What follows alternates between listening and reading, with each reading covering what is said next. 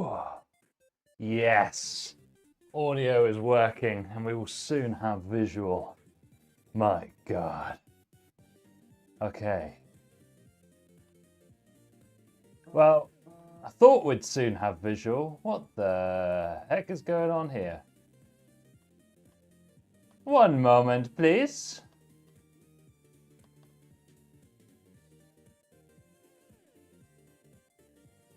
Well, listen, you can hear me, you can't see anything, but thanks everybody for joining the chat. It's just like a little cheeky early morning. I've got 2 orders to fulfill, which we'll be doing.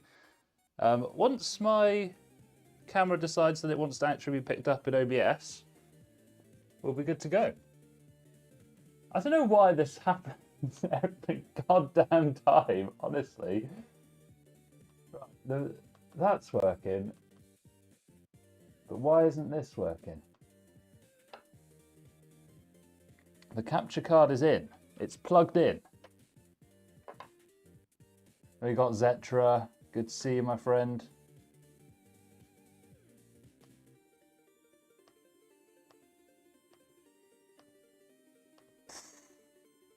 Well, this isn't going to be a very good stream if my cameras aren't working.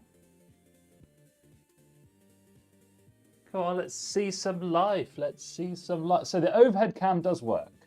Hello. Zetra, I've got 2 PCs today. I've got a Lian Li A3 build and Antec C3 build. Both very different vibes. I just want to get them done today, really. They only ordered them, I think, 1 or 2 days ago. So it'd be a nice little service to get that done. I'm anticipating quite a lot of builds this week, so I really want to get ahead of it by doing a few this weekend. We've got Max in the chat. Great to see you, everybody. Now, this poll, what was I thinking putting that 3rd option? I knew everybody would vote for that. I probably not. Well, actually, the stream's not monetized, so it doesn't matter. I can say what I want. Back in the day, you know those like hand dryers you get in toilets, where you know you do your dirty sinful business, then wash your hands, and you got those air dryers. We used to call them pedo breath ones, the really low quality ones, where it's just like a warm stream of air. Right. Okay. So it's only the A6700 camera that's not working for some unknown reason. I'm going to give it another quick reboot and see if it works. But if not, we can just use the overhead. It's fine. To be honest, the overhead is the more important one to work, so I'm fine with that.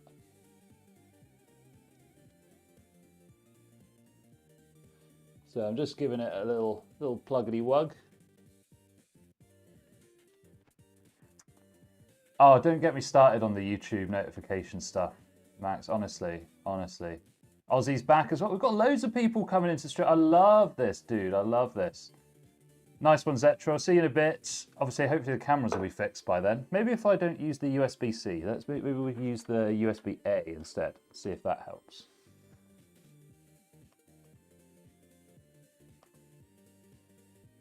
If not, we'll just use the overhead. It's no big deal. It's no big deal. You actually got a notification. That's like actually pretty good, Ozzy. Yeah, interesting. So I can't explain why that's not working. The camera is on. It's on the correct settings. The capture card is plugged in. The HDMI is plugged in. The mini HDMI is plugged in. I don't know what to say. That's okay. We've only actually just started, so it's totally fine. All right, so that camera is just not happy for some reason. So I will just get on with the build then. We're gonna have a little chat. If you guys go to the description on the video, if you're in the UK, there's some quite good deals on MSI and Sapphire stuff at the moment. So check them out. If you're interested in getting a graphics card, you might have some good luck there. So there's like a 5060 for £220. There's 5070 for 450. So not too bad. So if you're interested, go for it. I mean, they're not like groundbreaking deals, but they're decent. They're decent. And I've got a Streamlabs bot now, so it will shill my company every 45 minutes or so. So I don't know. Is 45 minutes too often? Should I reduce it to like an hour or something? I don't know. Whatever. I'm not expecting you guys to. I'm not expecting you guys to actually buy PCs from me because you guys probably already know how. It's more like if you've got that mate that they're not confident or they live far away and you can't help them, then send them over to us. Do you think I have to re-add the camera? Right, Max, I'm going to try that. And then if that doesn't work, I'm going to give up on the other camera. So, all right, so this is blank because there's nothing, because I basically use a scene and then nest the scene in order to... Oh my God, Max. Yes, dude. You've saved the stream. You have saved the stream. Thank God you're on this one. Yeah, I just deleted the source and put it back on again. Oh my God, that's fantastic. Okay, right, so now I can actually get on and build some PC stuff. It's such a grim day in England today. Look, it's just like raining, gross. So perfect day for building PCs. Fab. Okay, right, let's go and get... So, quick straw poll. I want to leave my current poll up there for a bit, but in the chat, tell me, would you like the Lian Li A3 build first or the Antex C3 build first? I mean, I've put it with the Lian Li first in the schedule, but I don't really care. I'll do it either way. Oh, dude, Zetra, no. At least it's not a bath. Like, back in the olden days, you used to all share a bath, and if you got in the bath last, you're in bad times. Okay, so we've got one vote for the Lian Li from Aussie. So speak now or forever hold your peace. Lian Li, Craig, perfect. Good to see you, mate. I've also got some alerts set up. So if you're new in the chat, if you subscribe, you will get a little box come up in the corner. Apparently, I mean, we'll see. We've had camera saga already this morning, so we don't know if it's actually going to work. All right, so Lian Li it is. I'll go and get the bits. It's just around the corner, and then we'll crack on with that. So this build is going to be like just a dark build, no RGB, just a chill spec. And with this whole RAM problem, all the customers that got in touch with me before the RAM went up, I'm sort of honouring the old prices and taking the haircut on the build price. So I'm doing them a little bit of a favour here, probably saving them about £100 off the price. But to me, it's like, I could make another £100, or I could just make an all right amount and then have a happy customer that refers more people. So I don't know. I'm feeling generous. What can I say? All right, it's nearly there. Just got the case box.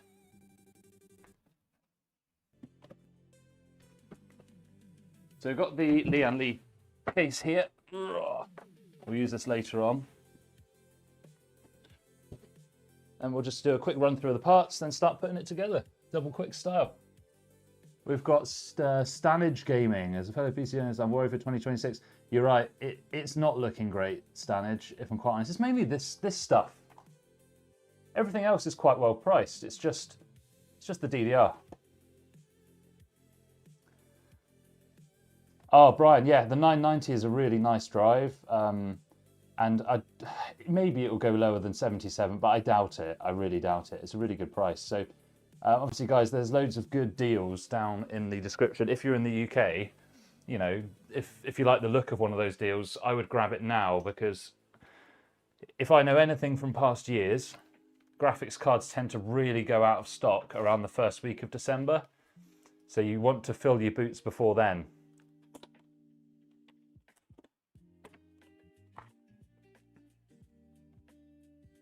Yeah, so Aussie, there will be, I think, I'm hearing the same thing from my channels. There will be a GPU problem, but it won't happen until sort of mid-Jan, early Feb, I think.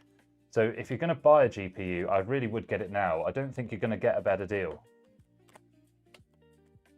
And I think the RAM problem, that's going to be going into the end of next year.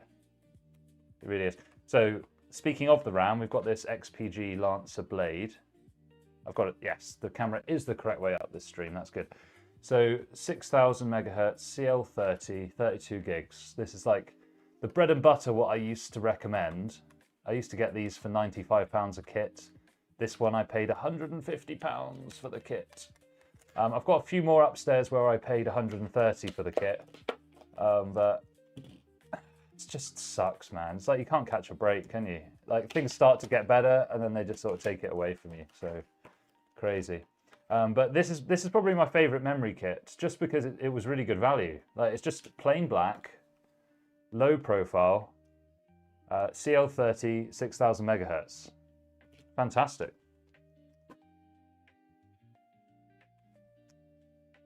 I think Stanage, it probably has peaked now. I don't think it will go higher than it currently is. You might have shortages, but people aren't going to pay more than what it is now, are they? So I don't think the prices will go up. It will just be stock, in my opinion. Zitra says, my PC says GTX 1066 gig. It's so funny how long that GPU lasts, isn't it? And my CPU is an i3 9100F, and my only upgrade options are used older GPUs, so a shortage won't affect. Well, yeah, exactly. But if GPUs are a good price, that sometimes filters down the market, because when people upgrade, they sell their old ones, don't they? So you might be in a better spot there. And being on the 9000 Intels, you know, rather than jumping up to a new system, you could go for like a 9700F or a 9900F, depending on your board. You'll be in a good way. Okay, so that's the DDR. What else have we got? Let's try and go through this in some kind of logical order.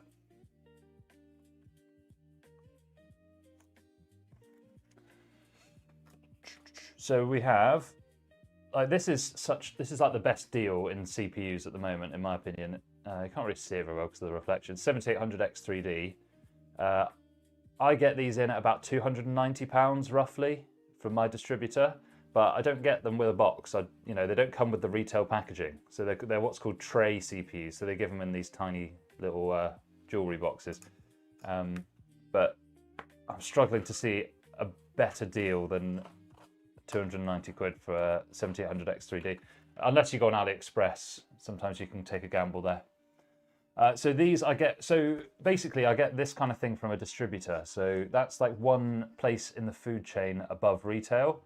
So some big shops like in the UK, Scan, Overclockers, they'll have their own deals with the companies like Gigabyte, etc.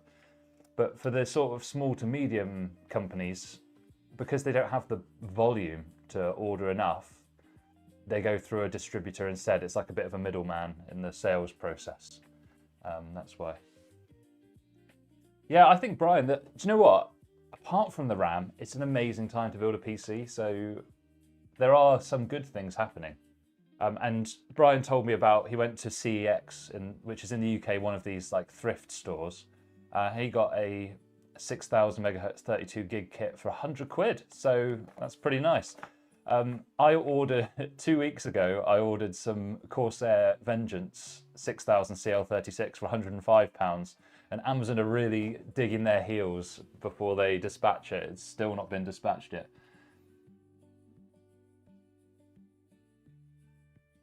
So Trim Entertainment says, hey, do you know what? Is there a way that I can highlight a comment so that everyone can see it? I can pin the message, but I feel like if on Streamlabs, I should be able to pin a message. So how do I do that? Because if I can learn how to do that, then the stream quality is going to be up the wazoo, I tell you. I'll work it out later. So he says, hey, is it true that Radeon drivers are really bad and you have to get drivers from last year? No, not anymore. Back in the days of the 5700 XT, they did have some black screens. But nowadays, they tend to be fine. I'd probably just use DDU. I've got quite a good guide on the channel. Brian, was it CL30? Dude, that's a great deal. Great deal. Hopefully it works. Yeah, AliExpress are okay.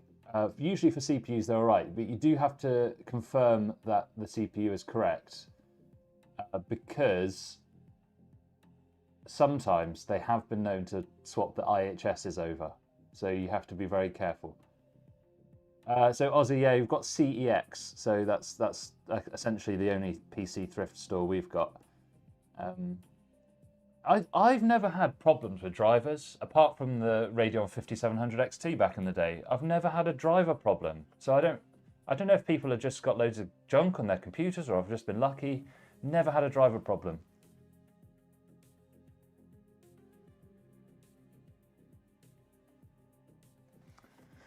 It's probably not failing. I'd probably try a different display cable. You'd be amazed how often the cable is the problem. Right, I've been dilly-dallying enough. So we know what the CPU is, 7800 X3D. And we've got the Thermalright Phantom Spirit 120. It's the black one, so the fins are painted, I believe, black. So it's going to look a bit nicer. Thermalright killing it at the moment. Such good value. And actually high quality. And easy installation as well. So that they've, you know, it's good stuff. Sometimes things like they're too good to be true, but in this case, with the Thermalright stuff, they're actually genuinely very good things to buy.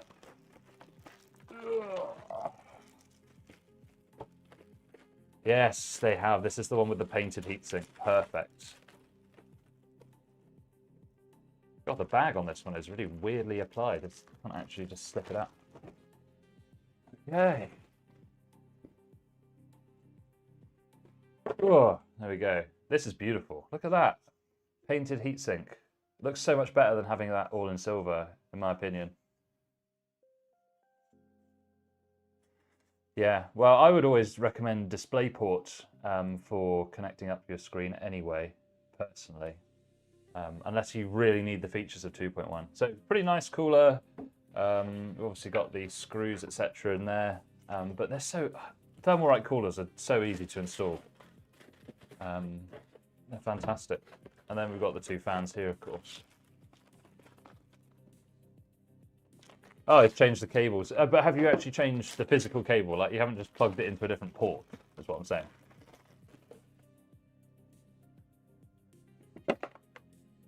But before you go blaming hardware, you need to really sort the software out. You need to do the DDU for the driver, and if that doesn't work, you need to do a clean Windows reinstallation before you start blaming hardware. People always jump straight to the hardware being the problem. Probably 8 times out of 10, it's a user error or a software error. I'm not saying that's what you've done. I'm just saying that's more likely. Okay.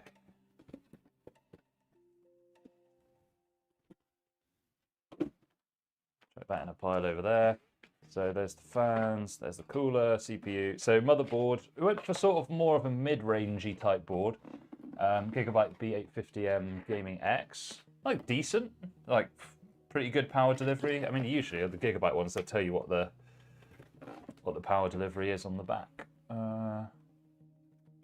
So it's 10-phase. Oh, I don't know if that's zooming in properly. So it's one of those ones where it says it's a 10-phase VRM, but yes and no, because it's a duet rail system, so it's not a true 10-phase, but it does have the current and power capabilities of a 10-phase. So for AMD, that's perfect, because you don't tend to overclock AMD, but if this was like an Intel board, and it was a 10-phase duet rail VRM, that wouldn't be as good as a true 10-phase.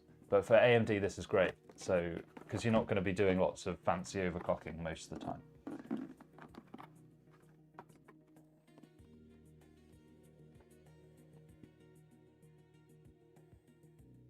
Oh no! So to be honest, Term Entertainment, like you've done a lot of good steps already, but you do have to do the Windows reinstall. You'd be surprised what it fixes. RGB software's quite bad as well; can interrupt that kind of thing. I had horrible frame spikes in Fortnite when I was testing a PC. Uninstalled Signal RGB, spikes went away. So you'd be amazed what the software can do. Get everything out bottom.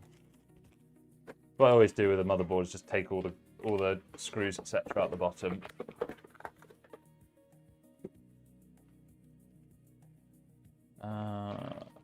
So we're not going to need the SATA cables, so let's pop those back in. I never use these blocks that you can use for M2 SSDs, so those can go back. G connector, I don't think we need that either. Although, I don't remember what the power plug situation is. Might keep that out actually.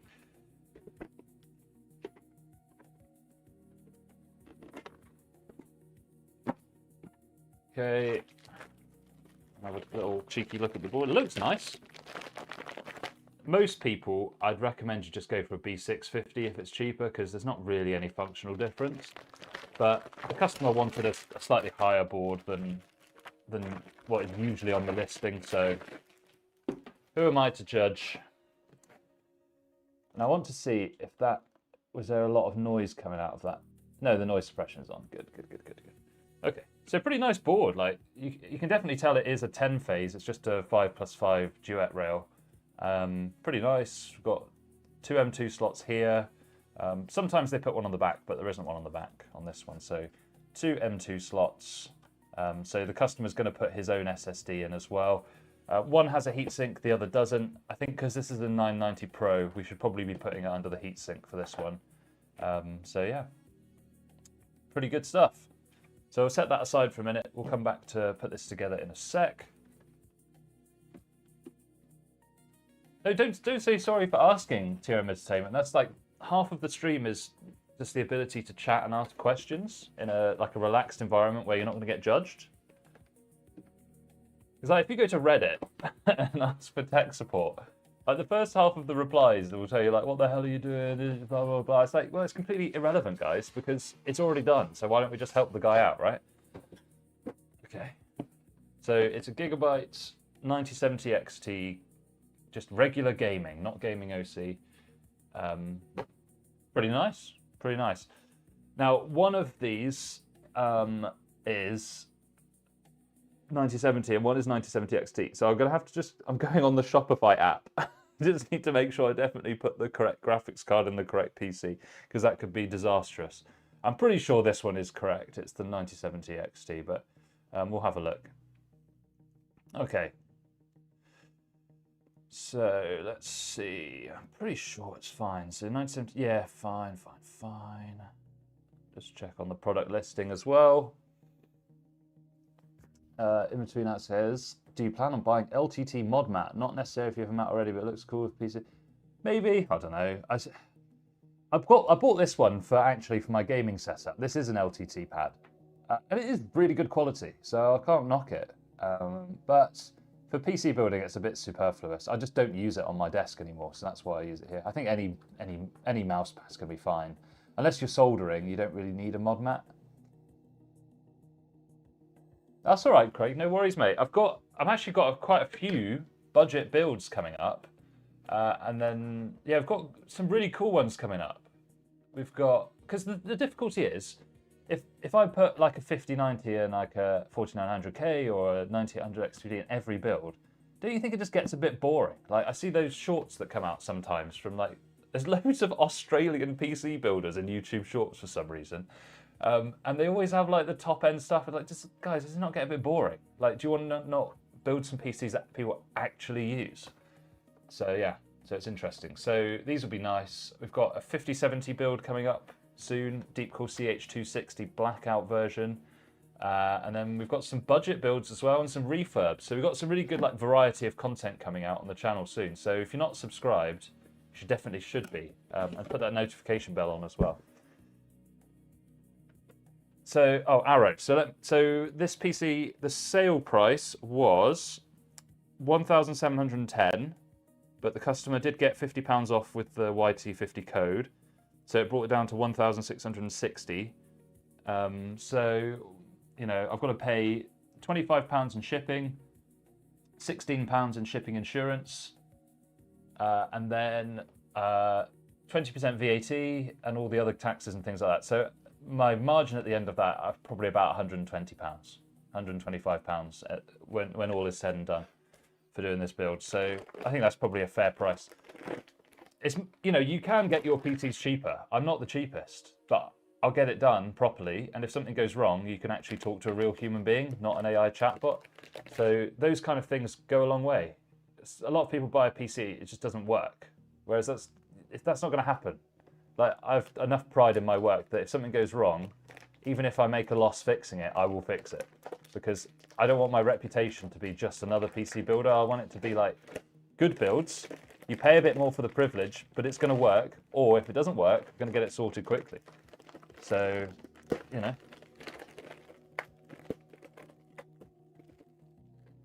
That's just my way of looking at it. There'd be no point in me charging the lowest price, because I'd have to give a lower level of service. And there's loads of other companies that already do that. Okay. So, do you know what? I quite like the design of this. Like, it's just a chilled, normal, without loads of RGB on it. Pretty nice. I don't know what that. So they've put like this like seals sticker on it. So should we just? I've never actually seen this card before, so we'll just peel that off and see what happens. I think it's to remind people to take the plastic off it. Quite a good idea, actually, because I've seen people that have had their PC for years and they never took the plastic wrap off it. That's exactly what it's for. That's actually pretty clever. Fair play, Gigabyte.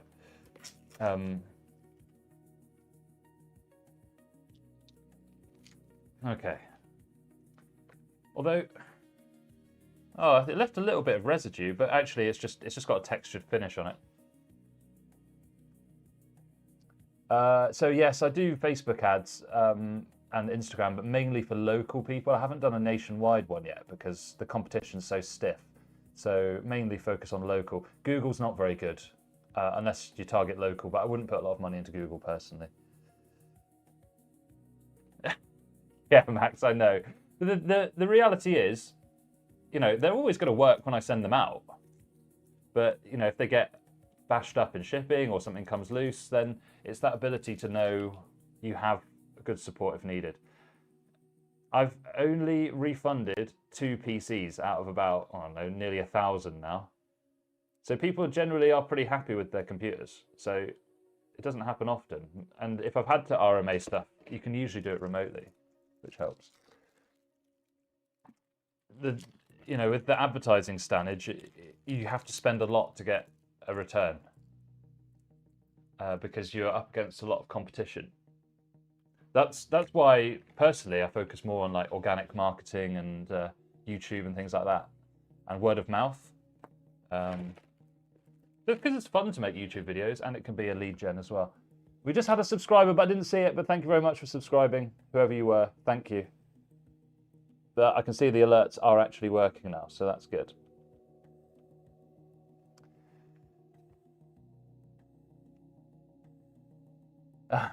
Standard, yeah, that's difficult when you're doing specialist stuff like that. You do run into those kind of issues. So Aris says 5060 16 gig or 9060. So I guess you mean 5060 Ti, whichever is cheaper. If they're within 10, 15 pounds or dollars of each other, then get the Nvidia. But if you're in the UK, there's a really good deal linked down in the description, £300 for a 9060 XT 16 gig. So, you know, that's a good deal. All right, we'll just get the pips out of this one. And I do need to get moving because I'm behind schedule already. So I've got to get this build done in about an hour. I think that's probably doable. Cool. But I'm trying to like put the boxes away as I go, keep things a bit neater.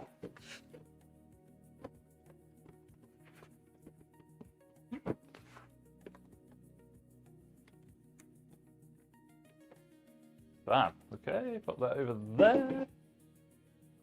ROHX, thank you for subscribing.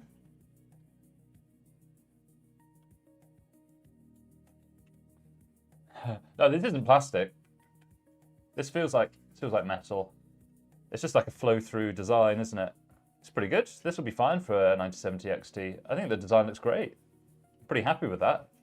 I don't want an ostentatious graphics card with loads of RGB on it because it ages really quickly. Whereas this will look good forever. Fantastic. All right, pop that aside as well. And then there's not much else to talk about in this build, apart from power supply, RM850E, classic. don't need an 850 for this build, but the customer wanted a PSU that looked really nice. So there was this Montech Century 2, which I said we could save 10 or 15 pounds.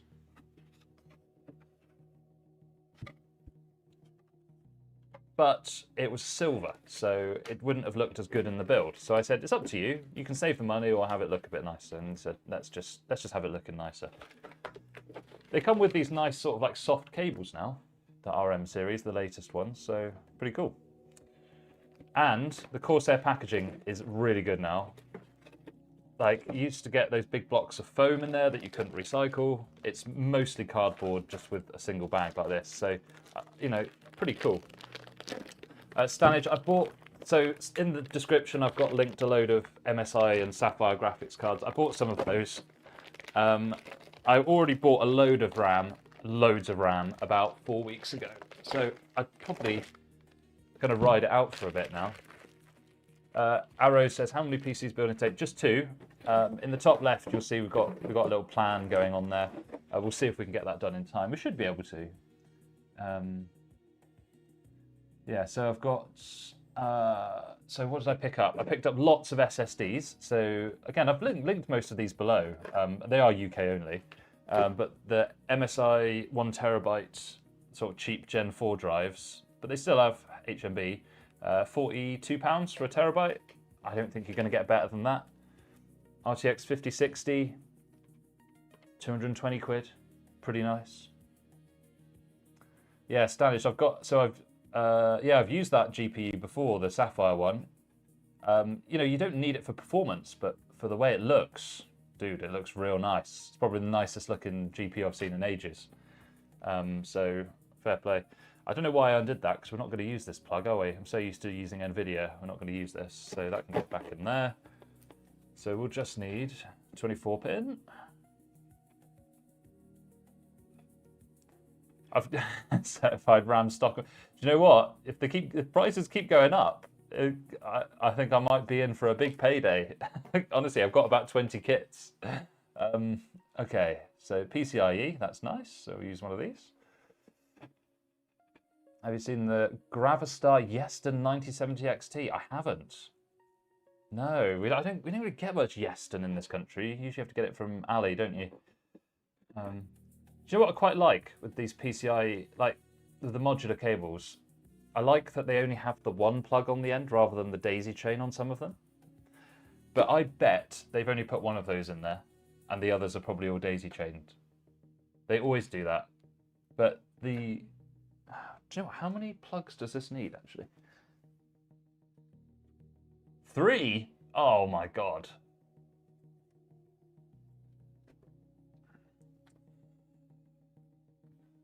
Fine, so we're going to end up using a daisy chained one, aren't we? We're going to have to, so we've got it here. So interestingly, Corsair, in their most recent power supplies, because they're ATX 3.1, so they have the native 12 volt high power, even your PCIe connectors now have the 12 volt high power on the other end. Look at that. So try and reset Windows and turn off. So you can reset it, but better would be a full clean install using a bootable USB. Use Rufus to create the USB. But obviously back up anything that you need first. All right, so we've got 3 PCIe 8-pin. We've got CPU power. This board only has a single 8-pin, so that's fine. We don't need SATA for anything. We don't need this additional CPU, so this is pretty nice. These are all the cables that we need. I'll put the power cable aside as well.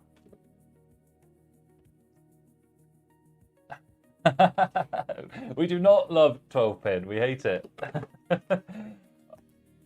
In some ways it's good, right? I mean, there did need to be a new plug because putting in 3 8-pins is awful.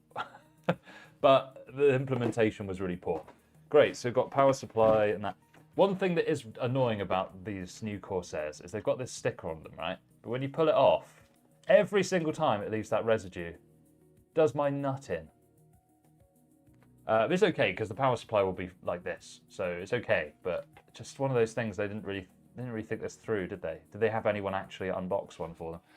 Okay, but very solid power supply, rock solid with really good warranty as well.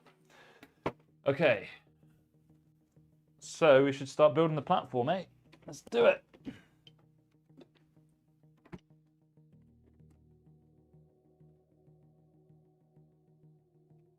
Yeah, that's the thing, Stange. It would be nice if they put more combs on them. I do agree with you on that one, but it does make them more flexible, and it kind of means you don't have to buy sleeved cables as well. So yeah, 50-50 on it. I know what you mean. I do know what you mean.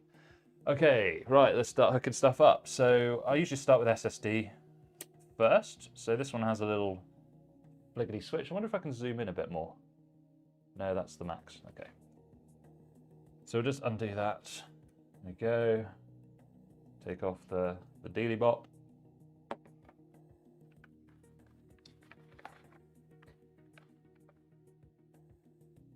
And guys, if there's any issues with the stream quality in terms of the image quality or the audio, then please let me know. We'll see what we can do. Again, Samsung coming up clutch with the packaging. Look, I'm all about this sustainable packaging. Look, it's just paper. Perfect. You don't need a load of plastic. Much better.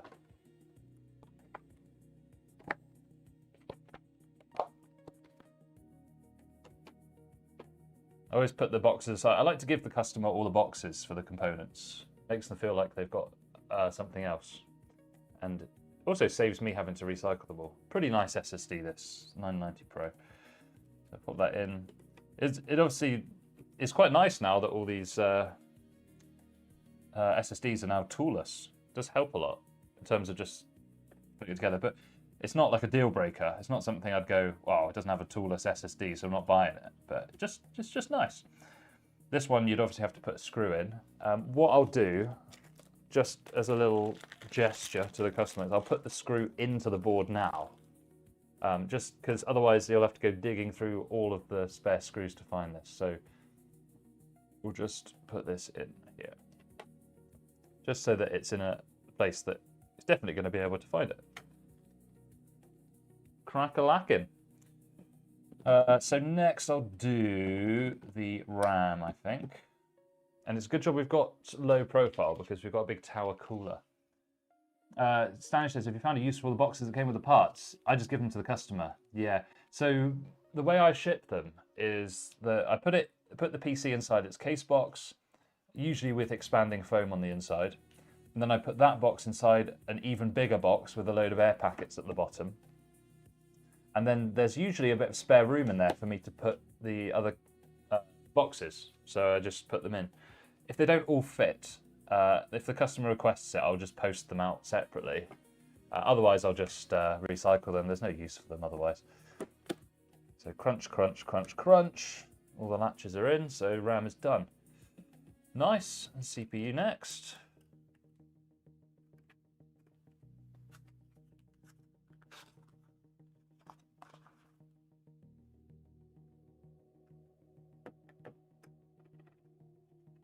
So always just give it a little wiggle at the end, make sure it's properly seated. But you can't really get these wrong in terms of like the way round because there is a little sort of indentation. So sorted, put the arm back down, take this, never throw this away, always keep this in case you have to ship the board, return the board or something, you need that.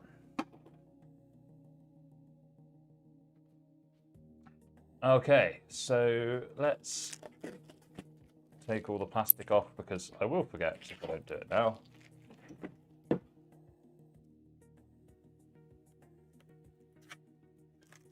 Doesn't seem to be any over the rear I/O. What do you think about that rear I/O? Pretty bog standard, right? Quite a lot of USB 2 in there. Not the best rear I/O, if I'm quite honest, but it'll do the job. It'll do the job. Most people won't need any more than that.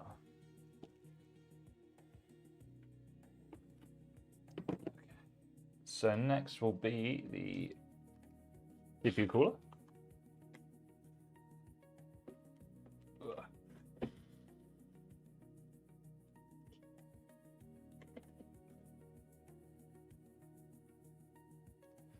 So take off the standard AMD mounting hardware.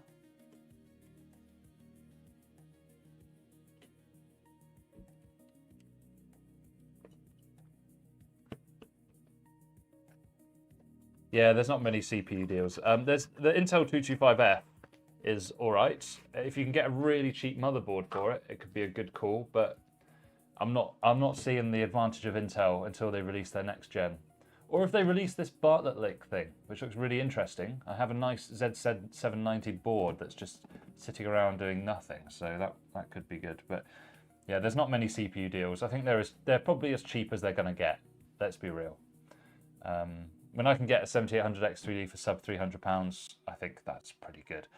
Okay. CPUs won't be on deal. RAM won't be on deal. Storage, you might get some deals on storage. Power supply, there are some good deals on power supply. If Brian Gaming, if he's still in the chat, last time we were able to pick up some of those deep cool PL750Ds for £38 plus shipping. Come on. They've gone up by £10 now, Brian. So I bet you're glad you've picked one up already. 7500X. Yeah, I looked at the 7500X 3D. It's overpriced. If it came out at 130, 140 pounds, then you're laughing. But it's not. When they're like £200. So it doesn't make any sense to me. Yeah, Ricey's here exactly. I bought 3 myself. So I think we did well there on that pricing.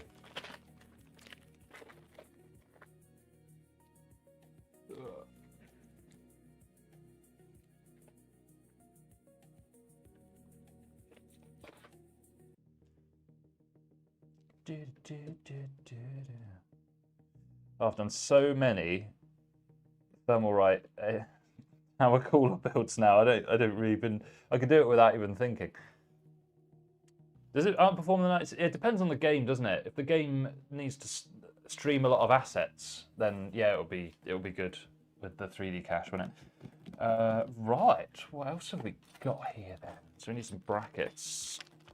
I mean, I'm going to assume these are the same as any other. Yeah, they are. Look, they're just black versions. Perfect. So with the Thermalrights, you just have them so that they point inwards like this.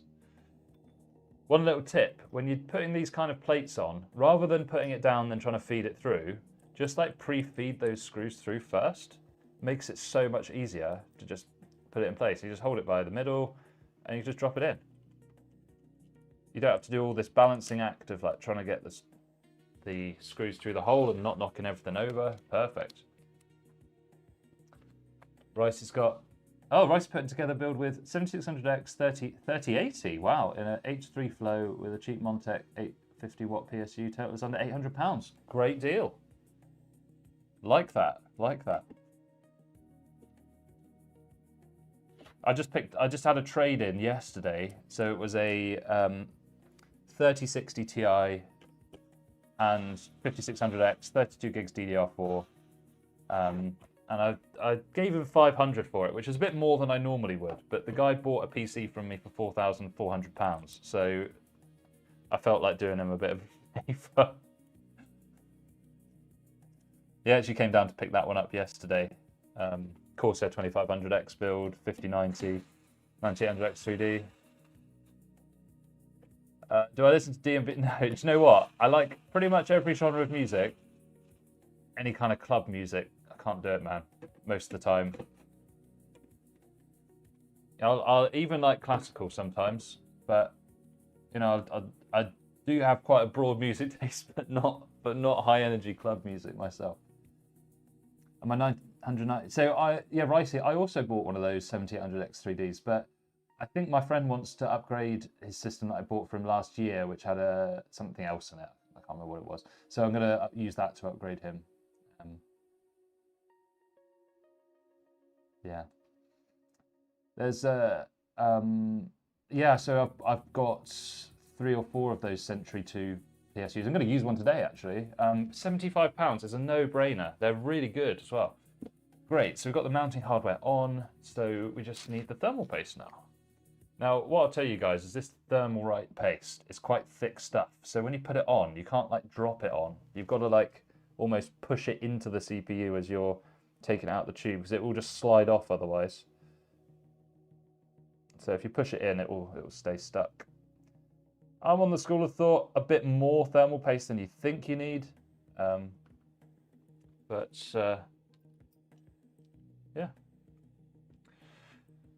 Because I'd rather put slightly too much than slightly too little. I think the actual difference in performance is going to be very minor, but the servicing difference will be big. And always take off the thing. I made that mistake on a build last week. Bad times. So the coolers, you can see that it's asymmetrical, so one side is longer than the other. So it needs to be this way up. Otherwise, it's going to impact on your graphics card. Or it's going to get very close to impacting on your graphics card. So this is the correct way up. The longer side goes on the top. You know, if it doesn't fit in your case, you can flip it around, but this is what I do. Mozart's biggest enemy. Is that one of your D&B tracks? Slagging off Mozart. Although he'd never... The funny thing about Mozart is he'd never hear you slating him off anyway, would he? Because he's deaf. So just, whenever you... Any kind of... Especially with CPU coolers, just do 1 or 2 turns per side at a time. Don't tighten one side all the way down, because... I mean, it'll probably be fine, but it's just... One, it's far easier and smoother without bending any metal. And you're probably going to get slightly evener paste spread. So if it's D&B, feel the vibrations. Yeah, good point. It'd probably blow his tiny little Austrian mind, wouldn't it, if you played some D&B for Mozart. I wonder if somebody's done like a... like D&B versions of Mozart tracks, who knows.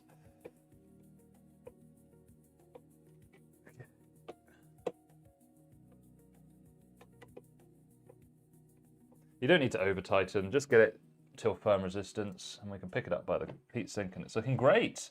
So platform is built. With these small form factor cases, I do like to plug in the modular cables at the start if I can. Sometimes it makes that routing just a little bit easier. Particularly in the Lian Li A3, there's not a lot of cable management options.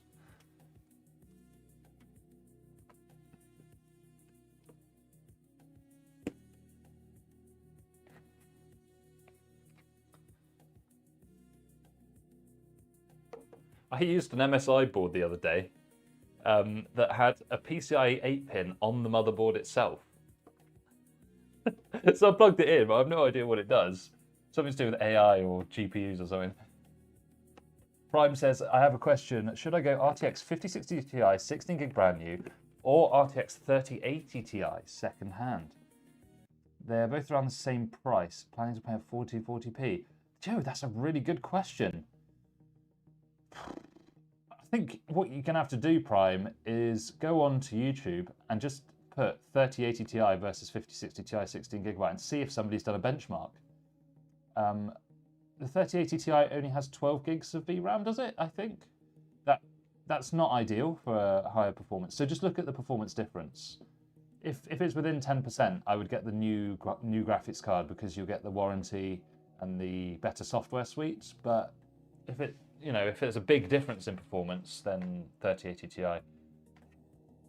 Okay, so platform's done. We've plugged in a couple of our modular cables. Just need to put the fans onto the cooler. 3080 Ti's. Yeah, Ricey, exactly. It was on a B850 mortar. Yeah. 3080 Ti is roughly similar to a 5070 in terms of performance. There you go. So you're going to have to make that judgment call in your head. Do I want the slightly better performance with the 3080 Ti, or do I want the software suite and the warranty and the extra VRAM that I get with the 5060 Ti? That's not a decision I can make for you. If they're the same price, it's difficult. It's difficult. It depends what region you're in as well, because at least here in the UK, there's not that much of a difference between the 5060 Ti 16GB and the 5070 in terms of price. So, there's lots of factors at play there.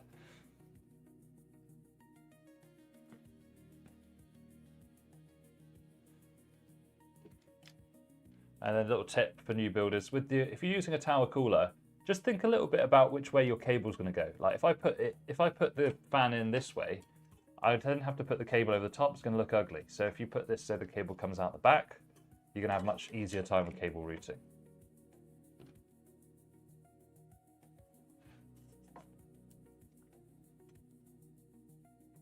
I think this series of NVIDIA cards is pretty decent in price now. Now that the price has settled a bit, if that 5070 had 16 gigs of VRAM, it'd be a buy every day of the week, wouldn't it? Because that would be fantastic.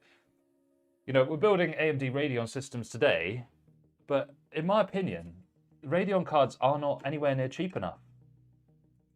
If they actually want people to buy them, because NVIDIA has huge brand image. I know that doesn't actually make a difference to the day-to-day performance, but it's the reality.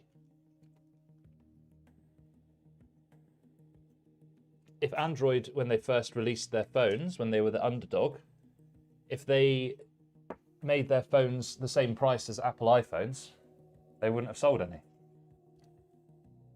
So you do have to, you know, respect the name a little bit when you're trying to gain market share.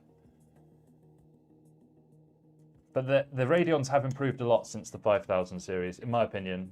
I think they're good cards.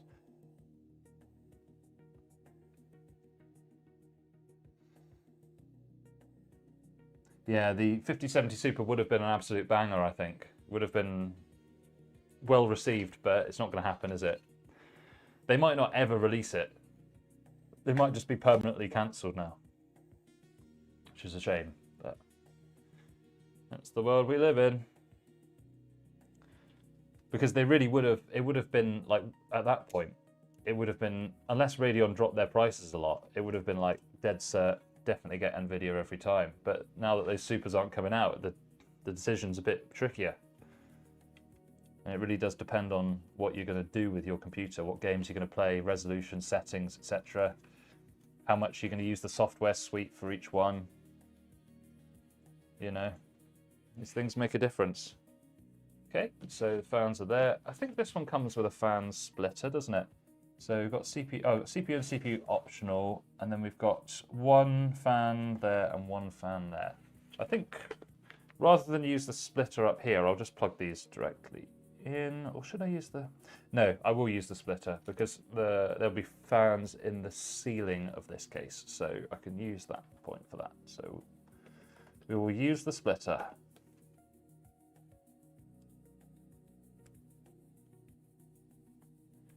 I think, yeah, the 6070 will have to come with 16 gigs. They'll have to take the Intel approach to the VRAM thing, because the B580 is an absolute banger of a graphics card. I think it's great. I do just need a cable tie to sort these ones out. Just get one back in a sec.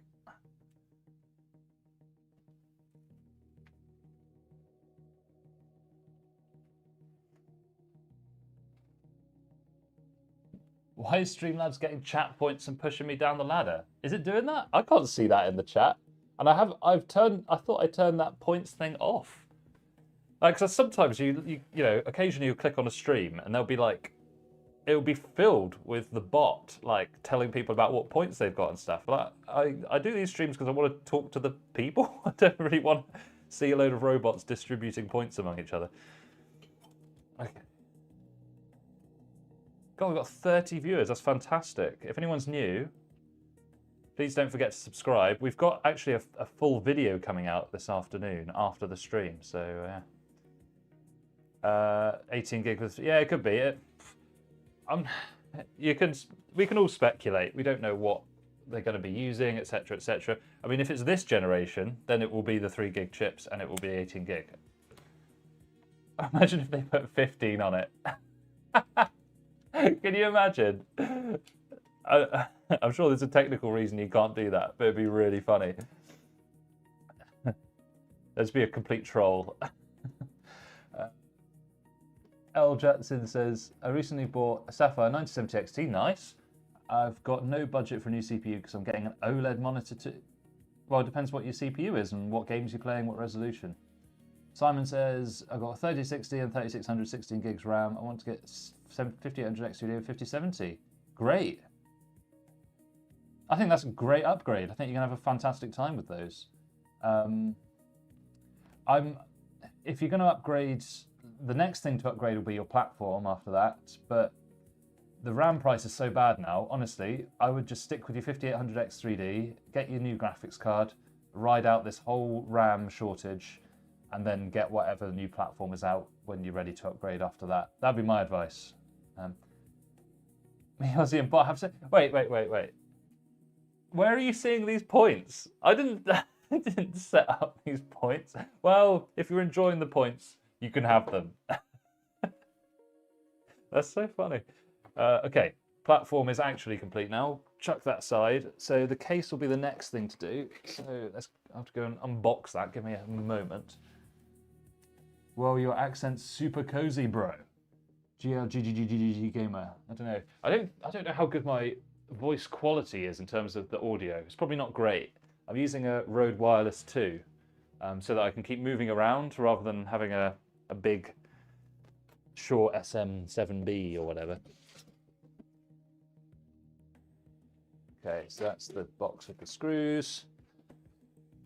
I think this is the fan rail for this side of the case for the mesh. So we won't actually be using that today. So I'll put that away in a second. Is using Windows installation media on USB worse than... Brian, I would definitely use Rufus because you'll be able to create a local account. So rather than signing into your Microsoft account, with Rufus you'll be able to create a local account. You can still create a local account with the installation official media, but you can only do it on Windows 11 Pro, whereas with Rufus you can do it with Windows 11 Home. So when you use Rufus, you just use the tool to create the USB, and then when it asks you to connect to a network, you just click I don't have internet, and then it will let you set up a local account. If you want to do it with the official USB media, you have to use Windows 11 Pro, and then you have to find like alternative sign-in method and then go to domain join method. So yeah, they keep patching things out to try and stop you from logging in with a local account, but the local account is still by far the best way to set up Windows, and it's what I do. So Rufus is the best way to do that, in my opinion.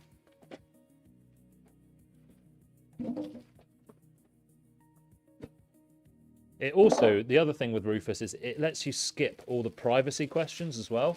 So you can it just opts you out of all of that rubbish without you having to do anything. So very, very helpful. All right, so here's the case, Lian Li A3. Quite zoomed in, isn't it? Come out like that, there we go. Fabulous, okay. Really nice case, this. This is probably my favorite case that I've used in 2025. Just nicely optimized in terms of space, looks really nice, grown up look. I did the recent video on my channel with this did really well as well. Got like 11,000 views, which is crazy for me. Usually I get around 1,000, so that's really good. Can we give some cabling tips? Well, we'll try and do that as we go through this build actually, because this is a particularly difficult build to get the cable management looking nice. So we'll use some principles for this. The cables are all loose because I did showcase this on the channel, so that's why there's some case fans in there. If you buy this case, you won't have these case fans included with yours, just so you know. All right then.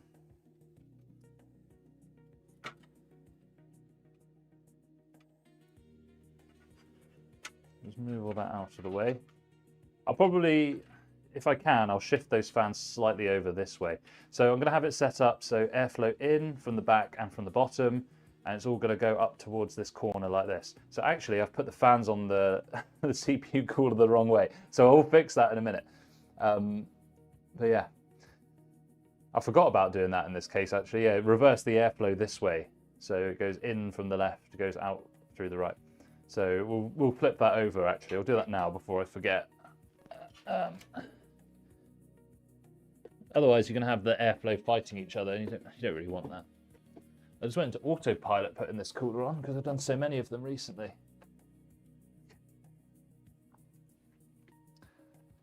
All right then. See you later, Max. Good to see you on the stream, mate. Catch you in a bit. So what we'll do is this one will be somewhat easy to flip. I think we can just take this off. But the thing is about the cabling tips pros end is that like you don't have to go mental with the cable management. Just get it in like a roughly neat way. Simon, one more thing: how to choose a power supply. I'm probably not going to upgrade soon because I want that like a PC upgrade. I don't know whether you want a bike or a PC. It's not for me to decide, is it? Okay, so we'll set this up so that they're both in pull configuration. Otherwise, you're going to have a fan there and then a fan really close to it. So I think this would be the best. Choose a power supply. So Simon, which country are you in, my friend?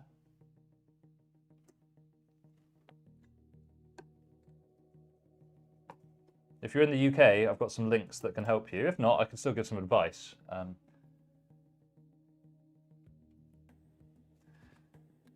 My Sapphire comes with 12-volt high power. Oh, that's funny.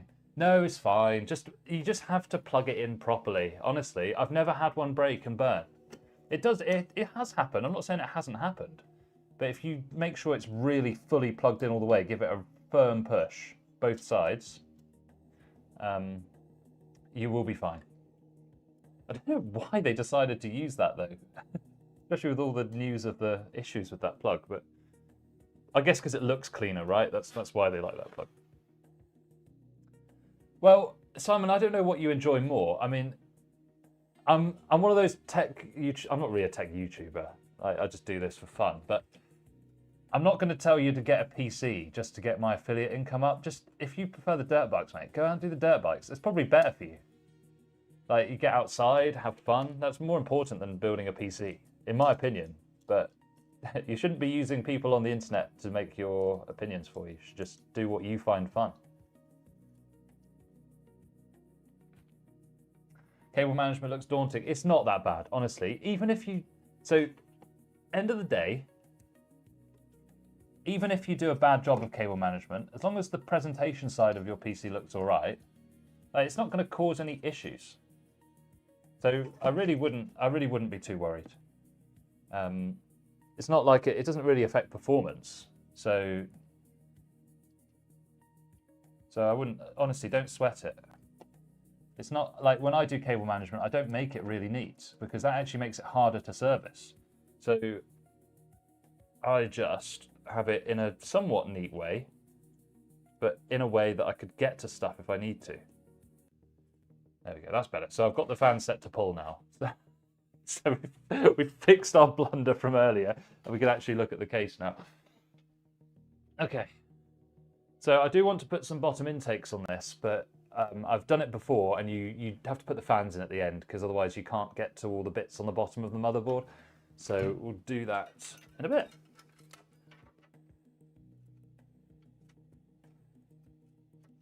So with this one, you have the choice. You can either put the motherboard in first and then put the power supply in, or you can put the power supply in now. You can do it either way.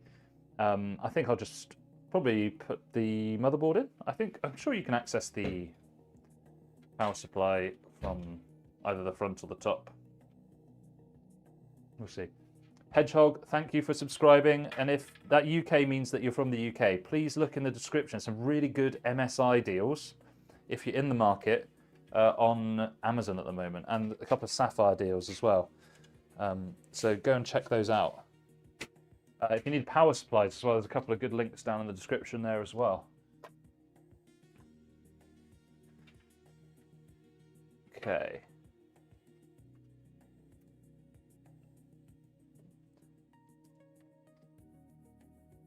So they decided to hide the cable. That makes sense. Probably, yeah. That's pretty cool. I think you'll enjoy it, Jelsons. I think Sapphire make good cards. I've never had an issue with them. Seem like, you know, Sapphire, Palette, couple of top brands really that I use for a lot of stuff. Gigabyte's generally quite good. Great. So the power supply is going to go in there, but I think you have to take this bracket out in order to mount the power supply. So realistically, whether we mount the power supply now or later doesn't really affect too much, does it? But I've already plugged some of the cables into the board. So let's put the board in first, but we'll take this bracket out in advance. There's no like right or wrong way particularly to do a PC build, as long as you get everything done. It doesn't really matter that much.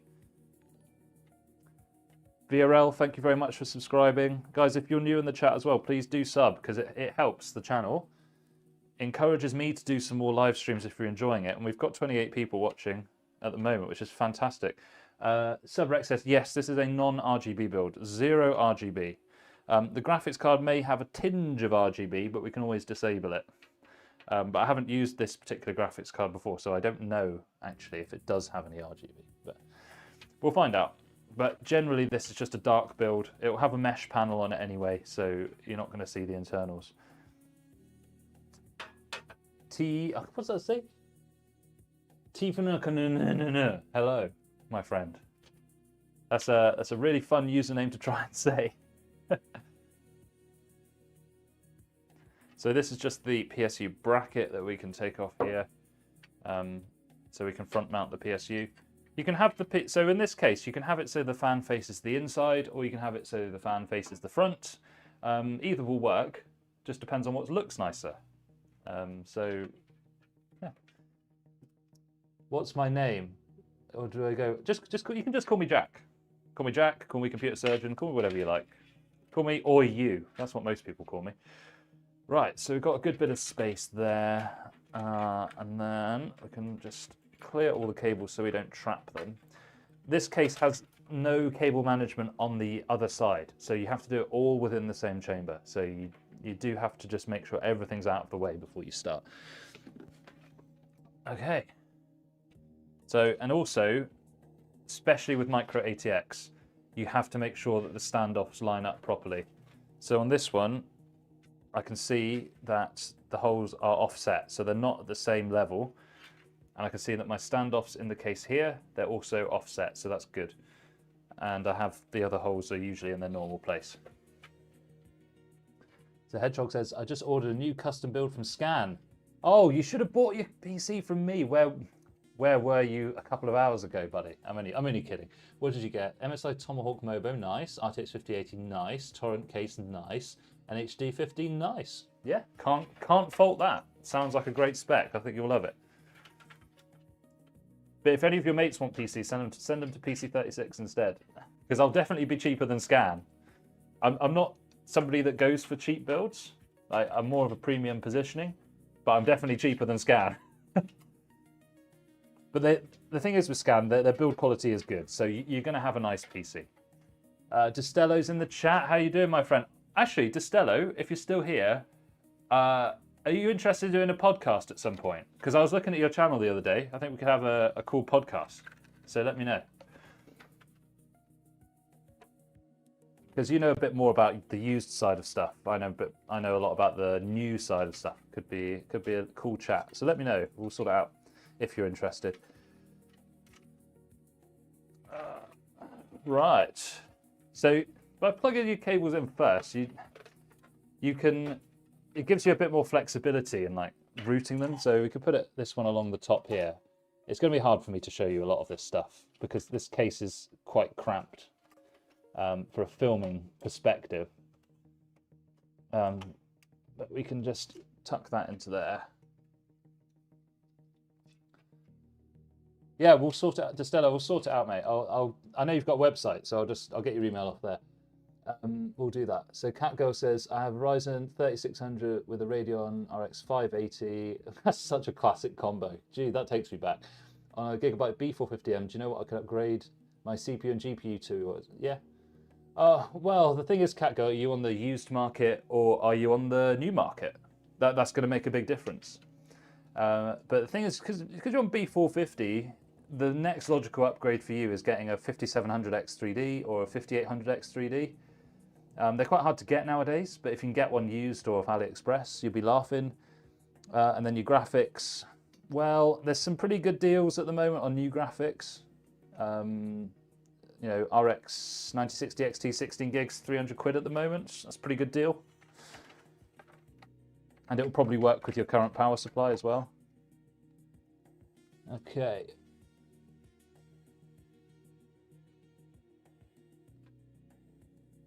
Oh, that's all right, Distella. I quite like your content's actually like really good quality, considering it doesn't look like you've been posting for very long, or you don't have very many videos, so it's quite good. Right, so that's all lined up, so we can fix that in place. Number one PC building tip for a tool: if you're only going to get one screwdriver, get a long handle screwdriver like this. Don't buy some expensive rubbish from Linus Tech Tips or whatever. Get bog standard long handle screwdriver. This one was £7 from Halfords. You don't need a fancy one. You can do both. So CatGo, what I'll do is, yeah, look into the 5700X3D or 5800X3D.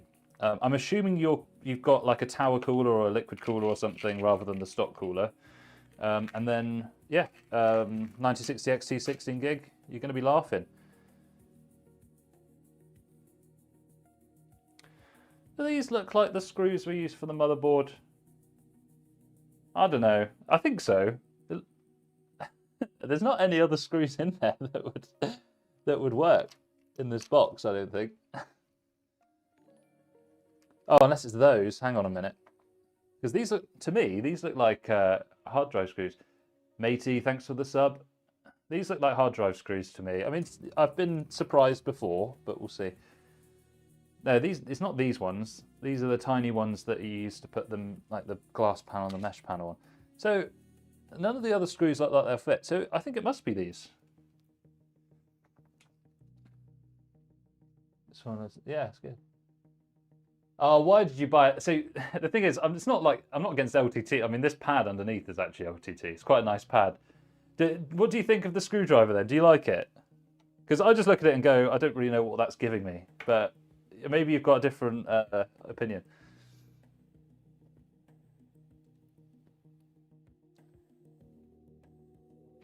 So basically, most of mine, I've got. This is a wearer craft forms, like £8. This is like £7, and then if I'm doing like PSU screws or fan screws, or sometimes use the electronic. This was like, I think I got this from Aldi or Lidl for like 30 quid. Maybe probably less actually. It was so long ago. Can't complain. I tend not to use the electronic for the motherboard if I can help it, just because if you have a cross-thread standoff, it sucks, basically. It sucks. Is Linux now good enough for gaming? Yeah, it depends on the game. So some games you can't do on Linux very well because you can't have secure boot or something. It's something to do with that. So like Battlefield 6, Call of Duty, you're not Valorant, you're going to struggle because you don't have the secure boot integration. But for a lot of other games, it's okay. And I think with this Steam machine coming out next year, the support is going to change, I think, in the way that it's going to improve. So you might end up actually being able to game a lot better on Linux. You know, SteamOS is a Linux skin, I believe. And that does a lot better in some games, because the more bloat and AI stuff that they put onto Windows, it's always going to be in Linux's favor. I'm going to try, I might do a video on Linux versus Windows, maybe after Christmas though. I've got loads of builds to get through. So yeah, so it can be good. The difficulty for me is I don't really want to be swapping between operating systems depending on the game that I'm playing. I'd rather just have it all in one place, even if that means a slight performance loss. So I'll be sticking with Windows for now. Plus other things like, DaVinci Resolve and other things like that I use for the videos. Realistically, I'm not getting off Windows for a while. Okay, and then we should have another fan plug there. Perfect. See if I can sneak that in up there. I should have done this before screwing it in place. You guys aren't going to be able to see this at all. So I'm just going to lean right on over so you can see the back of my head probably. Why did I do this now? I should have definitely have done this earlier. Oh, actually, that was pretty slick. Okay. And we can just daisy chain this one off this one. Cool. And then I'll just tie these together a little bit so it makes it easier to stuff them. We all love a bit of stuffing here on the channel, don't we? I know your mum particularly likes a bit of... Hang on, no, I can't say that. It's too early in the day. Too early in the day. God, the chat is popping today. I need to do more streams at this time of day. I thought I wouldn't get many people because I assumed that some of you guys are American, you'd all be asleep. But obviously it's working pretty nice. I'm definitely going to be behind schedule. That's fine. I just want to get these 2 builds done today, really, and then get a gym session in, and then get some shopping. That's my Saturday. Although, going shopping, who in their right mind goes grocery shopping on a Saturday afternoon? I will be going in the evening because I can't face it. Like the people just stand in the aisle, like completely blissfully unaware. It's so busy, full of screaming kids. I can't deal with it. Oh, right, I'm going to scroll through the chat and just have a quick catch up. Oh, it's been popping. Okay. Yeah, 5700X is good. I can get those new from... tell you what, Catgirl, if you're looking for a 5700X, I don't know if you're in the UK. If you're in the UK and you can't get a 5700X for better than like 135 or 140, let me know, because I can get them at a decent price. So if that's what you want. Yeah, but I would say your struggle is probably graphics related rather than CPU related. So I would upgrade the GPU first in your situation, personally. So I think go for a better GPU and then an X3D CPU, 5700X3D or 5800X3D. That'd be my 2 cents. Yeah.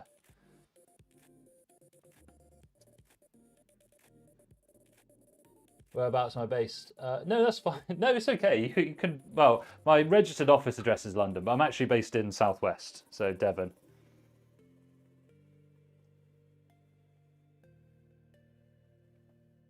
I used to live in Cardiff. I did loads of business in Cardiff. Made a decent amount of money when I was in medical school at the time. Yeah, 1 year I did 335,000 in revenue. That was during COVID because I had a little contact that I could get graphics cards from. Jesus, that was honestly, I'd list a PC on Facebook Marketplace, it'd be gone in the same day. It was crazy back then. Did you grab? I got one Destello, but the problem is because I'm VAT registered and all the import stuff, it's difficult as a limited company to buy from AliExpress. So I did buy one, but it wasn't for the business. It's for my friend that wants an upgrade. I got it for £178. Utterly insane value. I mean, the one we're using today is a Tray OEM new one from the distributor. £295, £290. I thought that was a really good deal. But yeah, that AliExpress one's mental. You just have to make sure you check it in CPU-Z or hardware info, because they have been known to change the IHSs over and put some garbage chip in there instead. So just be careful. I'm going to plug that bottom fan in now before I forget. That's for the... Well, actually, you know what? I could probably route that around the top, actually. Daisy chain it off the back of this mess, couldn't we? That will be a bit cleaner, I think.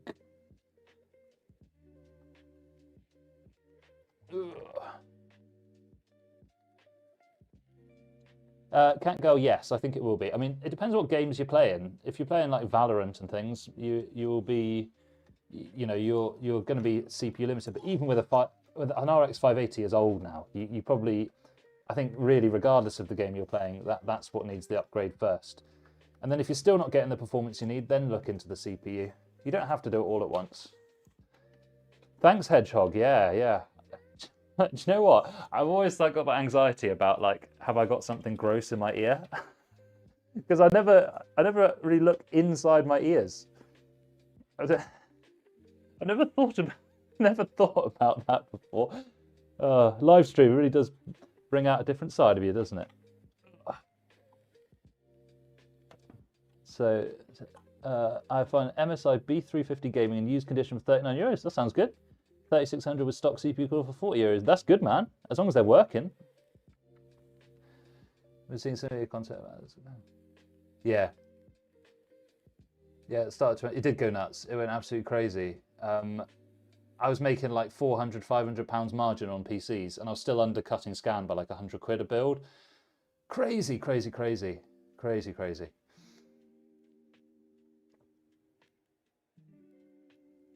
Yeah, so I think Catgirl, I would be looking into the GPU personally for you. Okay, so the top's looking pretty neat. I will slide these fans over a smidge later, just for a better vector of airflow across the case. So let's move that one out of the way, and we'll just put in some of the plugs on the bottom. That is going to be hard for you guys to see. I will do my best, but I mean, filming these even not live is difficult enough. Trying to do it live is another thing entirely. I'm going to try and prop the back up slightly with something. Yeah, that's the best view we're going to get, I think. B350 would need a BIOS update. You're correct. So, do you know, one of the most profitable CPUs I have is the Athlon 200 GE, because I used it to upgrade BIOSes back in the day. I bought it for £26 on eBay, and I charged £15 for a BIOS update. Paid for itself within like 2 days. It's great. Which model? 9078, this one is Gigabyte Gaming. Not Gaming OC, just plain gaming. It looks really nice. We'll put it in quite soon, so you'll see it, but it's pretty nice. It was good price. It was the second cheapest one. The customer just wanted something black, so that's why I chose that one. HTPC and A3, yeah, it's a really cool case. I think it's probably my favorite case that I've looked at this year. Just the space optimization's good. The only problem with it is that there's not very good cable routing options. You've got a couple of little points down here that you can tie to, but it's a little bit limited. Motherboard is B850M Gaming X Wi-Fi 6E, like a mid-rangey type thing, you know, like sort of not high-end, but you don't need a high-end for AMD Ryzen. Realistically, you could put a budget board in this and it would be just fine, but the customer wanted something a bit nicer for future upgrades, so fair enough.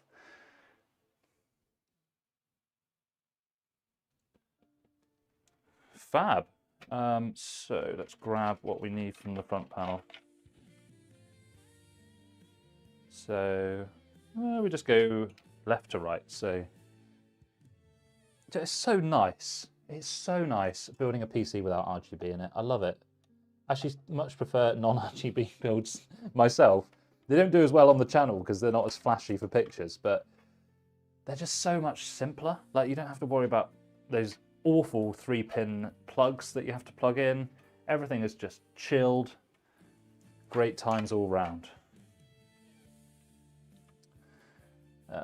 Right, so, and the front panel comes as a uni plug. That's quite handy as well. I like that.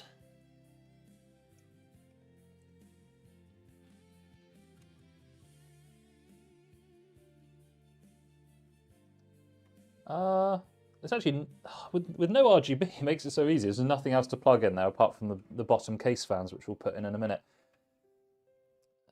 Right.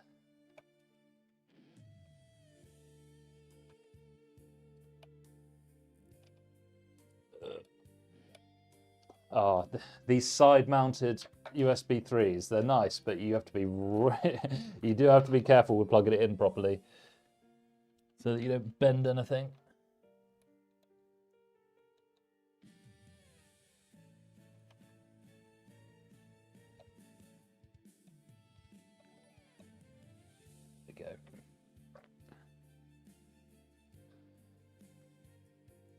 There we go.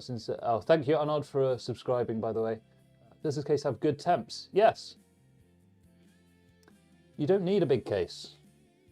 You don't need a bigger case. Isn't necessarily better for airflow. In fact, it can be harmful. The best case, if you want the best temperatures, the best one I've ever used is the Fractal Meshify 3, but it's really expensive. Yeah. Pangloss says, I made a new PC with brand new parts, 7700X, nice. Motherboard, B650 Tomahawk Wi-Fi. Bit overkill, but it's a very nice board. Arctic Freezer 34 Esports Duo, pretty cool cooler, yeah, nice, 32 gigs. Yeah, that sounds really nice. What graphics did you put in that one? Yeah, Hedgehog, completely agree. The fewer cables, the better, especially in a smaller case like this. NVMe's are awesome. Love them. Okay. So I think what we'll do next is put in those bottom case fans. So I'll take the dust filter off the bottom. Oh, where have I put those fans? I'll be back in a minute. I'm just going to go and get them. Yeah. Yeah, this case is nice for cooling. I think you can put a liquid cooler in this, and I've seen people put 360mm coolers with a SFX unit. This case really sings with an air cooler, in my opinion, because the airflow makes perfect sense. 2 fans on the bottom left side, 1 fan here, these 3 intake, air cooler this way, 1 or 2 fans in this segment of the case on the top. You've got a perfect vector of airflow. I think it's really built for air cooling, in my opinion. But yeah. Right, I'll be back in a sec. I'm just going to get 2 case fans for the bottom.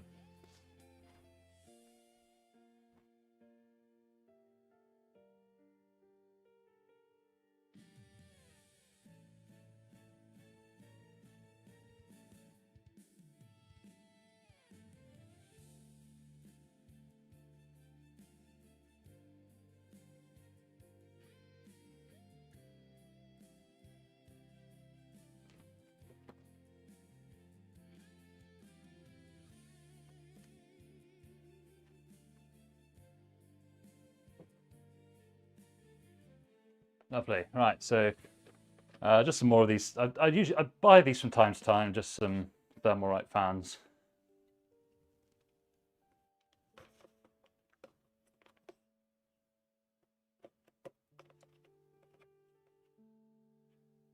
You're an old GPU, R9 Fury X. Oh, dude, is that the one with the liquid cooler on it? Is that the Fury X? I have a really old video on my channel, which was really good fun, where somebody traded in a PC with dual Fury X's, the liquid cool ones, and I swapped them for air coolers. That was fun times, man. Oh, dude, you've just got given a 5800X 3D. That's fantastic. ProArt X5. Whoa, whoa, whoa, whoa, whoa. That is a real nice build, my friend. Jesus. That sounds like a really nice build. GameBit, you have absolutely won there.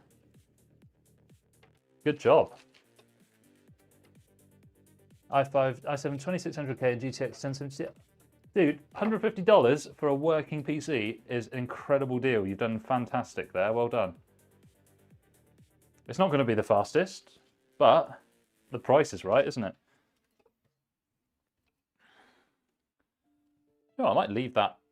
I never leave twist ties on, but I'm going to leave it on that one, actually. In fact, I might leave it on both.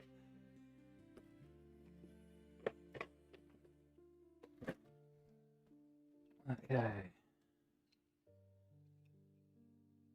So I'm going to put these like here, but because of the way this case is, you need to actually plug them in first. So put one in like that,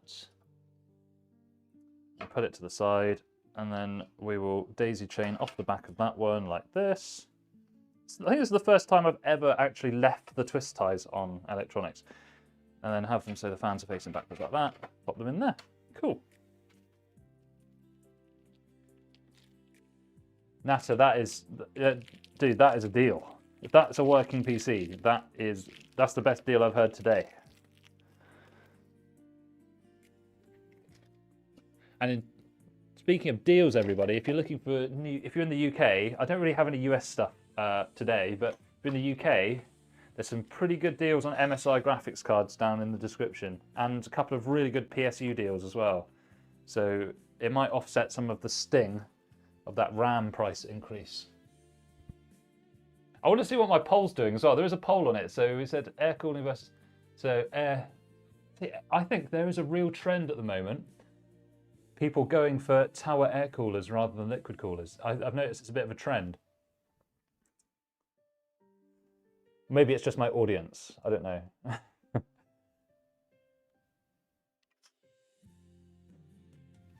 If by that you mean AliExpress, yeah, you can buy. I've bought CPUs from Ali, and they've all been fine. You do have to check when they're delivered. First thing you do is you put it into a system, and you check that it is definitely the CPU that you ordered, and they haven't swapped the IHS over. Most of the time, it's fine. You just have to check. So don't buy it and then leave it lying around for weeks because you won't be able to return it. So only buy it when you're ready to actually put it in your system.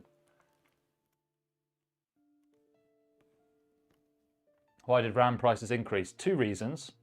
One was data center building. Because with AI and stuff, it's all data related, so they build lots of data centers. Those data centers need RAM. But there was a secondary problem, was that as soon as people heard that there was a RAM shortage, and I'm guilty of this as well, people went out and bought their RAM straight away. So it fed into the shortage even further. I mean, I did it because it's a business perspective. Like, I bought about 10 kits of DDR5 6000 CL30 at about 105, 110 pounds. That same kit's 160 now. So it made complete business sense for me to buy all those at once. And it also means that my loyal customers, that are returning customers, I will grandfather them in at the lower price. So it's good for me, it's good for the customers. So fan screws are really nice with an electronic driver. Saves you a lot of wrist pain.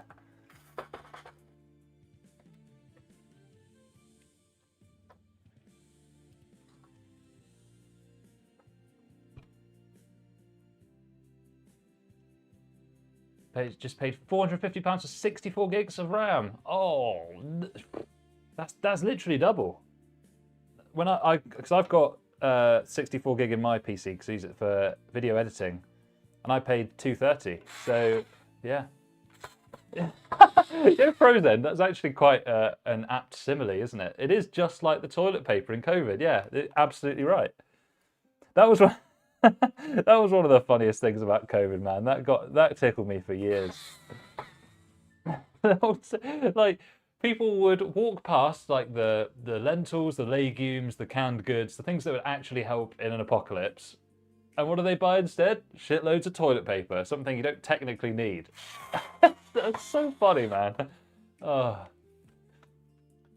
Tippy says, ever used MSI PSUs? Yeah, used to use them all the time. I use Deepcool mostly for the budget stuff now, just because it's better value. And because with Deepcool they do a PL750D, which is like a ATX 3.1 unit and a really good price. But there's the A650BN. I've got one of those linked in the description. Good deal on that at the moment. So yeah. Yeah, fair enough. I mean, I think this is going to look fantastic when it's done. What, 500 to 664 gigs RAM? Oh, dude, no. The sweet spot's 48, I think, actually, but it's hard to get those kits now. Is it a good idea to upgrade 5060 from 6700 non-XT to 10 gig CPUs? You're going to have to look up the benchmarks on YouTube versus each other. I imagine the 5060 is a shade faster, but I don't think it's going to be a huge upgrade for you, so I don't know. Yeah, so Pangaea that's basically the same price that I was paying around 6 to 8 weeks ago. Madness. Yeah, SB Tech White says hundreds of MSI. Yeah, I've never had a problem with MSI power supplies either. Yeah, the only power supplies I've ever had a problem with are not ones that I've used in my own builds, but when I've done servicing and repairs on other PCs. AeroCool Integrator, any brand that's really dodgy you've never heard of, I would avoid. And there was one series of Gigabyte Gold PSUs. I think it was the ones that Gamers Nexus managed to explode. I mean, they never exploded for me, but they did fail. So, you know, in fairness, I never use those anymore, the P750 GMs. But the other Gigabytes are fine, like the Ultra Durables are fine. And there was what was one other lot of... Corsair CV series of power supplies. They probably fixed the issue now, but back in the day, I bought about 30 of them from Currys in the UK because they were a really good price. And I returned 20 of them because the SATA power didn't work on them. Crazy number of returns. But Corsair, to be fair to them, they replaced every single one with a CX650F. So I can't fault the warranty. You know, Corsair, you pay a bit more, but the warranty is good. So, you know, you make of that what you will. CV is made by a bad OEM. Well, there you go. Makes sense. Yeah. But that was about 3 or 4 years ago. I haven't used those since. Nowadays, when I find a unit that works, I use it and use it and use it. Like the deep-cooled PL750D, bam, all the time. Super cheap build, deep-cooled PF500, bam, cheap, works, done. Gold, Montech Century 2, RM850E, Gigabyte UD850, MSI A850GL, perfect. The CV wasn't fine for office PCs, the ones that I got, because the SATA power didn't work. But in general, yeah, that's fine. But I have no problem putting an 80 plus white unit in a really cheap PC if it brings the price down. I mean, I'm warranting it at the end of the day, aren't I? Kioxia SSDs, Pangeot, they're made by Toshiba, so they're fine. Yeah. Yeah, it'd be absolutely fine. Do you know if in 13 years old laptop Toshiba's like? I don't know. That's a real niche question. Don't know. Just don't know. All right, enough yapping. So we've got our intake fans installed here, here, and here. These are going to be slid over in a little bit. So we've got all of our front panel plugged in. We're looking pretty nice at the moment. So that's our CPU. That's our 24-pin motherboard. So what's that? Oh, USB-C. Yeah, I forgot about that. So let's plug that in. So that just goes in on the side there. Do you know what? 5-pin ARGB and the USB-C connector are awful, aren't they? They're just dreadful. Yeah, just on deep cool LE720 for 62. Yeah, those are nice coolers. Yeah, like those. Get the Pro ones for HMB support. Oh, there you go. See, Tanmei's got a lot of like insider knowledge, so in general, he'll see you right. I'm assuming it's a he. I mean, I don't imagine any women watch my channel. The only women that watch my channel is your mum.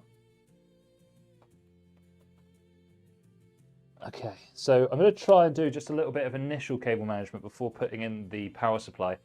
I know somebody earlier asked about some cable management tips. We'll do some more of those when I do the Antec build afterwards, because this case is a bit unique. Like everything is all in the same chamber. It's not like a normal case. So in this one, I'm just going to crack on and do it, I think. I'm telling Dad. Oh, don't worry, Evil. He knows. He knows. Yeah, Destello's exactly right. Thermalright are on it, mate. They're so good. So good. It's such a breath of fresh air. Like, I still don't know how they make money, but they do. And the products are excellent quality. Now, I've just got to find a way to hook. There is a cable point there, but this plug is right in the way. Ugh. Right, you can see the back of my head now. Hello, eyeball.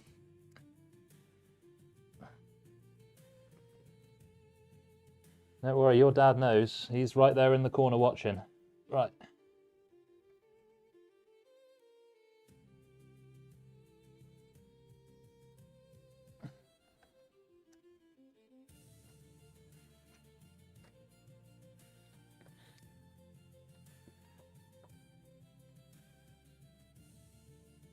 Cool, and then we might just get that. The PCIe cable is going to be a little bit more difficult to manage. We'll see. Let's tie these down now. We'll sort it out later. Can't find new 5800X3. Yeah, you can't get them new anymore. I don't think they make them anymore. You have to get them used. Yeah, both of those coolers are great. But to be honest, if I'm getting a CPU cooler now, it's going to be Thermalright every time, because how can you beat £18 for a really nice cooler? Like a single tower cooler, 18 quid. This Phantom Spirit was like 30, 35 quid, something like that. Really good. And you don't need to over-engineer stuff. Like, it's just a big lump of metal with some fans on it and some heat pipes. Like, what more do you need? The only real way up here with the CPU coolers is either better fans, which is what you get on Noctua, or a vapor chamber. But to be honest, I don't know how much of a difference the vapor chamber even makes. So, and let's be real, most people are building Ryzen systems nowadays. Why on earth do you need elaborate cooling for a Ryzen system? It just isn't needed. You can get it, but you don't need it.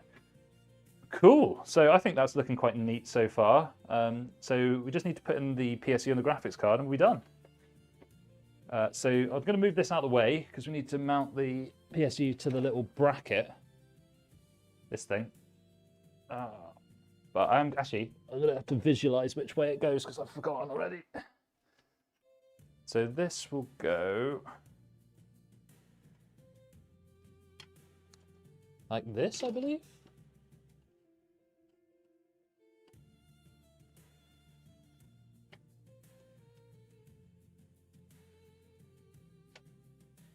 Yeah, got to be that way because the power plug will come out the top.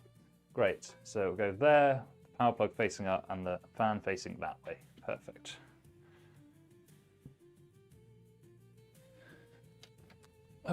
Right. So with this case, you can do it either way. So you can have, so if the case is where my left hand is here, you know, this will probably look nicer and technically slightly better for airflow. But if you've got a big sticker on this side or it looks ugly, there's nothing wrong with putting, in this case, putting the fan this way because your airflow vector is still going left to right. So you're going to be fine either way, but this is going to look cleaner for my customer. So that's the way I'm going to have it.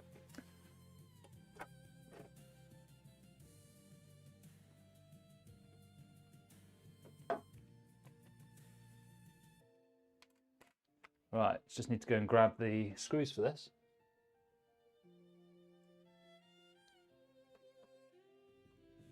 Yeah, 3600 B450 Mobo, pretty nice. Yeah, that's not bad. 5500 is sometimes a bit cheaper, it depends on your region. But either way, you're laughing.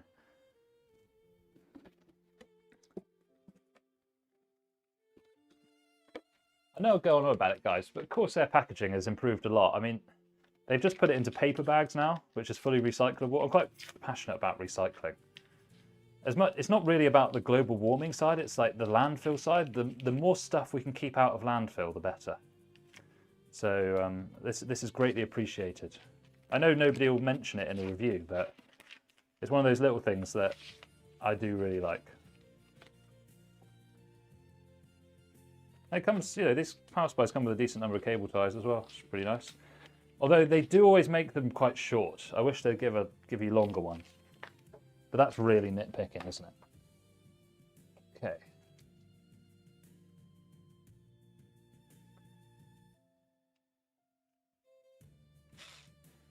Yeah, dude, I hate landfill. I really hate it. It's like, why, for the sake of a few pennies, why are we filling up countryside with trash when we could have just used a sustainable material instead?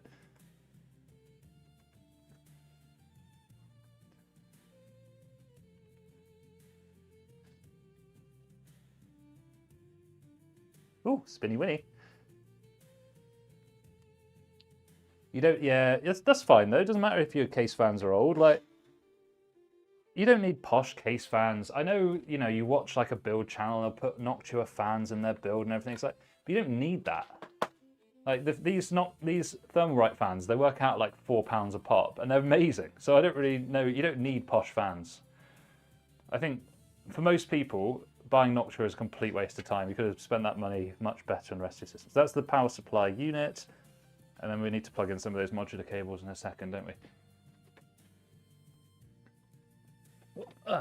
And there we go. Obviously, if anybody's new to the stream, if you could subscribe and like, that'd be very helpful. But there's also, if you're in the UK, loads of really good deals down in the description. I've scoured the web this morning, try and find some of the best UK deals for PC parts. There's not loads, but there's some good ones.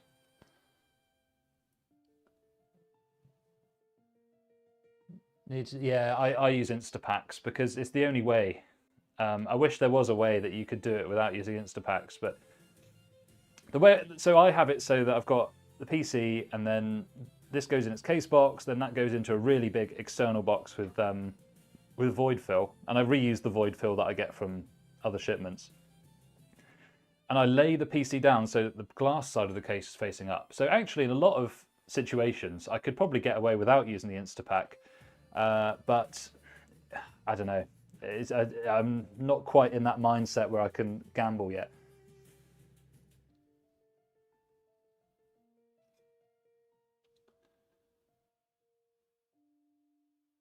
As I say, Elge says £250 for 6800 XT. I don't know. Prozone, thank you for subscribing, by the way. I want to take advantage of the Black Friday pricing for 9070 XT I just bought. No, it's fine. To be honest, I don't know the market value of that. Destello will probably know better, actually, about the pricing on 6800 XT. It's quite a nice card, though. It's got 16 gigs of VRAM, isn't it? So, I don't know. You might have got slightly more, but I don't think you've been ripped off.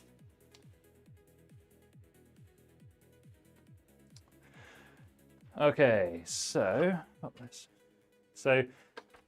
little tip: when you've got these power, so this case has like a little extension cord for the power supply, so that it can be on the back. So just plug these in first before you mount it. Otherwise, you'll forget and you'll get sad. So do that. So we wanted it so that it was this way, didn't we? So there we go. So the only issue with putting it so that the fan is at the front is that the power supply extension will be like this. So we'll have to actually see if it'll go. It might not go this way. We'll have a look. That might be why those fans aren't pushed all the way over, actually. Oh no, well hang on. No, we can get it to fit. What do you think? I think that having that cable like that, but with the blank black there, it's going to look nicer, I think. You could have it either way. The other thing though is that if you put it this way, this side will look nicer.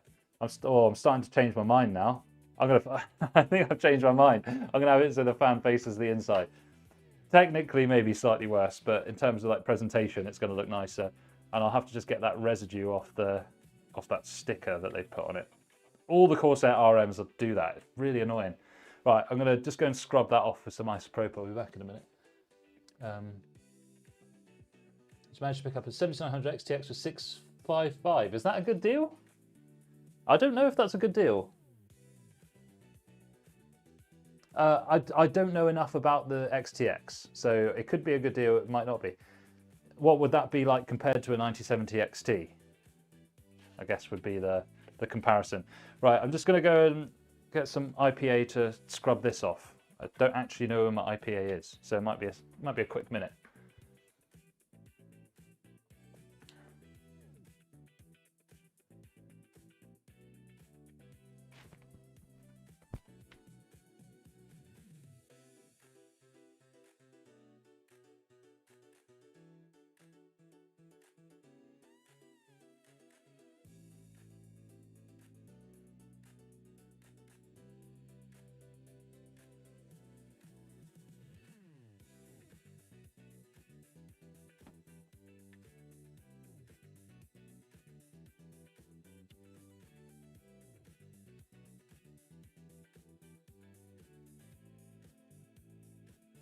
Well, I still can't find my isopropyl alcohol. Where have I put it? A big bottle of it.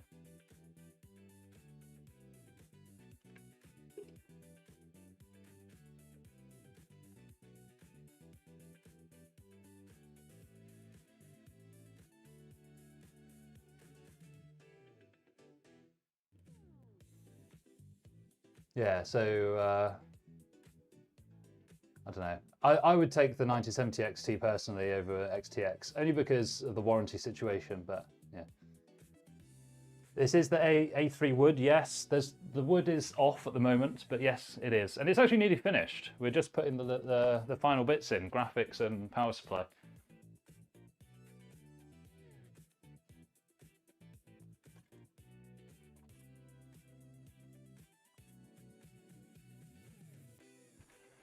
All right, so all I'm doing now is just trying to get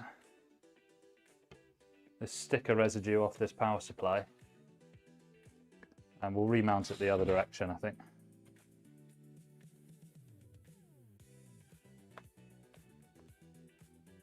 Lovely case, just ordered one. You're going to love it. You're going to love it. It's a slightly more involved build than a regular tower because you have to think a bit more about in advance about the cable management, but overall you're going to get a fantastic result, especially if you go air cooling. Okay, so we'll do it that way round, but we need to get that off. So I'll just use some IPA and see if this will scrub it off. I'm trying to get this residue from the sticker off. I don't think this is working very well.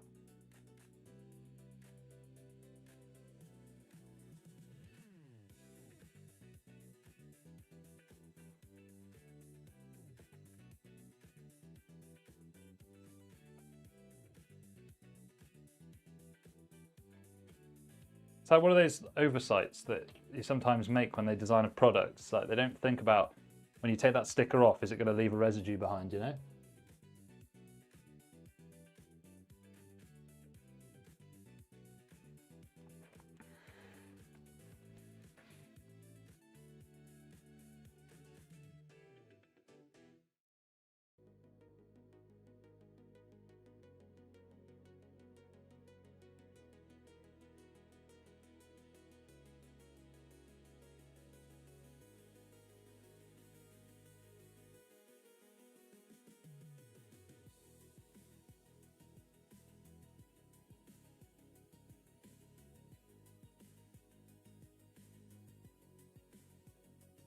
Stubborn stuff, this.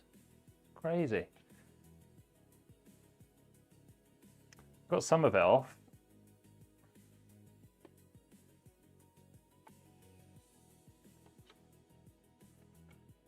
I'll actually use something a bit more abrasive to get that off, I think.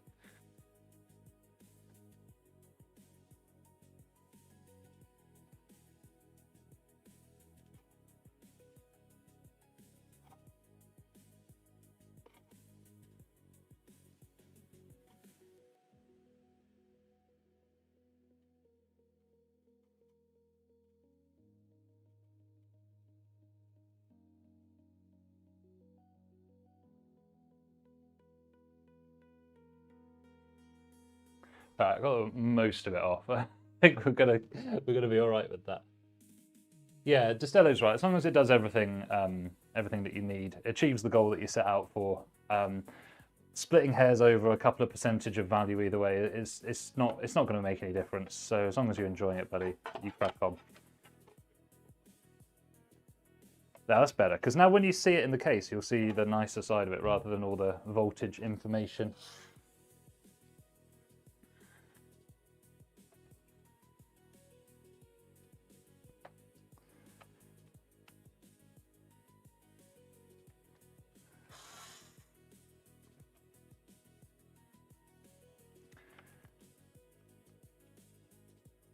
I'm an Intel guy, but wondering if I could build a set with 7800X Studio, what does CPU be? Yeah, it's great.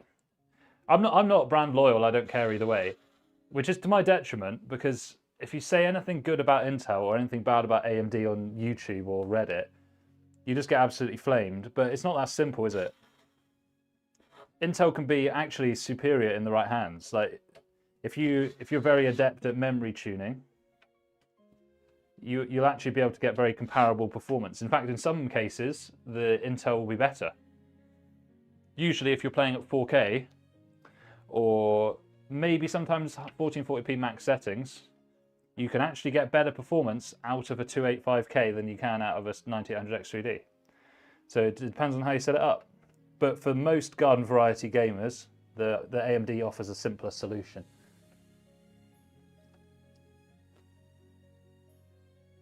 Yeah, this is kind of MFF, isn't it? Micro form factor, medium form factor, yeah.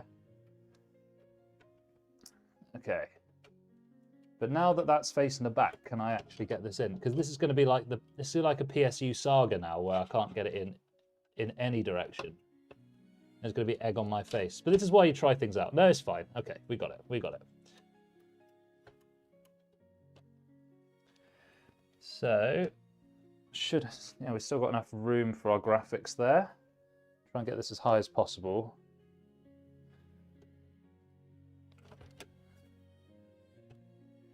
Okay.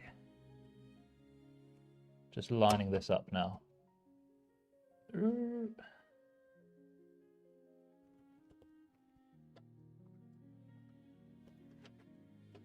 you've got to sort of shimmy it through so that the bracket is on the outside.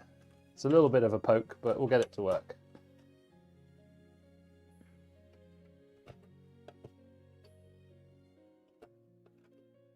Kind of have to do a little bit of this action. And then hook that. This is what happens when you go to the extra effort because you're live streaming. It comes to bite you in the arix, doesn't it? Right. That's more like it.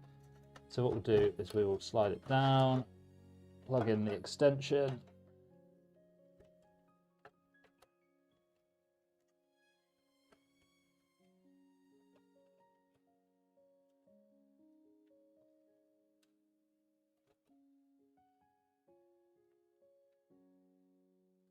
I do want to get that power supply as high up as possible to give enough room for all the cables and the graphics card. So that's why I'm taking an extra minute or two here just to get that in place.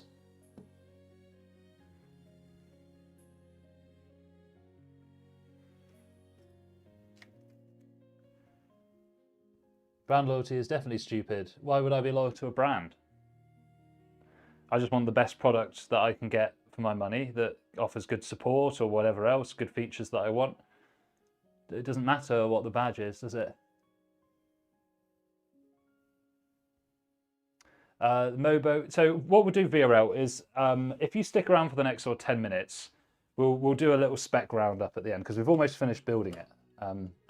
So we'll do that instead. That's going to be the easiest way. So it looks like that point is going to be the one to go for. So we'll just secure it in place there.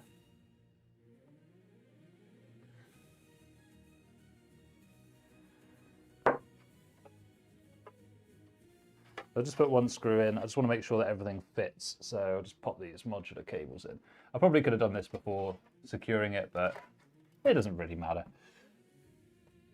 Right, and then we'll just need that other cable, GPU. What's up with the 24 pin? Is it loose? What 24 pin? You mean in general, or because I haven't plugged one in yet?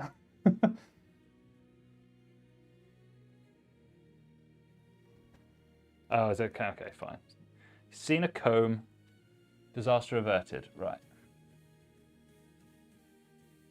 So with this case, if you're going to use a really long GPU, you probably would want an SFX unit just for the best space. Or if you're going to use like a 360 AIO or something, you'd be better off with an SFX. But for air-cooled, you're going to be fine like this.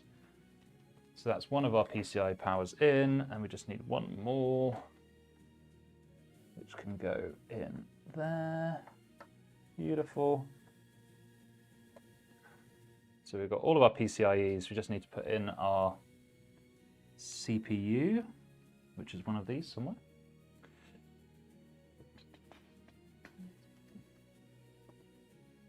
It's in there. Got it. Yeah, you do. That's why I've put a bit of extra time and effort in. One, because we're streaming, and two, because of the layout. You can get it to work, yeah, with an ATX unit. And the ATX is going to be a bit more, I don't know, it's a bit more economical, isn't it? You don't have to pay the premium for the big stuff. Okay, so that's going to be for our graphics card. So let's pop that over there for a minute. And that's going to be for graphics card as well. So chuck that over there as well. And then motherboard can go in now. But fitting any SATA drives in here is also going to be fun if you wanted to do that. We're not doing that today, thank God. But nowadays, you know, I just recommend people get a NAS instead, rather than have the hard drives inside their PC.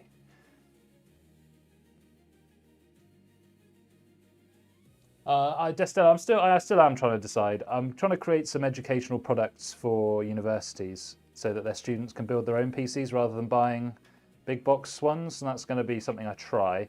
But we'll see. If it doesn't work, I'll go back to medicine. Medicine's still fun. So either way, I'm winning. It's just nice to like build something for yourself.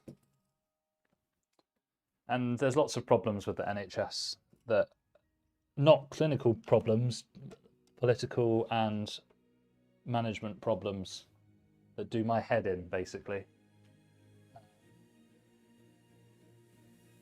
Son has a 7500X and it's nice. I don't know what 7500X. What's that? Oh, you mean wait? There's no such thing as a 7500X CPU, is there? I'm trying to think what that might be. Case?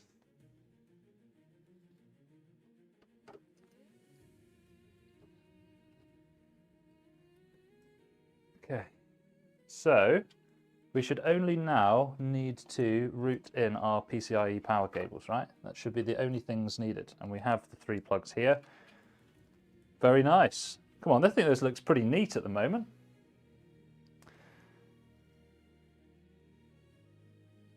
Oh, 7500X 3D, yeah. No, it's out, I can buy them, but they're not very good value from what I've seen. They need to come down another 30 quid, and then they'll be worth a try, for me. Fabulous.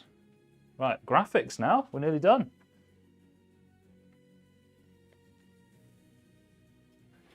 So if anyone's wondering, this is the 9070 XT. It's just Gigabyte gaming, plain gaming, not gaming OC. Nice sort of dark design. Customer just wanted like a dark build. Not bothered about RGB. Wants it just to be clean. I think it looks really clean at the moment. This is probably one of my favourite builds I've ever done. It looks really neat. Great. So and we could just pop the GPU in after taking out the screws from the side, of course. All right, we won't use that one. Use this one.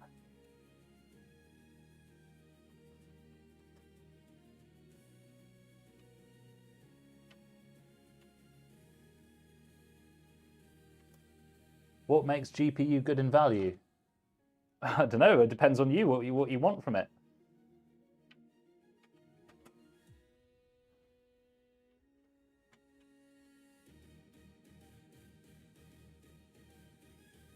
Ninja says, I'm a first-time PC builder. Just bought the 9060 XT 16 gig. Perfect, yes. Hopefully you got it at a good price. There is a link below to a £300 one if you're in the UK. 5600 RAM, not the best, but in this RAM apocalypse, that's totally acceptable. A 750 watt PSU. Will 7600X pair well and any good AIO or Mobo bundles for Black Friday? Yes, it will pair well. Great choice. 7600X is good. If you can get the 7500F for cheaper, or the plain 7600 for cheaper, you're going to get effectively the same performance, but you'll be fine with the 7600X. Mobos, so Ninja AIOs, look at the ID cooling, Infinity or FX120 INF, they're really good price, or Thermalright Frozen Not is also good. And then let me know what case you're going for, micro ATX or full ATX, and I'll let you know a good motherboard. But I've got a couple of motherboards linked in the description if you're in the UK.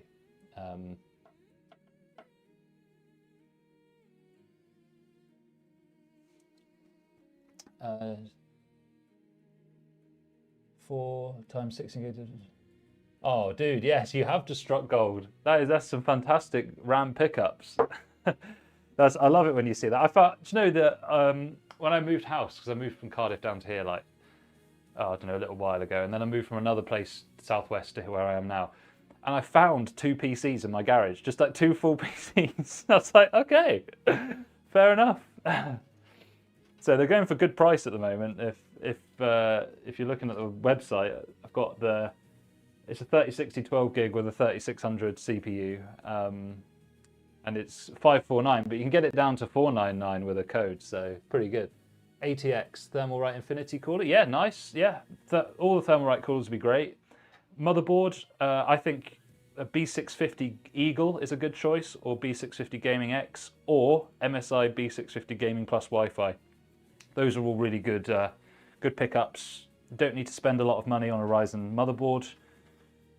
Just not needed. Nobody needs an X870 or X670 unless they're a power user and they need to use the PCIe slots. Right, enough dilly-dallying. I've said that a lot today. This can go in next. So you sometimes have to sponge your cables down a little bit in these kind of builds, because I've routed the cables down the side there. So I'll just pull a bit of slack through for them. What is that just pinned down there? Oh, it's a daisy chained piece. That's right in the way. That's annoying, isn't it?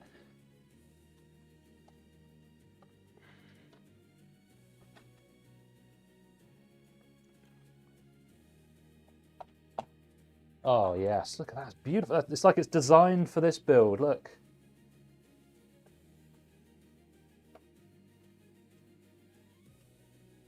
And this one actually, you can't see it very well on this, but on this board, it's got one of those like side release hatch things here, which is really good thought. So you just click on that button, you can pop it out. Nice, dude. Looking really nice. And then we'll just tie that in place. Thomas Hamby has great advice there. Can I justify paying for this? Exactly. Like, and my 2 cents, even as a PC retailer, I really don't think you should be taking out lines of credit to buy PCs. So buy now, pay later, that kind of thing. I really wouldn't be doing that for PCs. I think for something like a car or a house, you sometimes have to do that. Even with a car, you can get a cheap one. But for a PC, I think you should, if you can't afford it, then you shouldn't get it, basically. And that's coming from somebody that really wants to sell a lot of computers. But I don't want you to go into debt to buy a PC from me or anyone else. Yeah, basically free. I mean, yeah, must have... Destello's right. You bought something long enough ago, in your brain it becomes effectively free. Even though it's not. I love this GPU. I've not used the plain gaming, like just I've always used like Gaming OC or WindForce or something. This looks really nice. So now we've got to work out a way to make the cabling look good. So this one is a daisy chained. So I could do those. Actually, they're not daisy chained. They just come off the same plug. So just put these next to each other and then the other one next to it. Sorted. If you ever struggle, guys, to put in your 6+2 PCIe, if you lead with the 2, it sometimes makes it a bit easier to slot it in place. Because as long as the 2 goes in before the 6, then it doesn't matter really. Sometimes it can be a bit fiddly, so it's a little tip.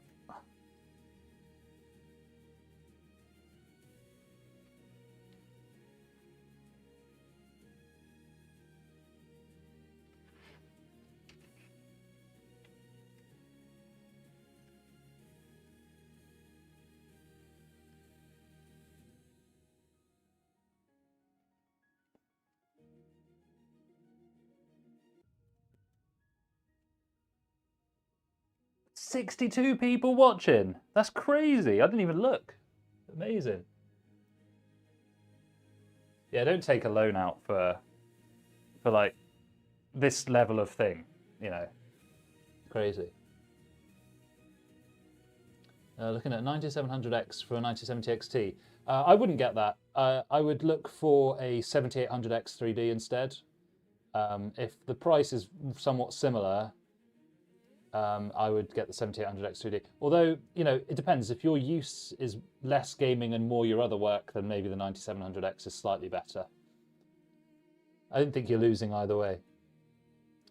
And see, I can't actually hear the music. It's just like a radio that's playing in the background, but I can't play it, otherwise it gets picked up through the mic. So I don't know what they're playing. Yeah, 3 old school 3 8-pin plugs for the power, yeah, I know. I don't mind it. It's just, you know, this kind of case is exactly where the 12-volt high power is actually quite good, because it will save you a lot of cable space. All right, so we've got our cable combs. So I think sweeping this under the graphics is dicey. Maybe we should go over the top. What do we think?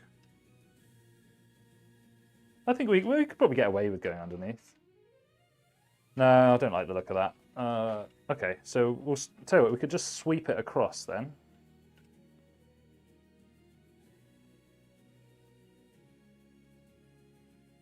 This is the problem with having the 3 8-pins, I guess, isn't it? Because if I put it too low underneath, it will catch the fans on the bottom, which is what we don't want. So I think I'll sweep them like this.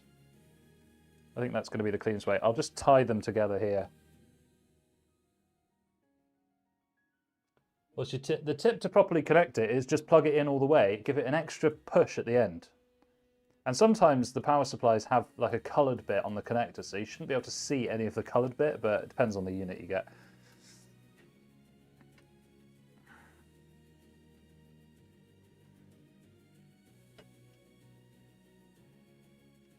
Right, so now we need to just manage the cables.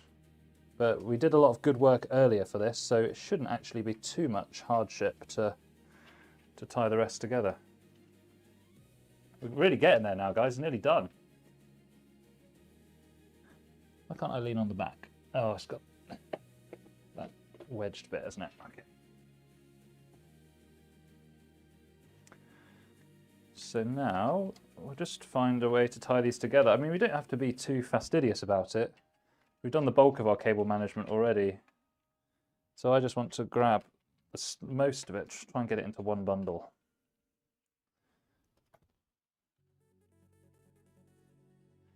There's not going to be any way that you can make these invisible, unfortunately. I can't believe we've got 66 people viewing the channel. I think that's mental.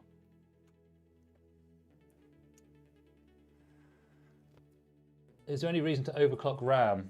If you're on Intel, yes. If you're on AMD, probably not. Maybe. I mean, if you've picked up a cheap kit because of the pricing and you want to overclock it, that's reasonable.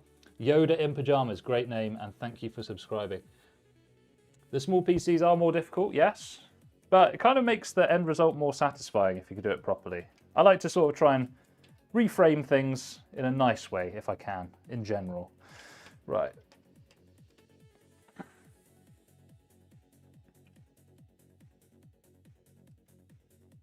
How have I got 66 viewers? That's crazy. Right, and we'll just pull this round. That's a little tip you might have seen me do is, if your cable ties aren't long enough, you can sort of chain them together so that you can get them around whatever you need to get them around. Okay, so let's see what the status is then. Okay, not too bad. We could just make some minor improvements, and I think that'll be all good.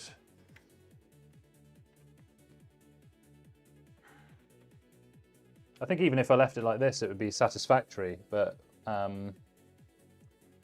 let's see if we can't improve that a little bit more, eh?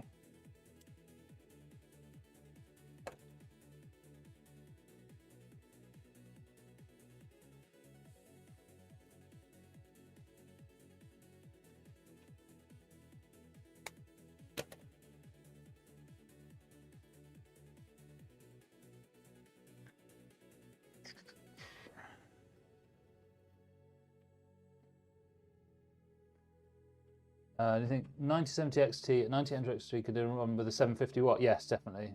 You'll be pushing it though. You can, but you'll be pushing it. Just 3 more and it'll be a nice stream. That's true. Plenty of 69 later with your mum. Don't you worry, mate. Don't you worry. Okay. So I just want to try and get one of these front panel cables just a bit more flat. I really want this one to be super sweet because we put so much effort in today. Okay.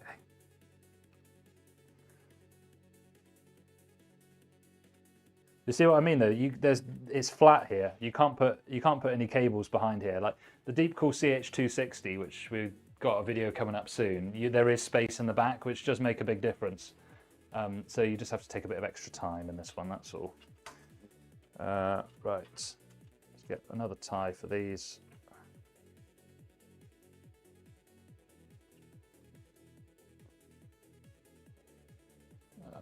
Probably double tie this as well.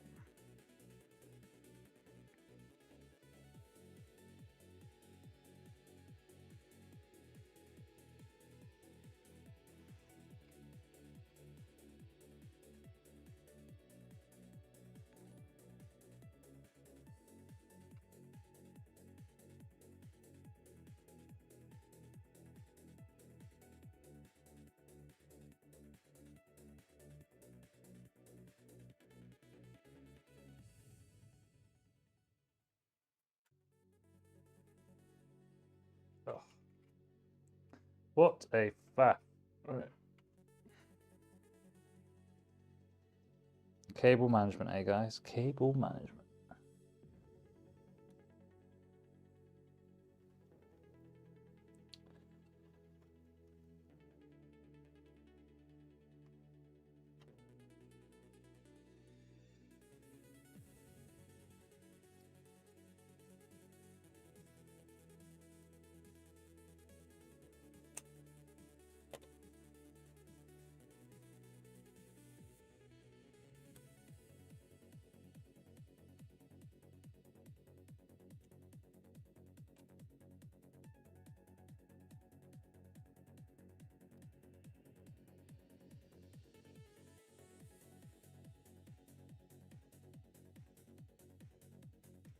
trying to think of a way to make these look a bit nicer. It's tricky though.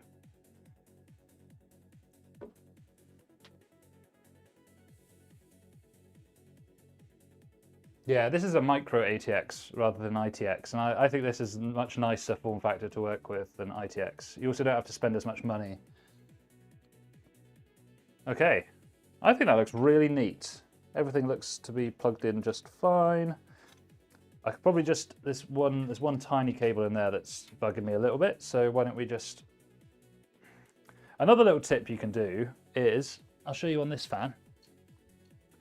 So let's say you've got a cable running in a way you don't like. Obviously one side of the fan's going to have a screw in it, but what you can do is use the hole on the other side to keep the cable tight to the fan. So if you do that, and then if you were to tighten that down, it would keep it tight to the fan. Little tips, although it's going to be a bugger to reach in there. The things I do for my customers, eh guys?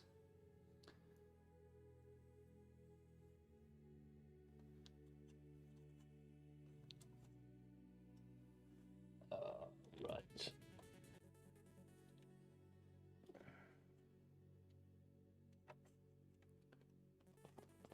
Got it.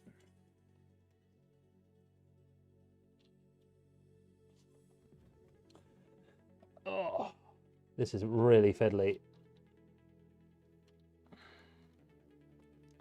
Well, as your mum knows, guys, I'm good with my hands, so we made it work. Oh, it's the cable slipped out. Oh, for God's sake. That's tragic. That's absolutely tragic after all that effort.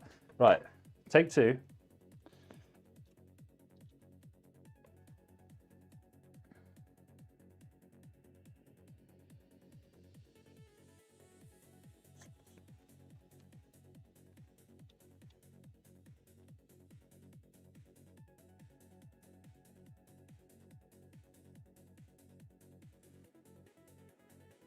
Come on. Oh, this is really, really tight. Giggity.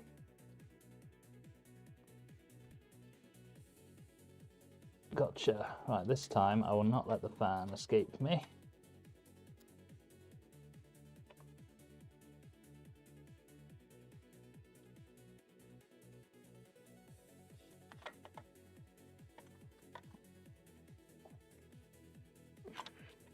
Yes, that's much better.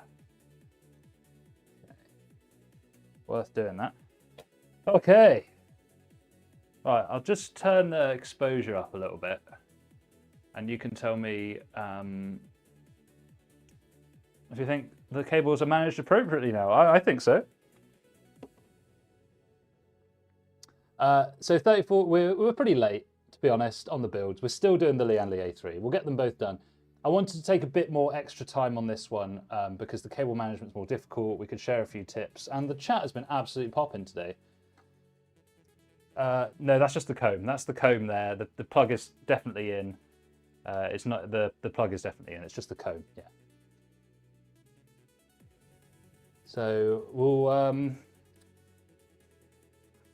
just boot it up, check that it works, then we'll put the panels back on. If we have a bit of space, we'll slide these across a little bit. Let me just put the exposure back to how it was. There we go. So if you've got fans already installed, you just want to slip them across. You don't have to like completely undo them, just loosen slightly.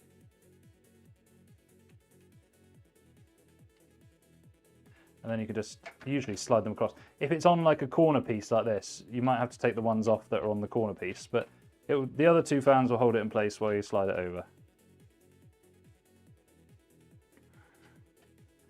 Howdy, we've got Marius in the chat, great to see you.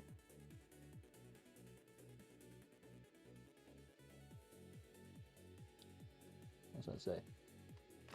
First time PC builder, I'm worried I'm going to mess up the pins on my CPU. Oh, don't worry, you won't. You really won't. Literally, watch any of my Build Lab videos. Just watch how I plug it in, right? It's easy. You just open the socket up and you just gently drop it in. You'll be fine, honestly. If it's an AM5 CPU, it's very easy. AM4, you just need to put it in the correct way, so you line up the triangles together. As long as you just take your time and watch a couple of little YouTube videos before, you'll do great, don't worry. Okay, so just shift these over. The reason I'm shifting these over, guys, is because when I think of airflow, I think of it as what's called a vector of airflow. So which direction is my airflow going? In this case, it comes in through the bottom and the back and exits via the top. So in order to maximize the efficiency, I don't want this fan here to be stealing cold air from the CPU cooler. So if I shift it over, it's going to be more effective because it's going to be pulling air in the direction that I want. But you don't have, let's say you put the fans in somewhere else, it's not going to mean your computer's not going to work. These are all just optimizations, so don't worry too much. I'm about to put together a used budget build. Love it. 3600, 16 gigs RAM, random sticks. That's fine in this market. 1 terabyte. Yeah, that sounds good, man. Sounds good. It's quite a powerful power supply you've got there, though, for your build. But hey, if you got it at a good price, got it at a good price. What can I say? All right, so there we go. So complete. So you can see what I mean. We've got 2 fans on the bottom. You can't really see them very well. Intake. 1 on the back is intake. So we've got these 3 coming in, and then we've got the fans on the CPU cooler are shooting that way. So all of our air is going to go like this. Easy. Yeah, nice small case, nicely managed. I took a bit of extra time on this one because we're on the stream, and just really the main reason I take an extra time on this one is, one, because my brand is more about premium positioning, so it's not just about churning out builds, but it's also just because the guy that was messaging me was just really nice. And you know when someone's nice to you, you just want to do a good job for them. So that's why. Okay. I won't put all the panels back on yet, because apparently it's bad luck.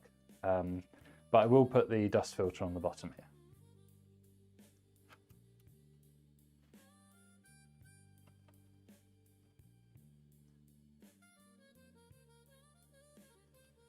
Yeah, no RGBs in this one. The next one will have some RGBs, but this is my favourite kind of. This is, to my eye, this is a lot more pleasing. Like, it's not over the top. It's just nice. All right then. So I will plug everything in. I'll switch the other camera so we can check that it boots. I've just got to plug everything in. Obviously, guys, if you're building in a case like this that has your power supply at a different location to the back, always make sure your power supply is flicked to the one position, because that's caught me out a few times in the past. All right, so put our display cable in, and we will put our power in. Right, I'm going to get the other camera out now. We can hopefully, if that's working, we'll be able to view our build in all its glory. But it is on a tripod, so just bear with me 1 second.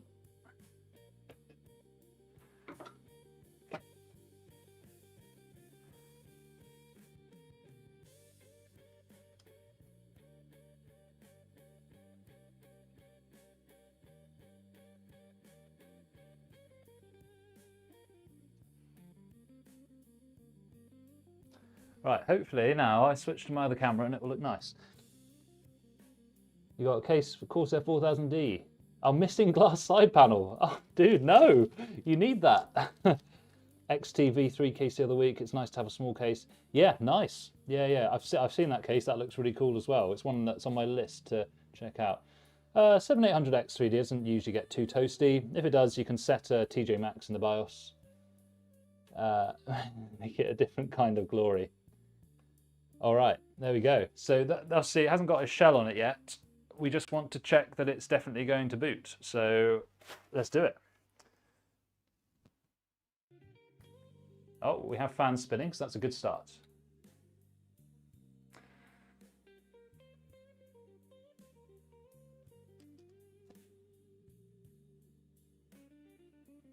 Please do water cooling. The next one has an AIO liquid cooler on it, the next build we do. So once this one's done, we will have one with an AIO cooler. Although personally, I do prefer the air cooler. But vote in our... Oh, so let's have a look and see what the vote's like in the poll so far. So 49% prefer air, 34% prefer liquid, and 16 of them would prefer some local creep to breathe on their CPU to keep it cool. So perfect.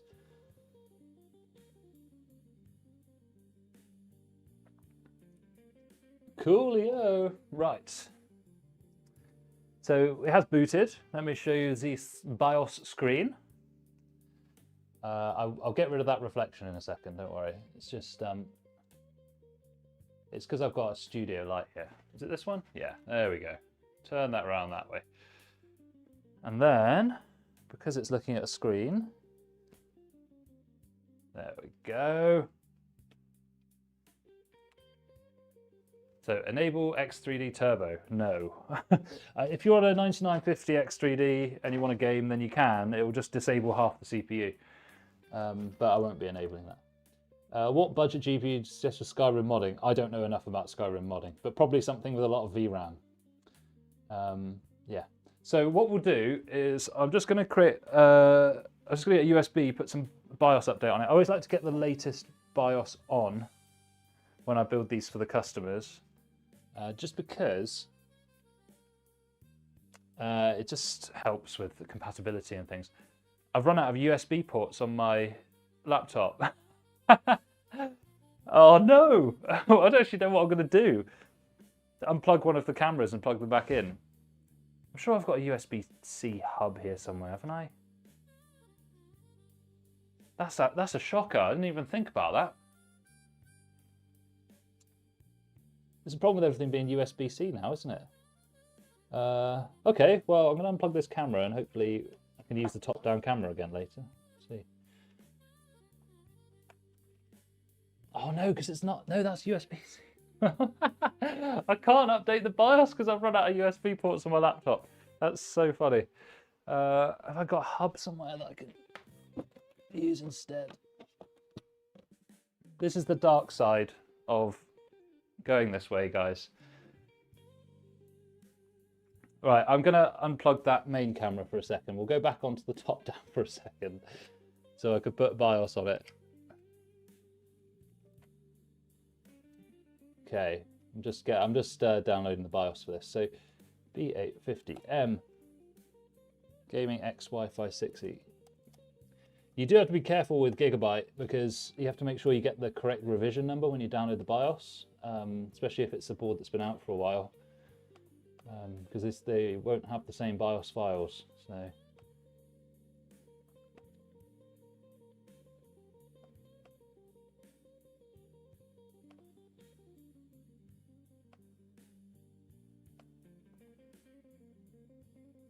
Nearly there, just going to copy it over.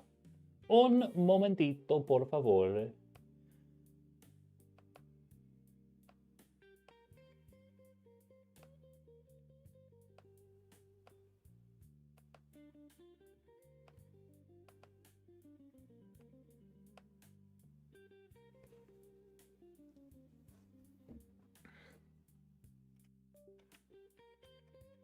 Okay, so I'm going to try connect to this camera again. we'll see if it works. Hey, it does work. Okay, so plug in that USB, and then we just need our keyboard and mouse. And we'll be absolutely hunky-dory.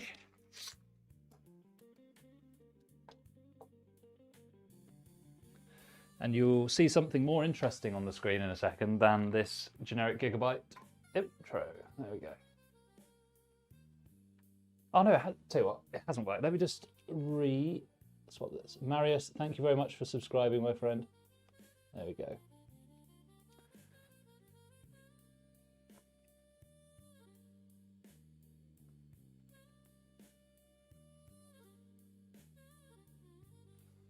Okay, so we might as well, it doesn't really matter if we reset the TPM or not because we're going to be updating the BIOS, but usually just press yes to that. It comes up.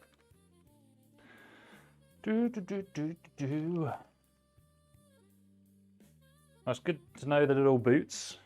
Usually, guys, if your PC boots, everything's going to be fine. Usually. Not guaranteed, but usually.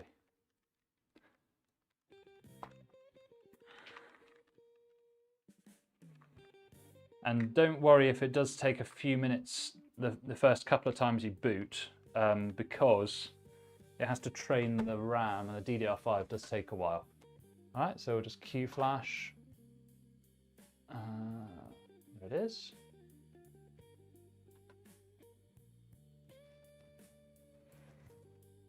Yeah, usually it's right. If you can't post, then that's when the problems will come up. You know, you can still get problems down the line, but I've found, in my experience, I've found that if it boots, it's usually fine.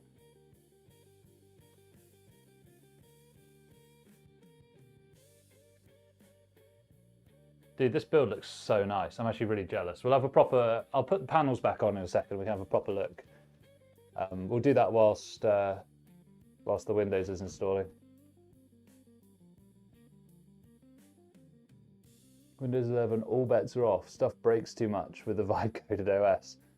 Yeah, people are not happy with Windows at the moment.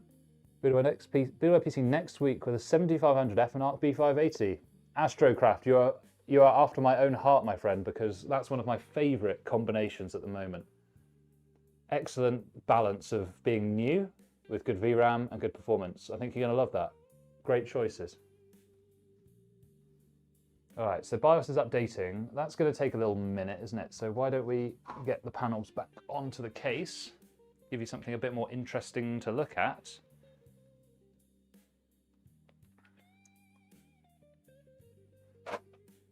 Ooh.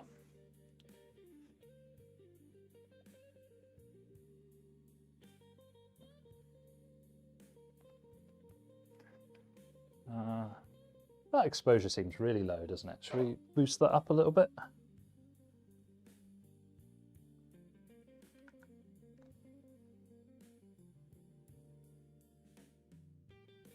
That's better. Okay.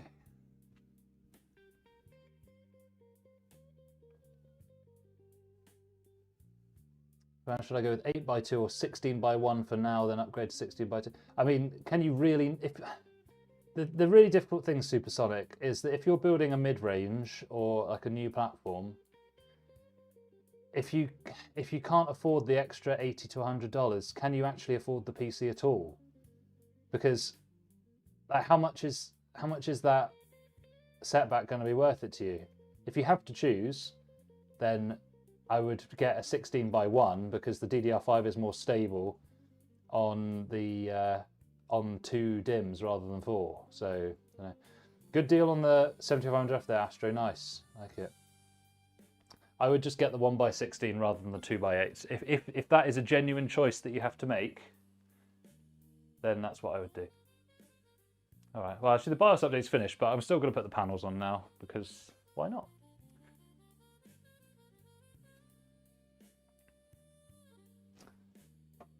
So the customer just chose the full mesh version. So he didn't want the glass panel. He only wanted the mesh, which I think is cool.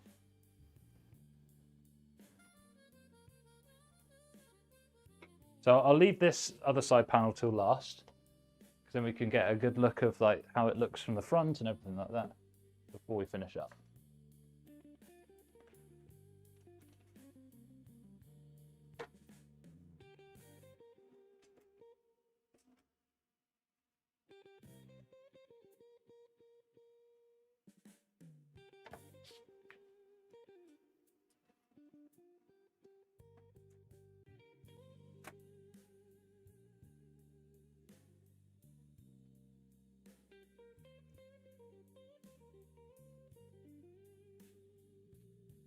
Oh, I'm very, very pleased with how this has turned out, guys. Very, very pleased. So there is obviously a little tinge of RGB on that graphics card, but that can easily be disabled if it's not what you want. But I think this design is just beautiful. It's just like it's like a Fractal North, but with the top half chopped off. Hassan says, what do you think about the 9070 XT Red Devil Edition? Like any graphics cards, apart from the 5090, you should just get the cheapest version of any board partner, in my opinion. Yeah, so Supersonic, get that 1x16, mate. That's the way to go. I think the DDR5 is kind of, it's almost got like built-in dual channel already. So I think that's probably part of the reason why it struggles with 4 sticks. So yeah, 16x1 is going to be the way to go for you, my friend. Lovely. Come on, guys. Does this build not just look absolutely gorgeous? I think it looks amazing. Customer's going to be very, very pleased with this, I think.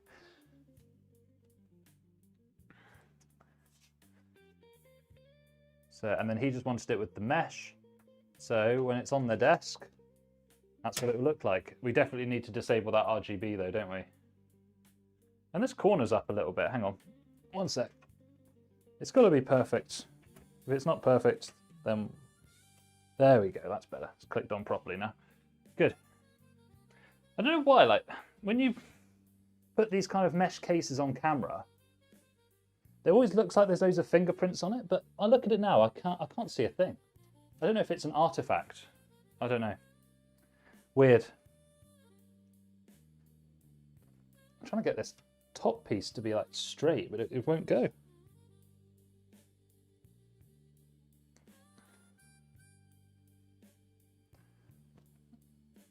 I've obviously not clicked it in properly. Right, let's try again. So if we push the front down and the back down. Yeah.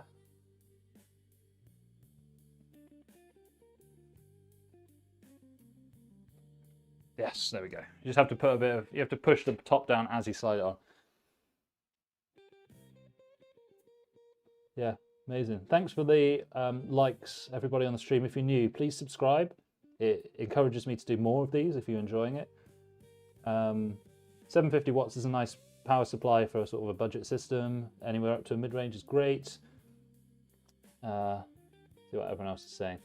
Steam machine build. I'm working on it. I've got an RX 7600, so I could actually test that.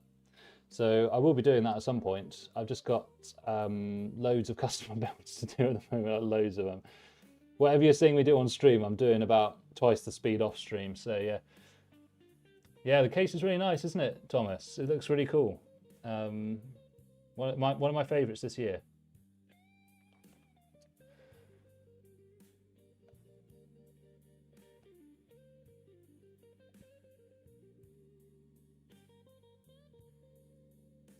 I think the RAM will be bad for at least 1 year, I think. Most likely. I mean, nobody can predict the future, but that seems to be the way. Okay, so let's just do a bit of BIOS tweaks now. Now that the BIOS is up to date, we'll just get it quickly set up in a sort of a basic way that will work for everybody.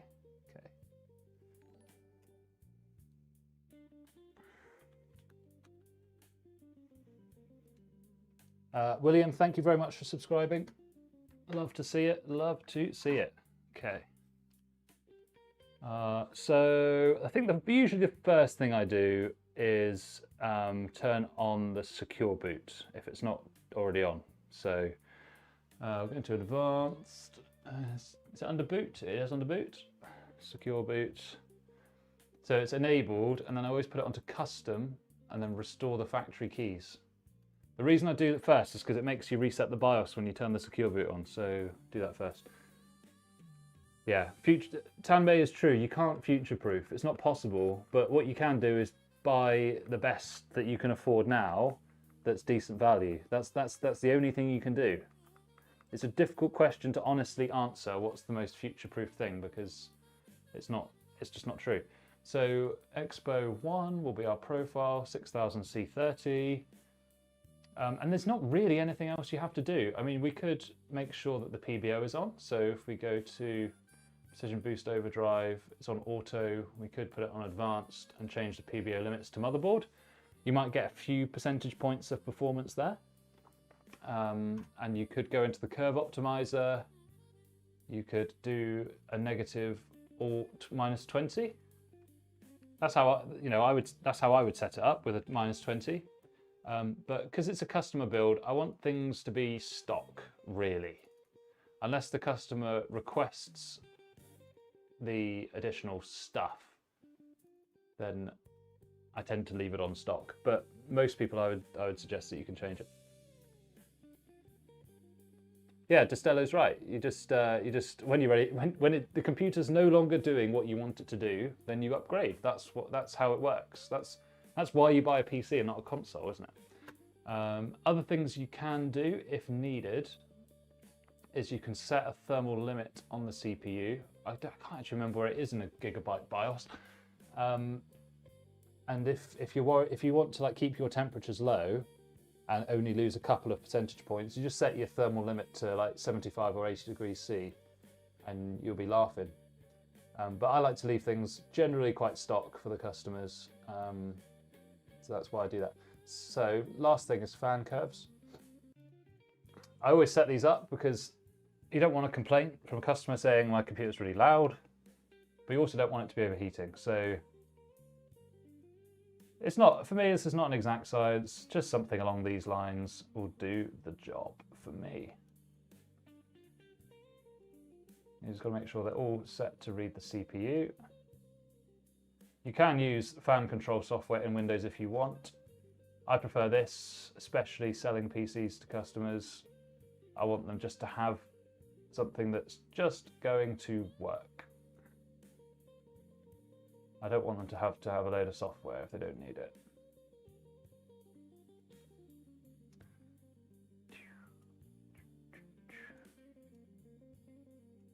So this would mean that it only starts to really ramp up when that CPU is getting hot. So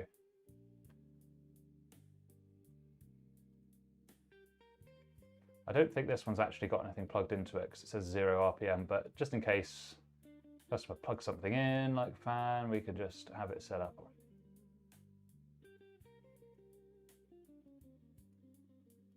Great. I mean, if you've ever tried to save a gigabyte fan profile, it definitely doesn't survive the BIOS update, ever. What are you going to do? We'll save a little profile that we can come back to. And then save and exit. And then we'll get our Windows USB and install it. Let's see what people are saying.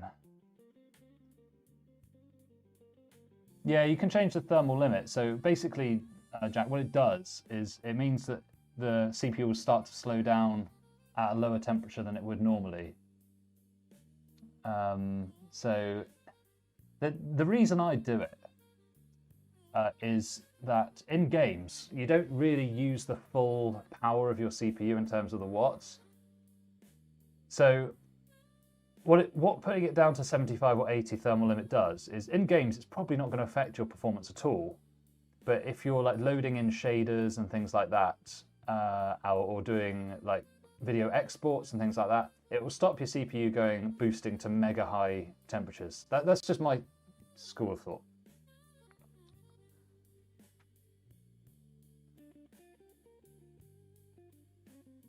Yeah, Retica says upgraded from RX 580 to 9060 XT. That is a very nice upgrade. You'll definitely feel that. Yeah. Oh, Ozzy's back. Good to see you. We just finished the build. We'll do another little whip through in a second.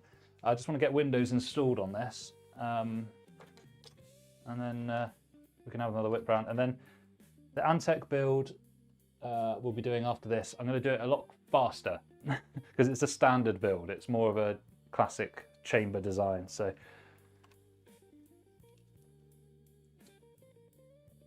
%80 fan speed would be far too loud for me, so I wouldn't be running my fans at 80%, unless it really needed to be that high.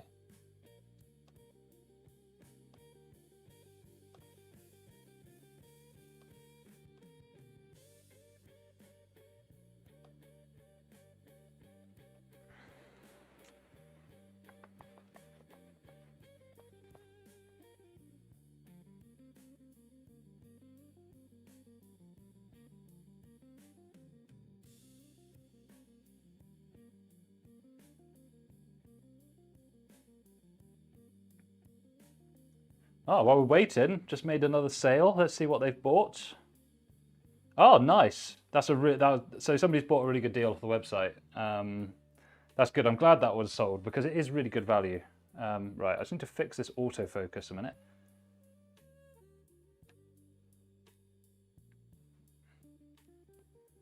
So we're just going to quickly speed through Windows. So if Brian Gaming is still here, by doing it with Rufus, it just makes the process so much more streamlined. Yeah, Supersonic. We'll go. I'll go back into the BIOS on the next restart so that I can show you.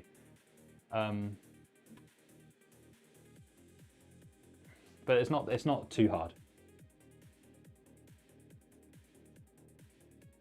Hey Doc, the air quality index has been piss poor lately. What you mean in your house, like the pollution? You need to get one of those air purifiers then. I've got one in my bedroom. Dyson one. Although the air quality where I am is excellent, so you know I don't really have that problem. SB Textbytes, can this take? Yes, it can take SFX. And if you're going to put a 360mm liquid cooler in this case, I would recommend that you use SFX. But in general, you can see that even though we've used quite a beefy ATX unit, it's been fine. Great, so Windows is installing. That's going to take a little while. So seeing as Ozzy's back, why don't we have a little sweep over the case as well? Just maybe you're new and you haven't seen it yet and you just joined the stream. We've just built this Lian Li A3 PC. It's all AMD. So it's got 9070 XT 16 gig, 32 gigs RAM, 7800X video. Most of it's in the corner of the screen. And then we spent a lot of time on this one because we wanted to get the cable management perfect. Because the guy that bought it off me is a really nice guy. So I wanted to make sure that we definitely got it right. So we'll just give that a little spin. And then if I point the key light at it, you'll be able to see in there a bit better. Okay.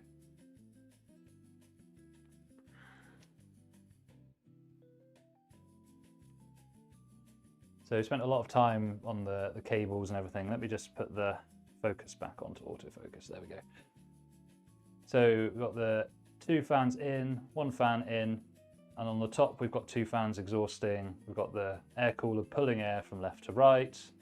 Nice 16 gig graphics card, RM850. Very, very nice. Very pleased with how this one's gone.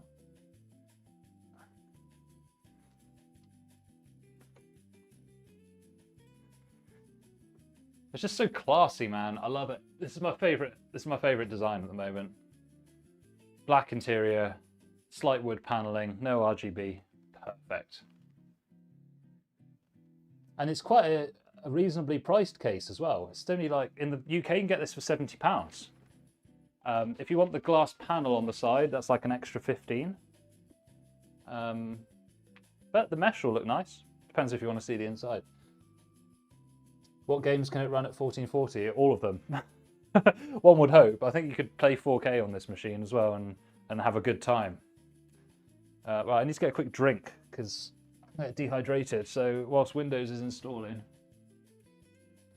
that's a good opportunity.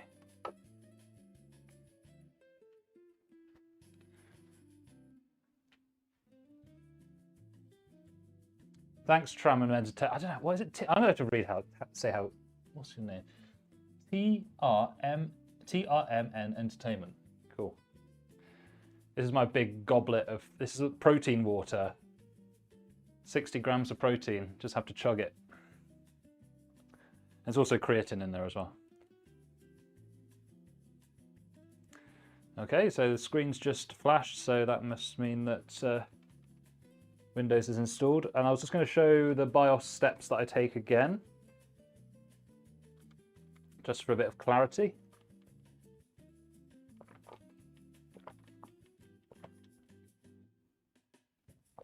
Oh, it's nice, it's cold. Okay. And yes, I am drinking from a vase because it's a lot easier than putting all that into separate glasses. Oh, ooh, there we go. Honestly, the mini HDMI connector you have to put into a Sony camera it's always a little bit fraught with danger. Right, let's get that a bit closer so you can read it better. Right, so I mean, this is going to be different for every BIOS, but Gigabyte ones are generally pretty consistent in where they put everything. So I'm going to put that there. Let's zoom it in a bit more. Good, that looks pretty sharp on my screen, so let's have a look. Truman and, oh, that makes sense, that makes sense. All right, so we said when you get into your BIOS, usually you'll get this like easy screen, and you can do most of the stuff from here, but you can't do the secure boot from here. So number one, first thing, is to turn the BIOS into advanced mode. You go to boot. Sometimes on motherboards it's under security, but you go to secure boot. You ensure that it's enabled. You set the secure boot to custom, and then you restore the factory keys. At that point, it will force you to reboot the BIOS. Then you get back into the BIOS. Then you want to ensure that your Expo profile is enabled, so you turn it on to Expo. And then you want to tune your fans, so you have them all reading the CPU. A curve like this is pretty nice. Keeps it quiet until needed, and you just apply that to all of your fan headers. Again, they're not all identical. It's just like the general gist of it is correct. And that is actually all you need to do. You don't need to do anything else. If you wanted to, you go to the advanced CPU settings, precision boost overdrive, and then you could, if you wanted, you could change it to the advanced mode, change the PBO limit to motherboard, which will allow you to boost higher. And there are other options you can change here as well. You could change the you could change the scaler to 2x if you really wanted to. You could improve if you wanted to get a bit more performance out. But putting it to motherboard and then putting your curve optimizer to negative all cores 20 will get you a little bit more performance at lower power use. And then the only other thing you may wish to do is change the thermal limit. I'm just trying to find where that actually is. It might be under advanced CPU settings actually. It's always a bit different on different boards, so I'm just trying to find out where that might be. Aussie, it'll run all the games. ProZen says, why not enable the X3D special mode? It's just not needed. So on the 8 cores, it won't really do very much. And on the 9950 X3D, all it does is it disables the side of the CPU that doesn't have the X3D. But basically, all that means is it turns your 9950 X3D into a 9800 X3D, which is why I always tell people there's no point buying the 9950 X3D if all you're going to do is game, because it's not going to make enough difference, because you're going to have to disable that half of it. The way that AMD make the Ryzen 9s is they give you one half of the CPU with loads of nice high quality cores and Vcache. The other half of the CPU is lower binned quality silicon, which is fantastic for productivity, but you can't use them all for games. So unless you use something like Process Lasso or other complicated things to try and get the cores to go to the right things, it's not very user friendly. So there's got to be a way that it'd be under like platform power or something. And you don't necessarily need to do it, but it wouldn't be under eco mode, I don't think. It's got to be under CPU settings somewhere, isn't it?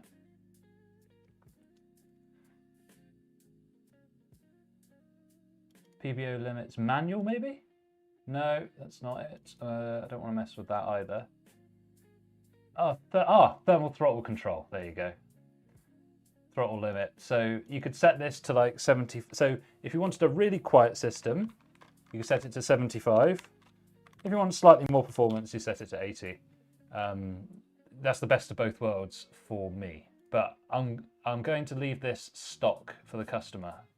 We'll have the Expo enabled and the fan curves, of course, but otherwise we'll leave it stock because that's the most stable. If the customer wants to change those things, they can, but I'm going to exit without saving.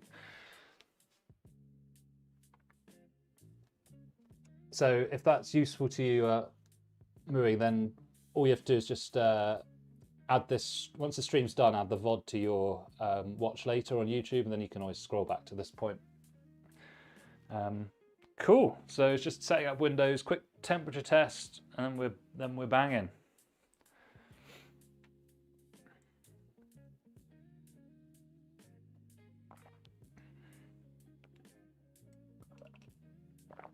Oh, God, that's a nice drink, man. I need to get some food in a sec. This next Antec build, guys, I'm really going to rattle through it quickly, I think, because the day is getting away from me.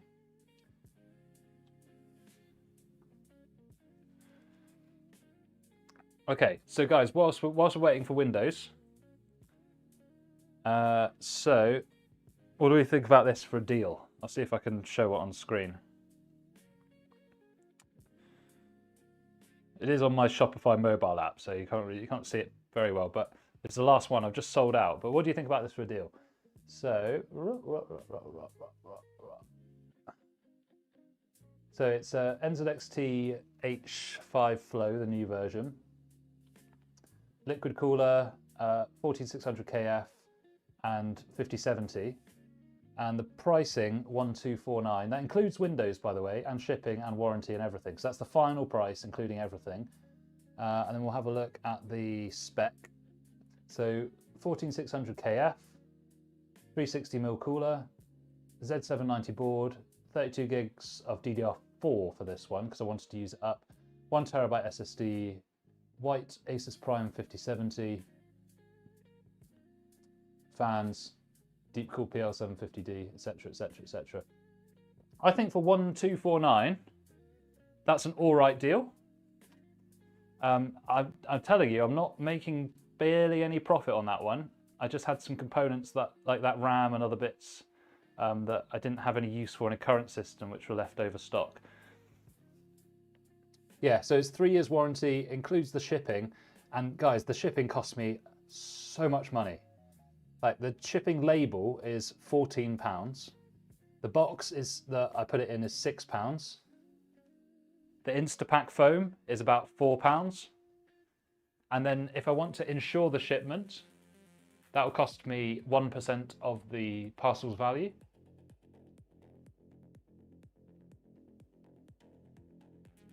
So these things add up. So when you see free shipping on a website, you are paying for it somewhere, I promise. And then on high value shipments, I also put an Apple AirTag in them as well, because I don't trust the tracking that they give you. Right, okay, so when you get to this screen, if you've used Rufus to make your USB, which I always suggest, there is a little button in the bottom corner there that says, I don't have internet. Might be hard for you to see, but that's what it says. You won't be able to do that if you haven't used Rufus to set this up. So that's why I always recommend Rufus. Great. And now I just need to put in the username. Let me check. If it's just somebody's first name, I won't blur it. But if it's got their full name, I will blur it. Okay, let's have a look. The Shopify mobile app is a lot less friendly than the web interface. So he wants it, oh, perfect. He just wants his name as Jim. So I'm not going to dox him by putting Jim, so that's fine. And then with Rufus, this will just now create the profile, the local account. Whereas if I'd used the official Windows installer, I would have had to have gone through all the privacy questions and rubbish. But this way, it just opts me out of all of that crap that I don't want. It just takes me straight into Windows. Yeah, that's it, Supersonic. Yeah. And thanks for promoting the... Well, should I say thank you? Because you're costing me 50 quid. He didn't use the code, but either way, I think that's still a good price. Ban Milo says, do you need to update? Yeah, so every time you reinstall Windows, you should install the chipset driver. And in fact, it should be the first thing that you install on the PC. Ideally, because we're offline now, so that means that we can install our drivers offline without having to log into a Microsoft account. And that's the cleanest way to install a driver, because you're not going to have conflicts with other things.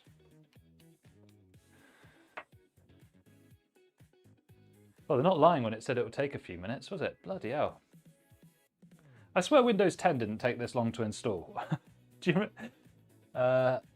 Yeah, says, what GPU should I buy? 5060 with 2TB NVMe, another stick of RAM, or 9060 XT 16GB, but I can't buy the RAM and only 1TB storage, both cost the same price.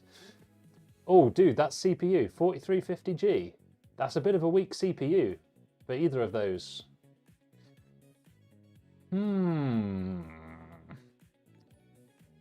Techlar, thank you for subscribing, my friend. Of course, if you're in the chat and you want your name up in lights on the stream, please subscribe, because you do get a little alert box.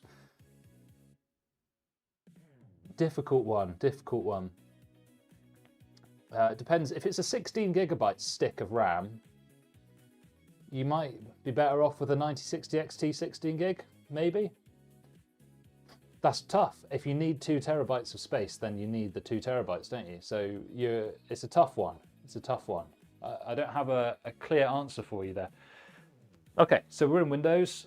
So I have like an external SSD, which has all of my drivers and stuff on it. It just simplifies the process rather than having to download them. So we shall do that. Whilst we're here, let's copy over a few benchmarks whilst we're waiting. So chips, I always have my chipset drivers here and ready. Tell you what, why don't I make this a bit easier for you guys to read? Bam, there we go. I can't get rid of that like fringing color from the camera, I'm afraid, sorry. Okay. So I'm planning on building a new system. Should I go Windows 11 or stick to Windows? Oh, I'll get Windows 11. I know people want to hang on to Windows 10, but you're going to cause yourself more headaches that way. Just when you install your Windows 11, install it with Rufus to create your USB. Then you can get a local account without having to sign into a Microsoft account. It just simplifies the process. That's my advice. Because you're just delaying the inevitable, unfortunately. As much as Windows 10 is probably a better system, you're just going to cause yourself more headaches. It's one of those things where, you know, and the performance on your games might be very slightly better on Windows 10, but is that worth the headache that it's going to cause you? In my mind, I do like that convenience of just having things work and not having to fuss. So that's up to you.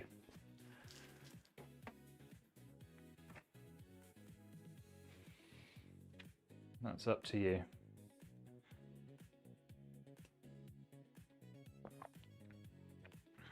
And we will, guys, if you're new to the stream, we'll give you another sweep over the build in a minute so you can see it in its final form. I'm just getting everything ready.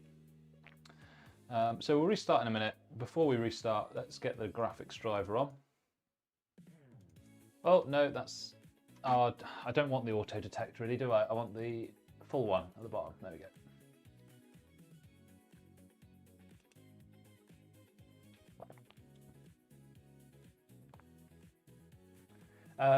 Yes, so the thing is, Marbs, if you use the official installer, unless you use Windows Pro rather than Home, it will force you to sign into a Microsoft account. But if you use the Rufus tool to make your USB, you can bypass it and you can create a local account instead, which is what we've just done here today. What cooler should I get for 5600X? I would get the Thermalright Assassin X. You can get RGB, digital, or just plain versions. That seems to be the best. That would be my recommendation. Or if that's not available, ID cooling is pretty good. Or Deep Cool, whichever you've got available. Exo says, I'm upgrading my PC to AM5. I'm struggling to find a RAM kit. Wow, join the club. Join the club. Oh, that's okay, Marbs. Yeah, don't worry. No, I expect that people are going to be dipping in and out, so I don't mind answering the same questions. Totally cool. Hang on a minute. Is this going to... Do AMD drivers force you to be online? I don't think so, right? No, this...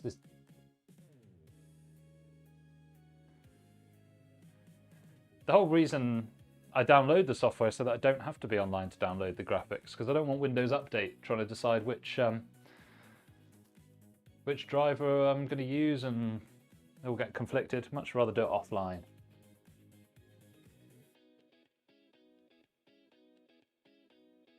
And if people are new to the stream, in the description, if you're in the UK, there's some quite good deals on Amazon on MSI and Sapphire stuff at the moment.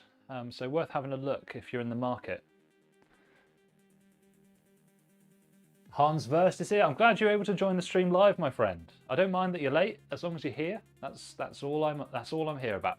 We'll be going through the build in a second, so we're actually nearly finished on this one. But we do have the Antec build still left to go. As you can see, I'm disgustingly late. I'm going to be like another hour and a half on here, aren't I? But that's part of the fun of streaming, I guess, right? Roman's here. Good to see you, my friend. I'm going to have to update that text, aren't I? I'm going to do that quickly because that is because the plan has gone to shit, basically. So I'm going to put 1430 Antec C3 build, and then probably going to finish around 4 now, aren't we? This is all supposed to be about efficiency. All right, there we go. How often do we do this PC build? It depends, like how often I stream. Like if I've got a couple of builds that I need to do that aren't really suitable for a full YouTube video to film, or if I've already done a YouTube video on that case recently, then I'll just stream it. So it's kind of impromptu. I don't do them super regularly. But if you subscribe and then just ring the notification bell, then you'll know. I mean, if I can get this many concurrent viewers every time, I'll be laughing. The stream's been really successful today. All right, so graphics drivers installed. Let's just get this readable for you guys. Oh, fantastico. Right. So one other thing that I always change on my customers' PCs, I go to Edit Power Plan. You can change the timings. It's not really about the timings though. I do this anyway, but you go to choose what the power buttons do. Change settings that are currently unavailable. And then disable the fast startup. So I know it says recommended to have it on. I don't recommend to have it on. I don't want my PC's state being stored in RAM all the time when I shut my PC down. I just want, when I turn my PC off, I want it off. Ever since the new, so Frisbee says, ever since New Adrenaline, I'm constantly facing FPS stutter in any games. So I got, yeah. So you just need to use my DDU guide on the channel. Reinstall your driver. Happy days.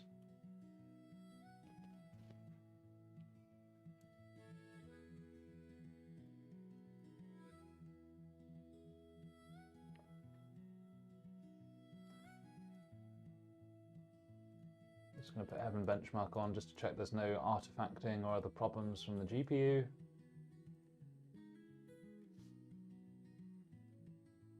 Yeah, you don't have to be on the latest version. You're right. You know, updating every couple of goes or whenever you want is good. I mean, the only difference, if you do upgrade your drivers regularly, you do get day one support for a lot of games with better stuff, don't you? So yeah.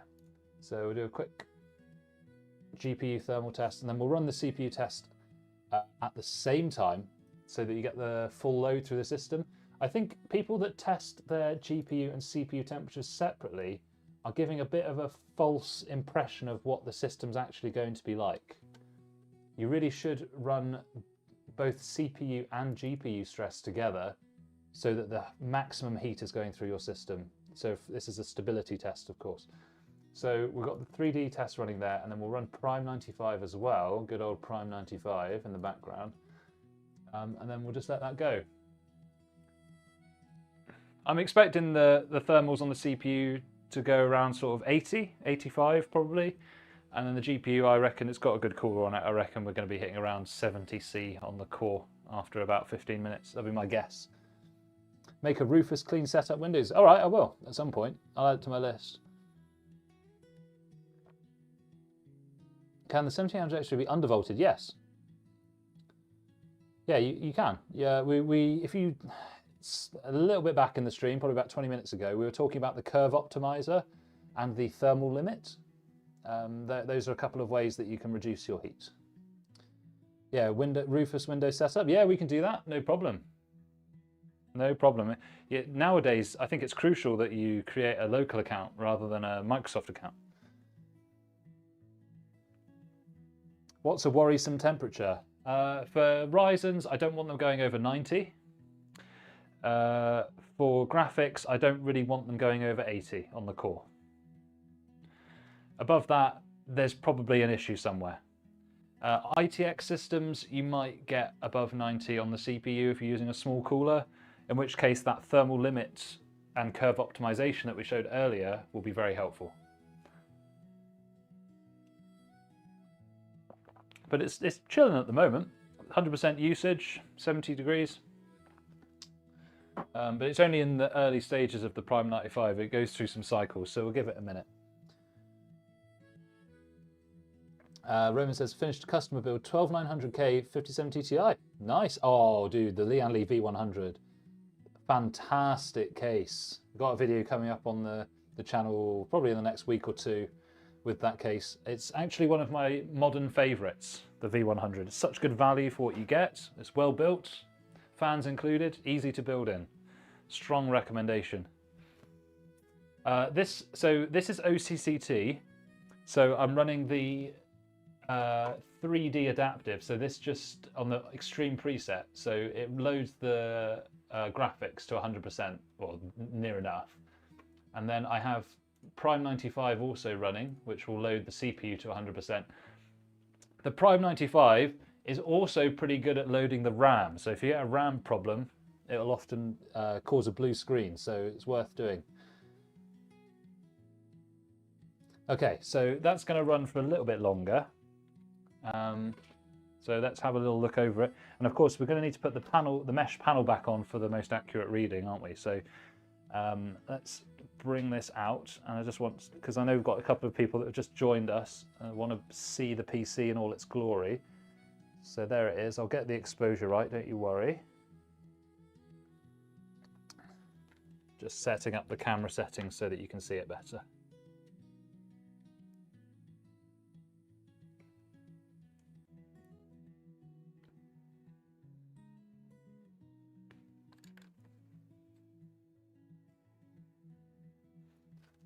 I've also just finished filming a build in the Deepcool CH260 as well, which is a similar form factor to this one.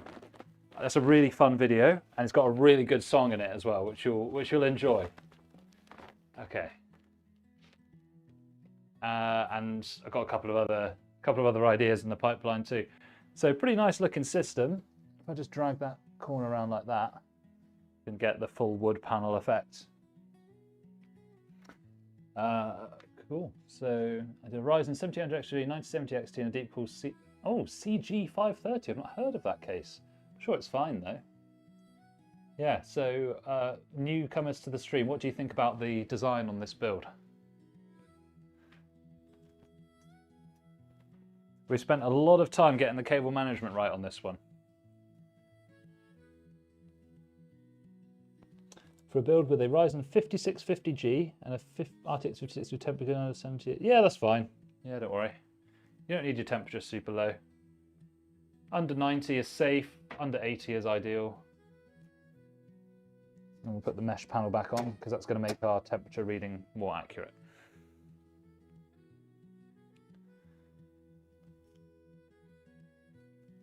Do you know, I think this looks a lot better with the mesh compared to the glass.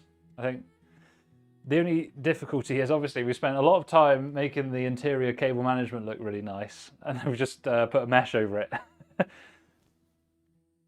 Thanks, Bramio. Thanks, guys. Appreciate it. Yeah. Well, actually, do you know what? I think I've got a panel upstairs. I'll go and get one. Then we can compare.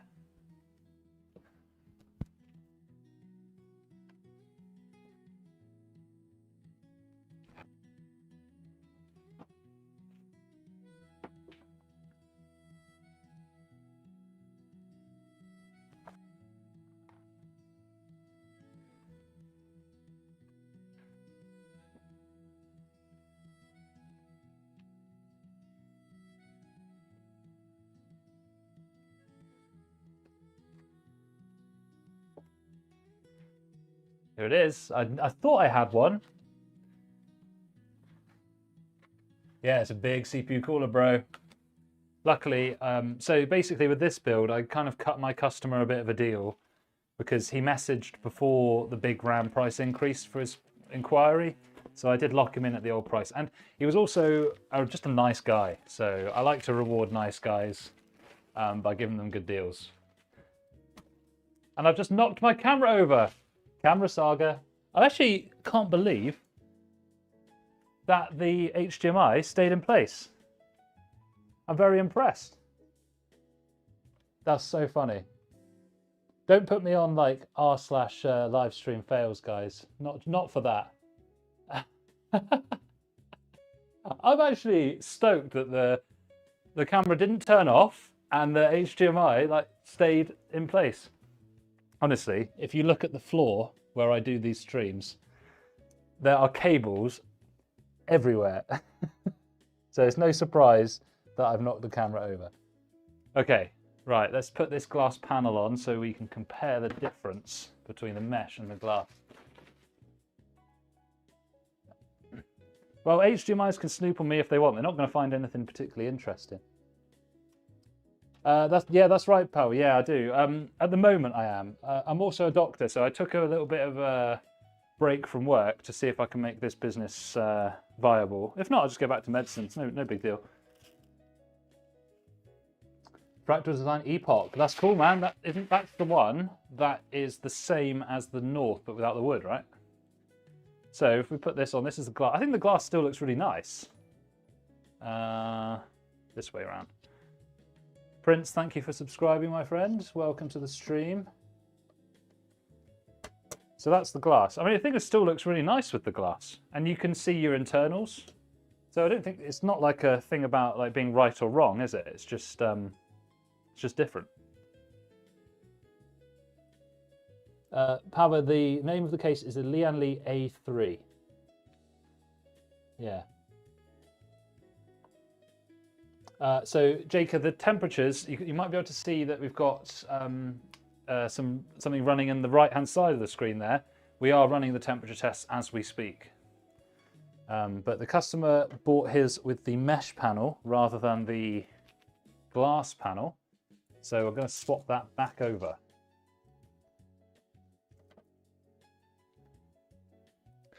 So the temp test has been running for about nearly 10 minutes now, but I do need to leave the panel alone now so that the heat is more accurate. Although with a mesh on the side, I think the temperatures are going to be fine. I think we're going to be all good.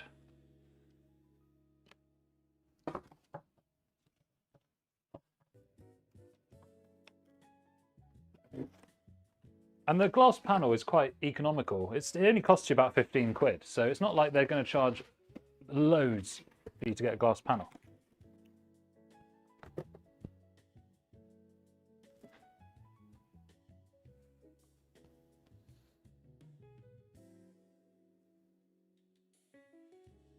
Is the GPU and CPU cooler quiet when benchmarking? Do you know what?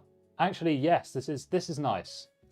Especially with all this mesh on it, the sound does escape more than glass. I mean, you can hear it, but it's not, I wouldn't say it's loud. It just sounds like a fan spinning gently. It's not too bad at all. And this is under max load. Yeah. Tell you what I'll do. So I'll take my mic off. And then I'll turn the noise suppression off on OBS as well. And we can see if we can even hear it. So I can't monitor this, so I don't know if this is loud or not, so you have to tell me.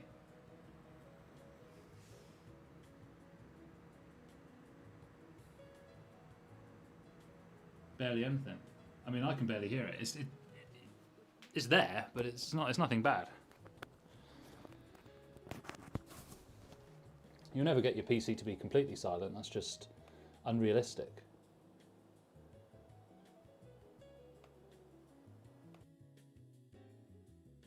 Yes, we did change the fan curves in the BIOS. We have them set to around 40% until 65 degrees C, and then it starts to ramp up from there. Yeah.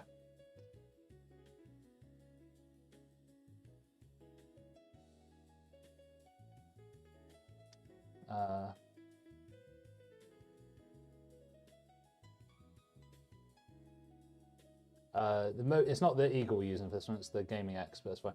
With the price increases around, the fact business was so slow over the last couple of months, I've started to doubt if, yeah, exactly, it's difficult. It is really difficult. Yeah. Okay, so let's see how our benchmarks are doing. I'll probably just run this for another 5 minutes. It's not really a formal temperature test. It's more just, you know, a stability test. Because I'm pretty sure this is going to be completely fine. So let's see what our numbers are looking like at the moment. So 75 on the CPU, fantastic. And then 57 on the GPU, fantastic. I mean, you know, we're not using the full wattage of the CPU here. If we put the PBO to motherboard, this would probably go up to 110, but I'm confident this would be fine.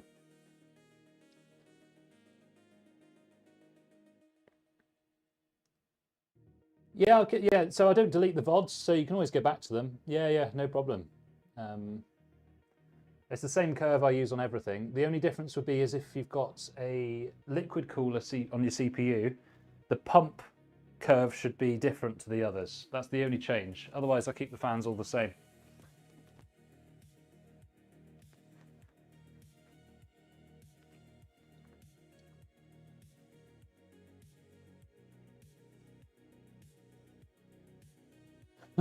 Who's getting banned? Who cares? Let's not get emotional about PC parts, right? It's just PC parts at the end of the day. Yeah. Cool. So I think we're looking good. We can have a look at the. I mean, you know, this is the T control T die is 76, but the actual T die is only 67. So that's really good. It means you don't have to spend a lot on your CPU cooler to get good results. Max GPU temp 57. That is fantastic. Memory junction temperature 66. That's really good. And the hotspot temperature of 79 is also fantastic. So, you know, this is great. This is really, really good. And it's not loud at all. We don't, you know, it's not a question of like the lower the better. It's just get it low enough, isn't it? I was just going to do a quick Heaven benchmark test rather than a game test because otherwise I'm going to be here all afternoon. So I won't do that. But I will run Heaven in a second. Just need to close down Prime 95. It has a habit of not closing itself when you close it. So cool. Right, let's just run a little Heaven benchmark. I'm not doing this to look at the benchmark result. The reason I run Heaven is just to see if there's any artifacting on the GPU and just as a quick assessment of the coil whine as well. Generally, coil whine isn't a fault, but if it's really, really bad, I would probably just change it because otherwise I'm going to get messages about it all the time. Send me the video for GPU rollback on AMD. You just go on my channel, it will probably be the most popular video. And then you want to make sure you're viewing the latest version. And when you download your driver, you want to obviously download the old version rather than the latest one.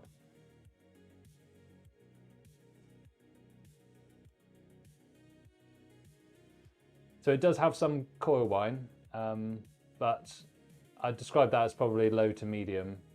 And we are running at that's a very high FPS at the moment, as you can see, over 300. So all good. All good, Tan mate. Great to see you, my friend. Have a good day or night, whatever time it is where you are. Jiren, don't worry if you're late, my friend. Everybody's got lives to live. I'm just happy with how many concurrent viewers we've got. 65 concurrent viewers. That's crazy. I wonder if it's because I actually made a thumbnail for this one. I don't know. Who knows? But we've got quite consistent viewership today, so I'm happy with that. All right, so I don't know about you guys, but I haven't seen any artifacting so far. It all looks to be rendering very cleanly. So this is looking good. We could do a quick, what game can I test quickly? I could test Cyberpunk if you want. If you really want me to test Cyberpunk, I'll do it. But the other games I'll have, they're a bit more involved to set up, so no, up to you.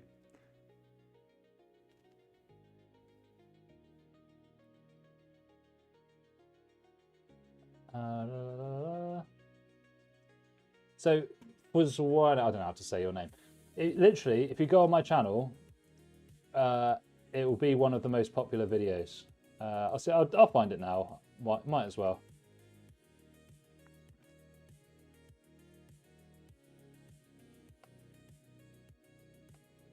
Bam, bam, bam, bam. Here you go. I'll post a link for you now. There you go.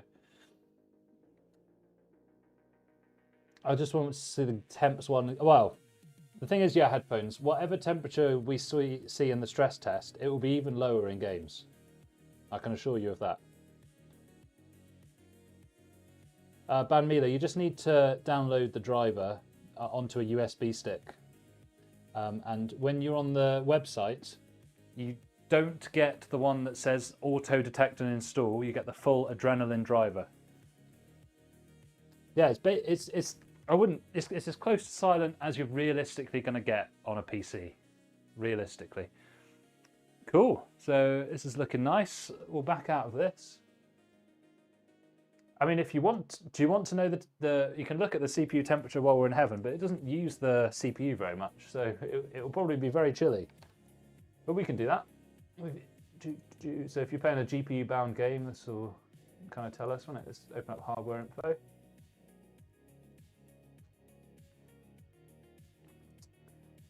So what I do is I do it a bit differently to most system integrators.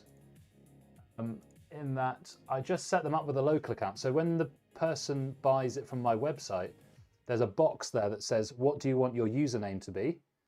And then I just set them up with a local account with that username. Then when they get the PC at home, all they do is plug it in, it logs them straight in. No fuss, not having to set anything up, you just straight into Windows. This, I don't need to really reset it. All I need to do is uninstall Heaven Benchmark. The rest of the things all run in a portable environment, so it's no problem. All right, let's have a look. So CPU temperature at the moment is, well, it depends if you look at TDI or T-controlled TDI, but let's go worst case scenario, 60 degrees. So pretty chilled. Pretty chilled. All right, so let's close that down. Yeah, there is a bit of coil wind, but it was going over 300 FPS, so I'm not worried about that at all. Then all we need to do is just uninstall Heaven Benchmark and we're good to go. There are further optimizations you can make in Windows if you want, but I do charge extra for those. So I won't be doing any more than that today. But you don't need it, it's just bonus. Cool, so we need to connect to the internet and then just get the latest updates coming down. So I will need the driver for the... Which one has the driver on it? One of my USBs has the Wi-Fi driver on it. I'm just trying to remember which one it was. I think it's this white one. Because Windows 11 doesn't always come with your Wi-Fi drivers installed, so having it on a USB is the way to go.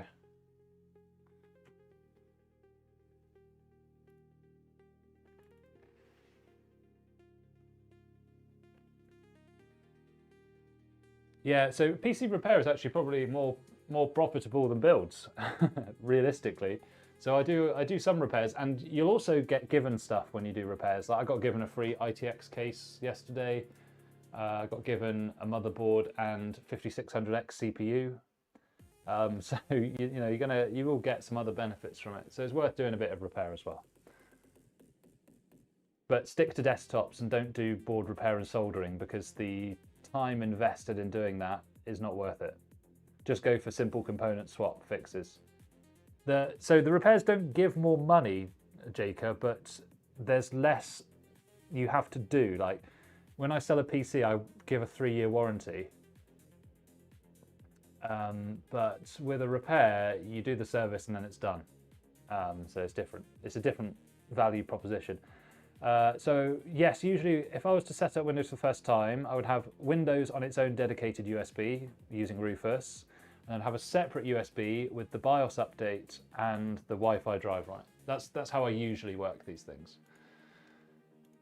Because as we can see, the time is absolutely incorrect, so we'll need to definitely sort that out.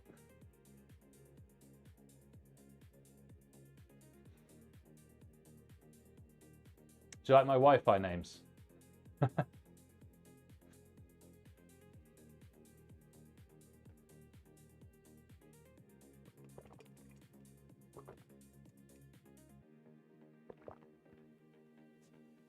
taken ages to connect to this one though. Maybe I typed the password in wrong. Or maybe I need to restart the computer. Try again. Yeah, I probably just need to reboot the computer after doing that driver.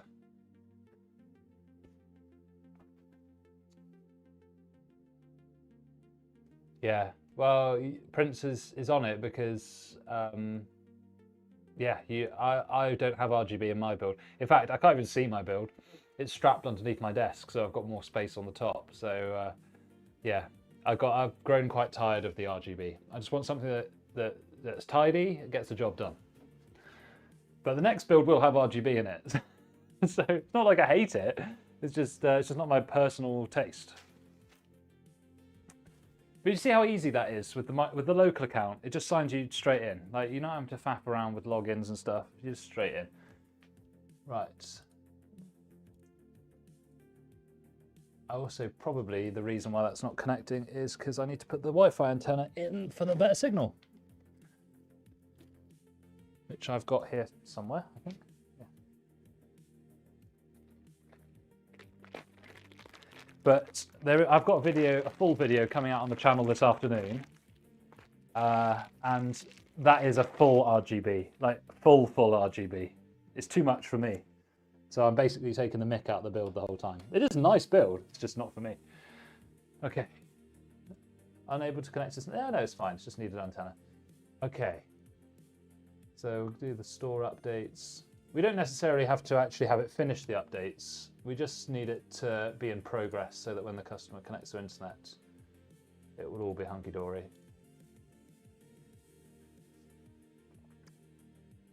Wow, yeah. Jake, so that's a lot of money. Here you can get it for about £170, so it's not too different. Yeah, I think this kind of look is more elegant, isn't it? And when this PC is at the Windows desktop, it is virtually silent. Like, if you had this on the other end of your desk, you wouldn't hear it.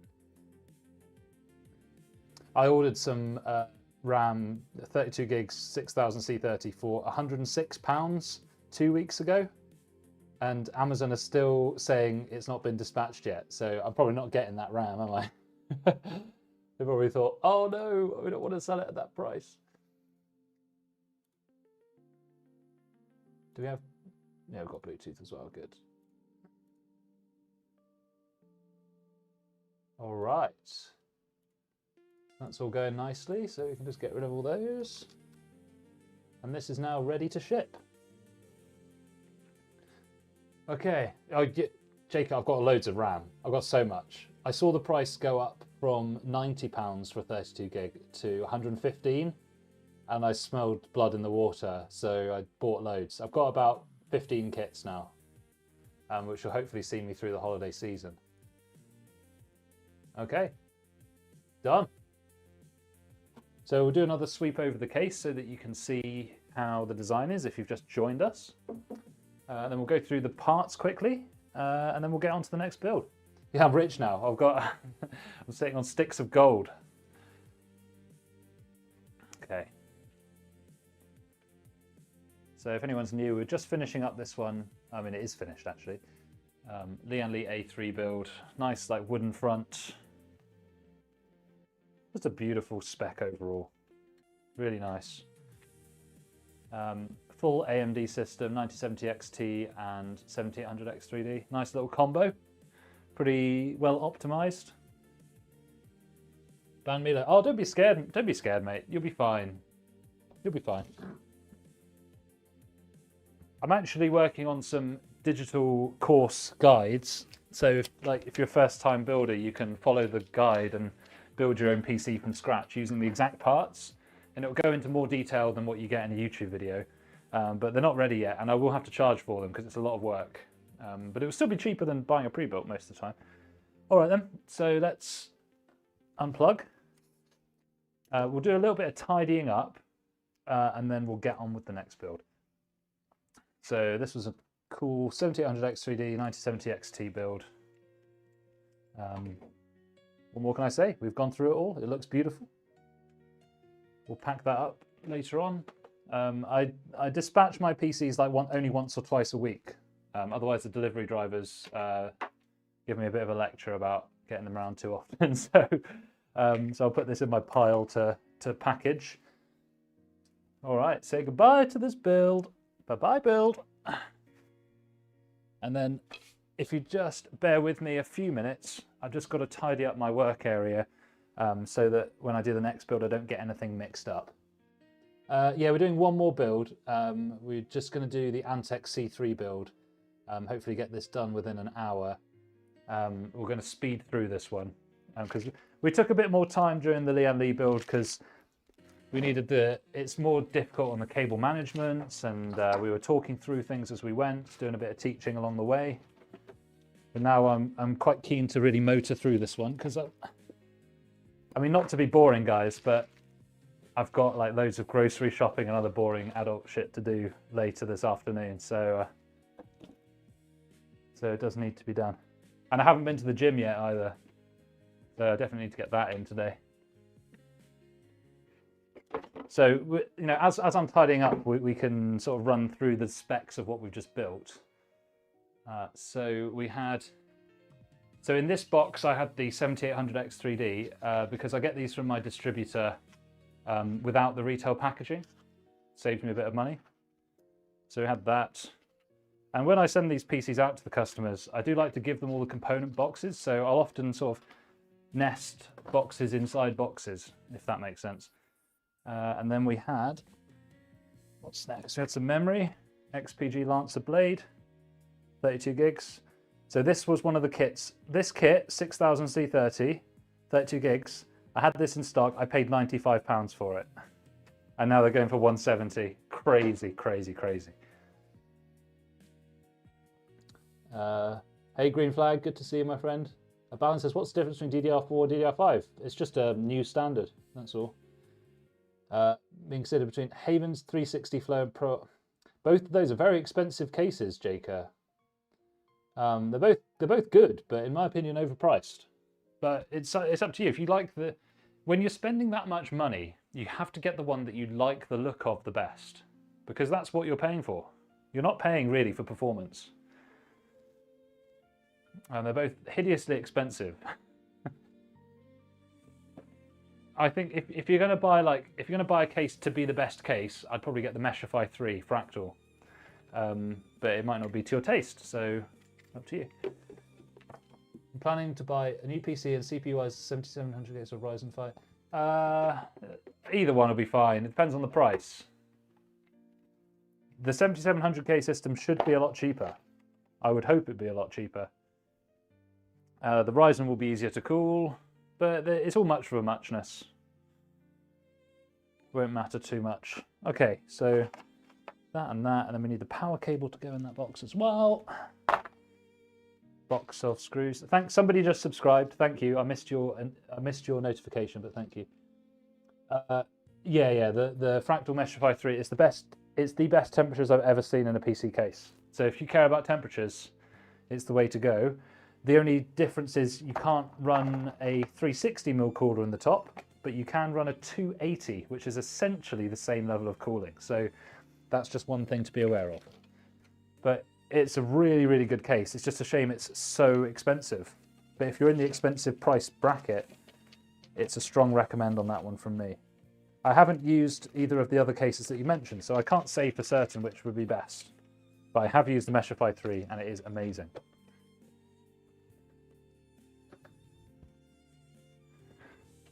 Alright, it's nearly done. Just tidying up, and then we'll be on to the next build. The problem is if I don't tidy up, I'll get everything mixed up. Everyone will be sad, and there'll be no Christmas for anybody. And we don't want that, do we?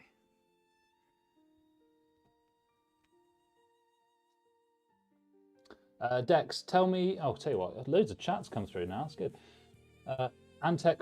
So, for sure, this is the easy one. Yes, I have built a PC with the Antec Flux. There is a full video on the channel, and it is an excellent case if you like the look of it. So I do recommend it.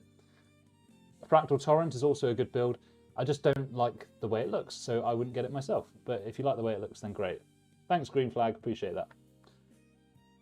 build my own PC, so I picked the parts, but I'm not sure about the motherboard. So Dex, yeah, that you've way overspent on your motherboard there. I don't know how much that motherboard costs. I'm guessing it's around £300. If you put in a motherboard like a B650 Eagle AX by Gigabyte that's £120, you will not notice the difference in performance. I can almost guarantee it. Unless you are a power user that needs lots of PCIe devices, the X870 is a complete rip-off for gamers, so don't bother. Save your money, use it somewhere else in the build. Or save it and buy a gym membership or something else that's going to enhance your life.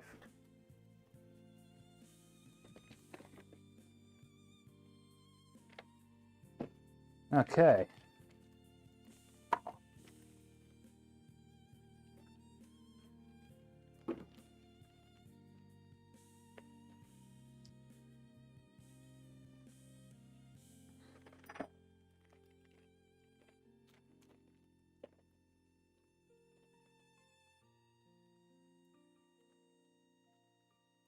No longer giving a delivery date for RAM. Yeah, there's a lot of kits like that in the UK now. I'm glad I filled my boots, honestly. That decision has become wiser and wiser by the day. Okay.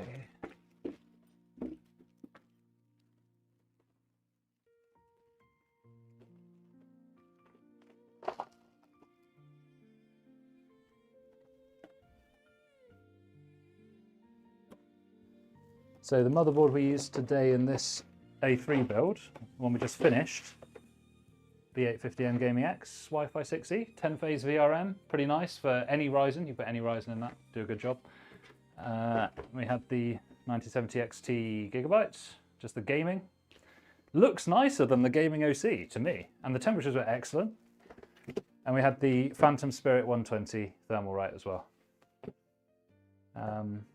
Cool, so I think we're mainly tidied up now, so we're going to get on with the next build in a second. So I've got to go gather the parts up. Hello from... Hola, Andres Zidi. I don't know why I did that in an Italian accent.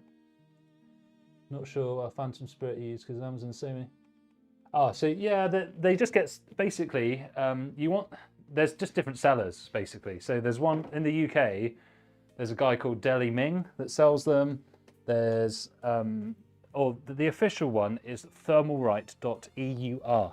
That's the official Thermalright, but they are all the same thing. They're just sold by different people, so they technically come up as different listings. But just get the black one. Don't get the regular one with the silver heat sinks. Get the one with the painted black heat sinks because it looks a lot nicer.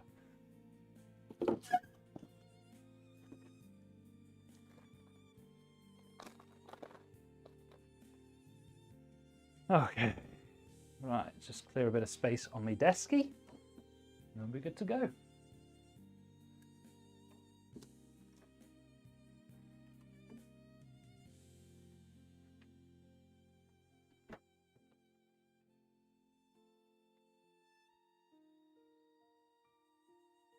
Impossible to be future-proof. Honestly, you're wasting your money on that X870. If you want to buy it, buy it. But you're not gonna derive any benefit from it. Trust me, I've been round the houses, I've tested it all. Unless you're an extreme overclocker, you don't need the top-end motherboard.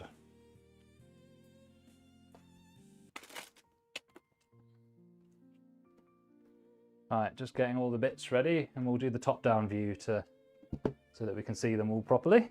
We get a little sneak peek.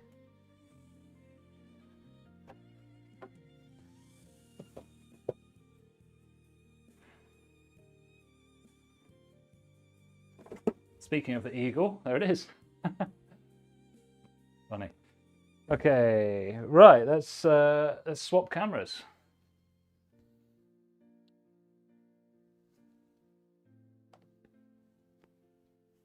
I just need that's not what's actually on the overhead camera. I just need to flick it back on because I've had it off for a little while. There we go. Okay, ladies and gentlemen. Next build. This one we're going to speed through. So I'll show you the parts, The case is not on screen. The case is the Antec C3 ARGB. It's like a fish tank thing, atrium style. B650 Eagle AX by Gigabyte. This has a 10-phase VRM, I think. No, 12. 12-phase VRM. Although it is a 6+6 duet rail, so still good though. We have 7800X3D again, tray version rather than the retail version. Same CPU, just different packaging. Slightly slower RAM for this build.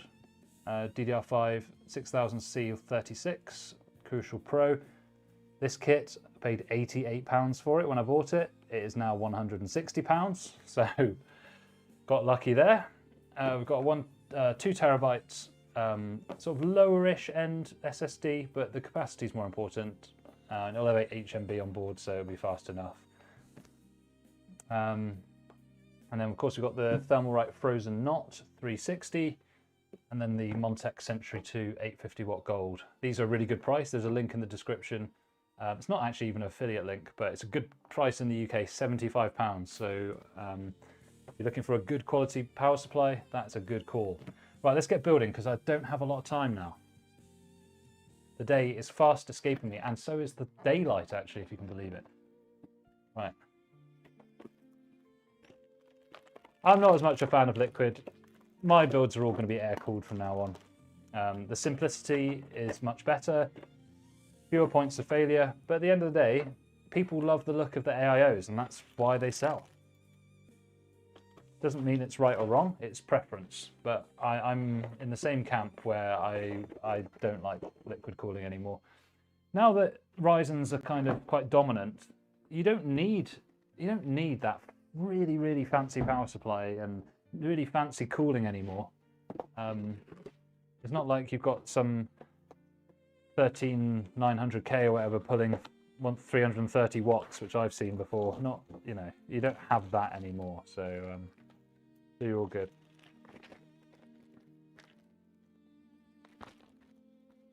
Okay, just gonna put this power cable in here because when I ship the PCs out, I always put the cables that they need in the motherboard box. So that's all. That's why I'm doing that.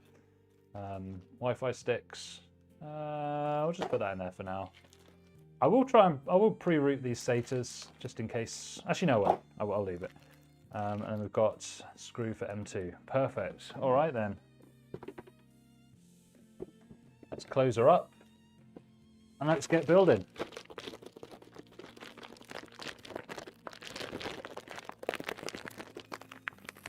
Will my CPU bottleneck if I bear? It's not a stupid question, and it depends what games.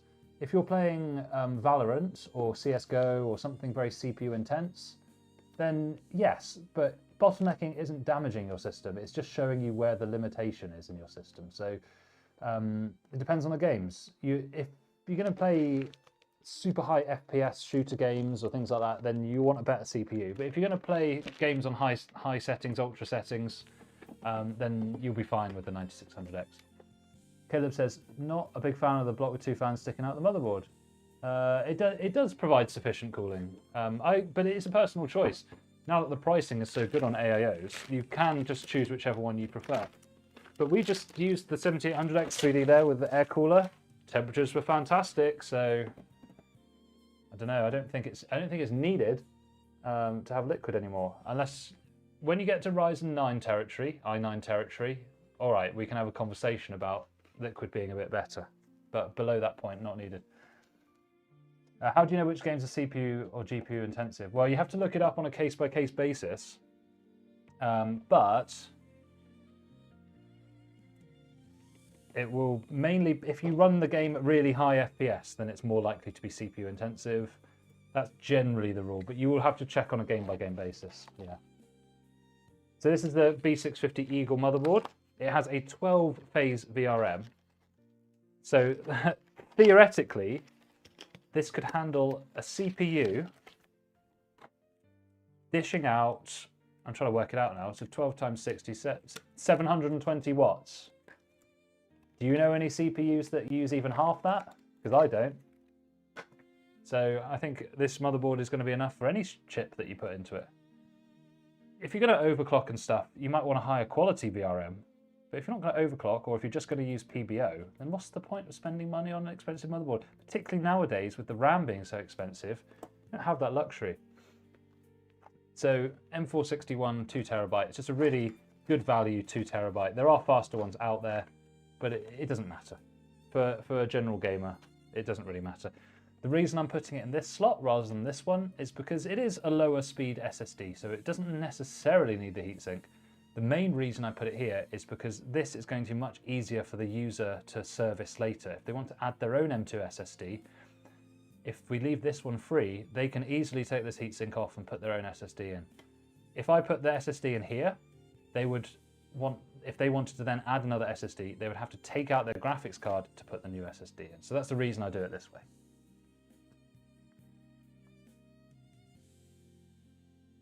Give this man a like for his enthusiasm. Do you know, as much as I love computers, I just love hanging out as well. It's good fun. B850 is good, B650, yeah, both fine. Just get whichever's cheaper. All right then, so next, CPU. Why not? Mix it up.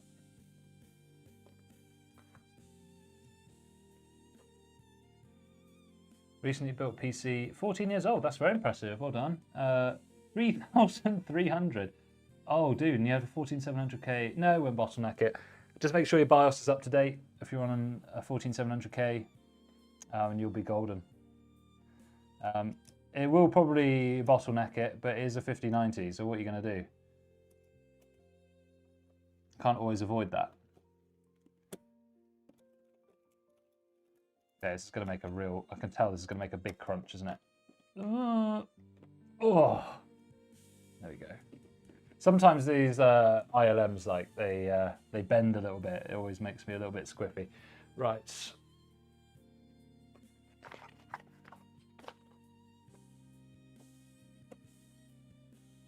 Put the DDR in next.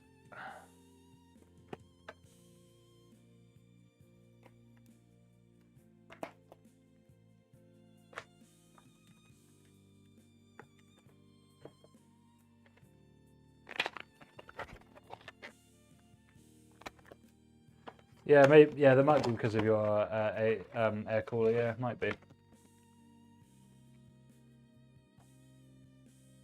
Great. Okay, sticks can go in now. This is a nice looking RAM, this as well, the Crucial Pro overclocking. Just blank, plain sticks, what I like to see. Not too much branding on it, very nice. The problem I have with RGB RAM is they always put like their logo inside the RGB so you can see it. I wish I'd just do one that's plain without the without all that rubbish on it. Craig says, would you consider the 9070 XT, 7700 and 30 gigs DDR4 GCS word? Yes, yes, I'd say that is fairly well balanced. If you can get the 7800X 3D for like 20 or 30 pounds more, then get that, but otherwise you're good to go. I'm new to PCs. I'm getting a PC for Christmas. Hopefully you're buying it from pc36.co.uk if you live in the UK. I'm kidding. RX 9070 XT, great PC. We literally just finished on the same stream building a 9070 XT PC. Excellent performance. You'll be very pleased with it. Right, so literally all we have to do now is put the CPU cooler on. So let's get it out.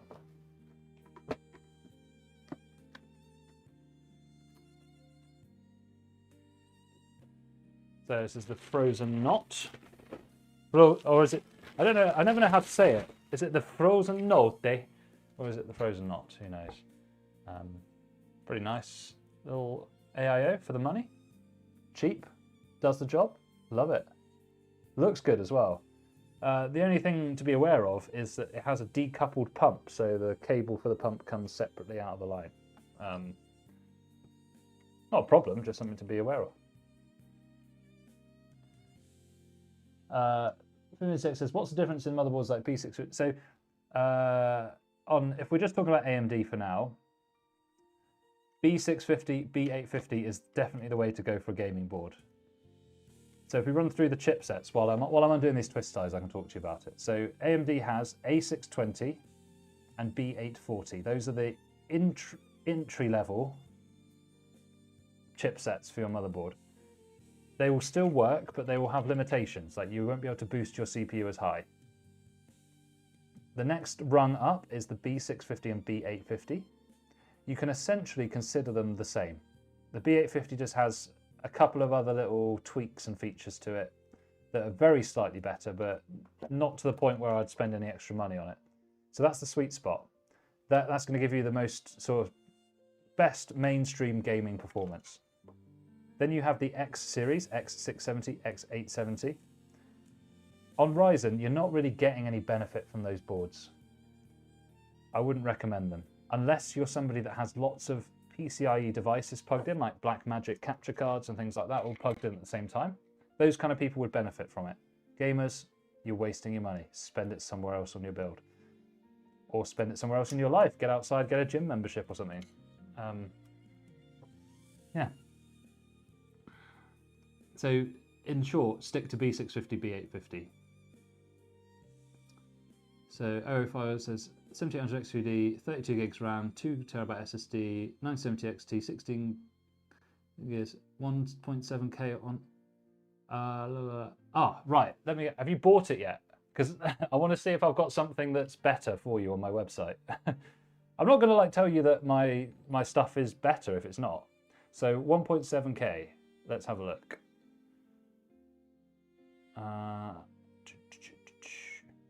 I think I could beat that price. And I could get you better stuff, probably.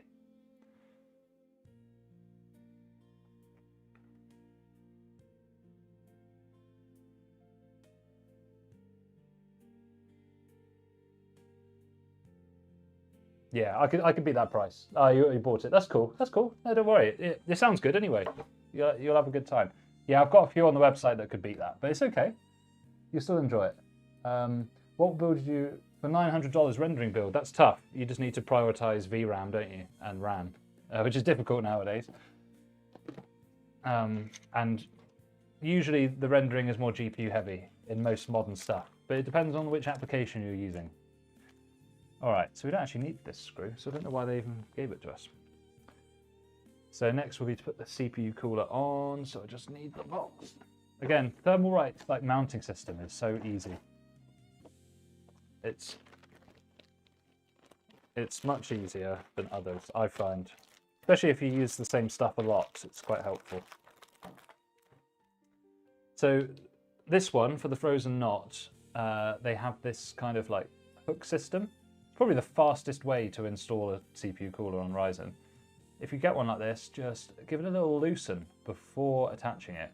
Gives you a bit more wiggle room. Makes things a bit easier. Yes, exactly, Supersonic. Additional 50 off with code. And actually, if anyone's in the chat, they're going to recommend... I don't expect people in the chat to buy my PCs, right?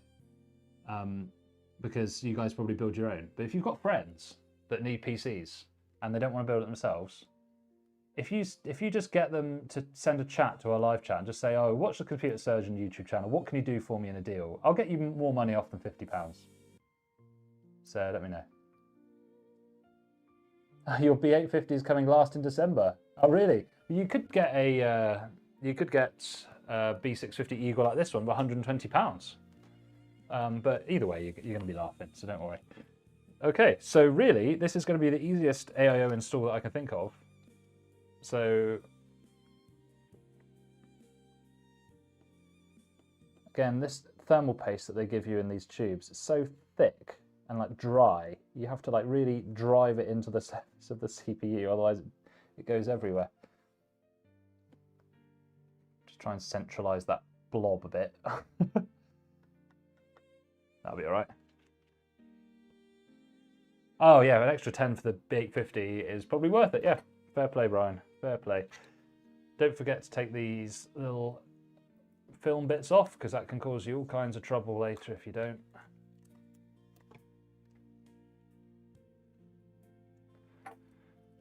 And then literally, you probably can't see it very well on the camera, but there's a little arrow on the side of the cold plate. You just line up with the arrow here and twist it on. Easy. And then all you have to do is just pop this over the top. This is so easy. You just hook it over the existing mounting hardware. Always hook the bottom first. I don't know why. No real reason to do it that way, but it doesn't really matter. You just hook the other side over and just try and get it so it's nice and straight as you can. And then you just tighten it. It's so easy. And just do a few turns each side rather than tightening one side all the way down, because you get more even spread of your thermal paste that way. You don't need to go super tight, just until you get firm resistance. Sorted. There you go. We can peel this bit off later, just to prevent any scratches and leave it on. Philo is late, but that's fine. We've just got this last Antec C3 build, which we're going to try and speed through a little bit because we've been a bit slow today. We just finished the Lian Li A3 build about 20 minutes ago.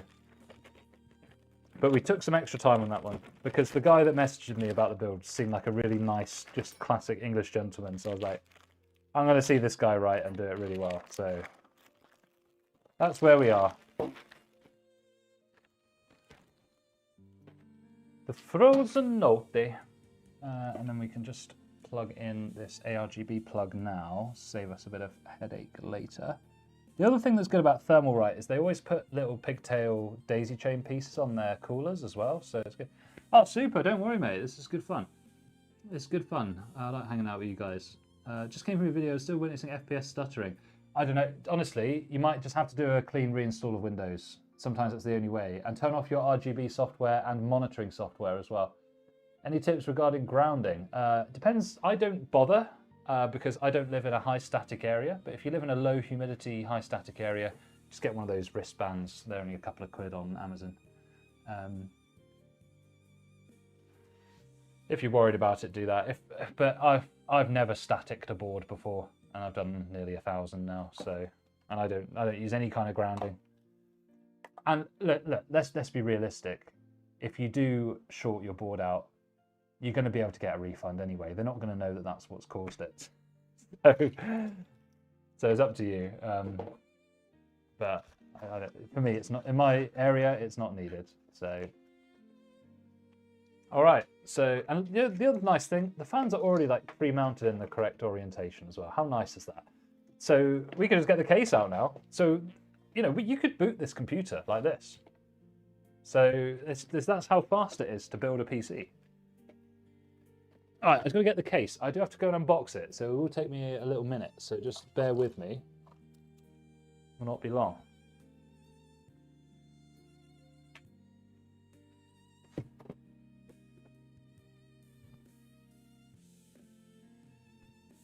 So it's the Antec C3 we're just getting out now. It's actually a pretty cool case. I would say nowadays you're better off getting the Lian Li Vector V100. It's basically the same thing, but done better. So you can get either. The reason I'm using this one instead today, the customer just asked, he showed me a picture of one of my other builds. He says, I want it to look exactly like this. I was like, okay, I'll just get the same stuff for you then.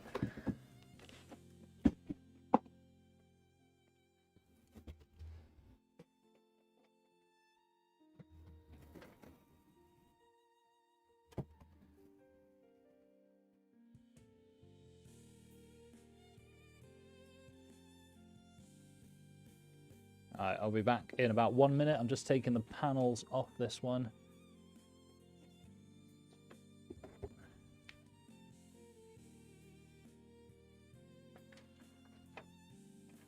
This case does have one design flaw, which is, it's not a long-lasting problem, but it's annoying for me as the builder. It doesn't matter for the customer. They won't give a shit. But this is the sort of cable management chamber. So the box for all the screws is in there. You can't get that out. So in order to get that out, you have to turn the case upside down, take out that dust filter, and then take out these screws, release the hard drive cage, get the thing out, and then put the hard drive cage back in again. How stupid of a design is that?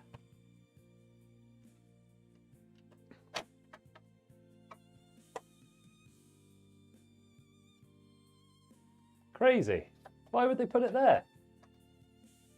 And even when you get it out, because you can't just pull this out through the case. I've tried it. It doesn't work. So main reason is they put little holes in the side of it so it hooks into the hard drive bay. I just think they're absolutely mental for doing it that way. It doesn't like, it's not that it matters. It's just like that quality of life thing for the builder. I could have told them this if they sent me one for free. I could have gone, Antec, sort this out, guys. This is just like an unnecessary step in building my PC. But it doesn't take away from the quality of the rest of the case, which is high, so that's good. Yeah, Superside, the real advice was short out and get a refund. How do I know if Motherboards VRMs are good enough for certain CPUs? If you're on an AMD Ryzen platform, it doesn't matter. Just don't get the basic one. So all you need to do, realistically, for the VRMs, now that Google AI search works, it's actually pretty helpful for this kind of thing. You just type in the model of the motherboard you're looking at and type VRM, and then it will tell you what VRM it's got. If you have a Ryzen 5 or a Ryzen 7, you need a 6-phase VRM minimum. If you're using a Ryzen 9, then you want an 8-phase or bigger. But you can get budget motherboards with good VRMs, like the one we're using today, £120. Got 12-phase VRM. It's not a true 12-phase, but it's good enough. So can't complain. Fab. So this is the Antec C3. It's like a standard. Every time I get this case, it's always got fingerprints on it.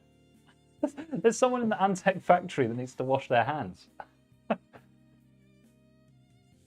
Yeah, you can watch hardware unbox videos, but I find that they're quite harsh on what requirements you need. Like, I think you can get away with less. But it's a good place to start. Yeah. The all-aluminium Lian Li's, they're probably hideously expensive if they still exist, aren't they? Okay, so what's the best way to do this? I'll probably put this in the middle there. So often you'll see on builds on YouTube that they put the radiator in the top first and then mount it to the board at the end. I find actually overall it's easier if you mount to the motherboard first and then put the radiator on later, because you're going to have more space in the top to route all your cables through if you do it my way. Again, it's not one of those things that's like, oh, this is right and this is wrong. It's just over time you sort of learn what advice works and what doesn't. What sounds good in theory doesn't actually line up with the real world. So just need our screws for the motherboard now.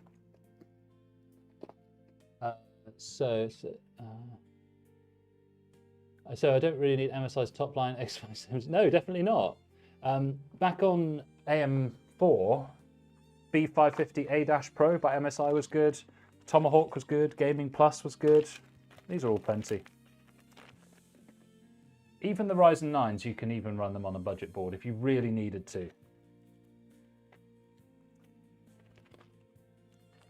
In my videos now, the more recent ones, when I talk about the motherboard and get it out, I do talk a bit more about the VRM and what it's got and what it actually means. So if you're keeping up to date with my videos, you might have noticed that I'm trying to like stop people wasting money on expensive motherboards, because often people will buy a posh motherboard but not have enough for the rest of their system. It doesn't make any sense. Babok, thank you for the sub. So it's Gigabyte B558 OLED, nice, good board. 5800X, yeah, AK500, nice. 48 gigs. 48 gigs of DDR4, interesting. That's a really nice spec. Yeah, JK, that's fantastic. 005 hours, yes, that is a good spec for what you're describing.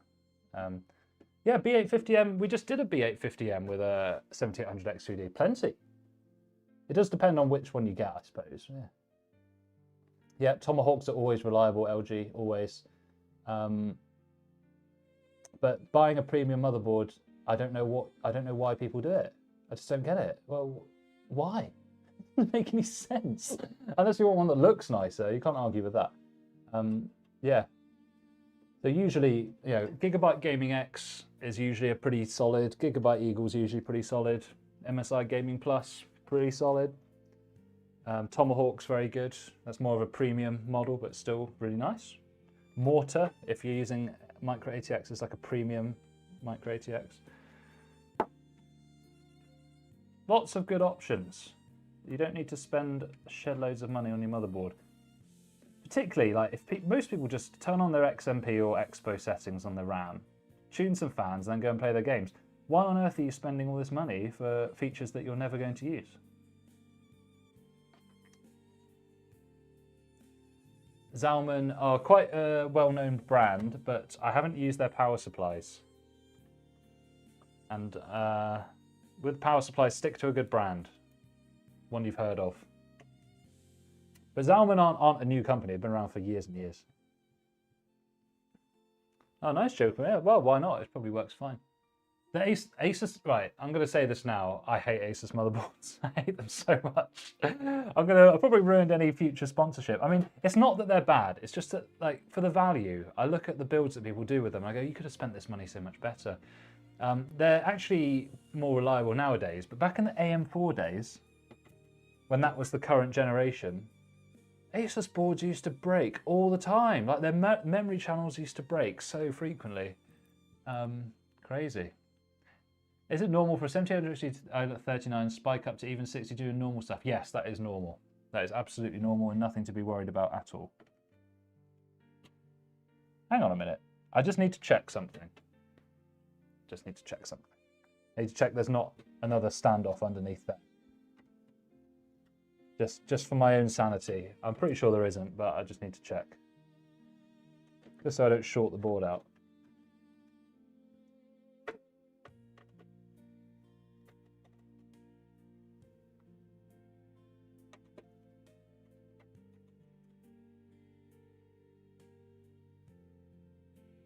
Okay, let's have a quick peek.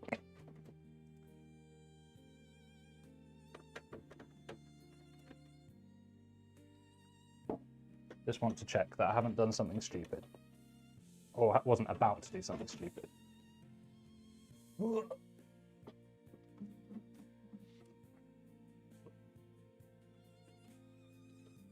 Asus Tough B650 plus Wi-Fi, nice board. Yep, you like that? That'll work nicely. Depends. No, the M just means the size. So the M just means micro ATX. So if you've got a full ATX case, it will look nicer with a full board. You don't need it. It will look nicer. Oh, I haven't taken that screw. I was wondering why that wasn't moving. Only guess where most are manufactured. Yeah, that's funny. That's fine. Good. There's no. I was just checking there wasn't a standoff here in that slot, because otherwise it could short the back of the board. But we were safe, so it's all good. Yeah, Tough B650 Plus is good. MSI B650 plus Wi-Fi is good. Gigabyte Eagle, Gigabyte Gaming X, all fantastic. But obviously, if you've got a micro ATX case, you'll need the M, won't you? But up to you. I don't think there's any particular brand that's better than the others. I think my personal preference would be MSI, just because I like their BIOS. But if it plays the games, it plays the games. You know what I mean? I've not had any problem with Gigabyte boards. I've not had any problems with MSI boards. So whatever. Okay.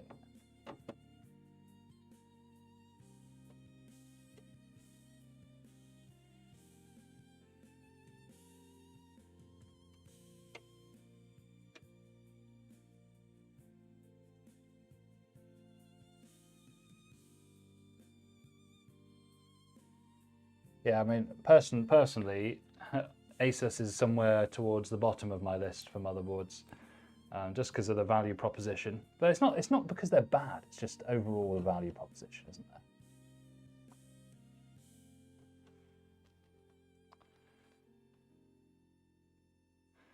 I mean, I wouldn't get a Zalman power supply personally. I'd get a different one, but I think there's a tier list out there. I think Zach's Tech Turf YouTuber has like quite a good tier list, but don't, you know, don't take it too much to heart. Like if it's a C tier, don't think it's trash. That's not what that means. If it's F tier, it's obviously trash, but C tier just means okay, which is really all you need, isn't it?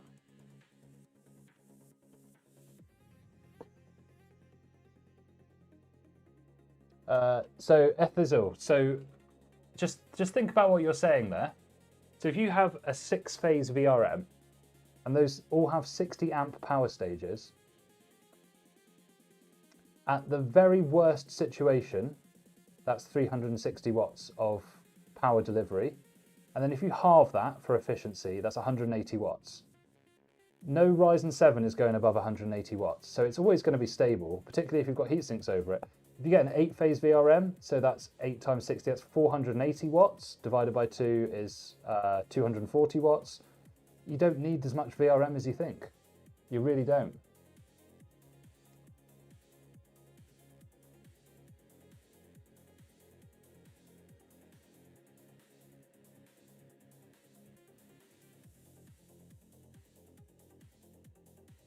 Yeah, exactly. SPL tier list. That's what I was thinking of, wasn't it? So you can use that. Just get a C tier or above. You'll be fine. Ideally B or above, but C is also fine. Okay, right. So we could probably at this point plug in some of our modular power cables.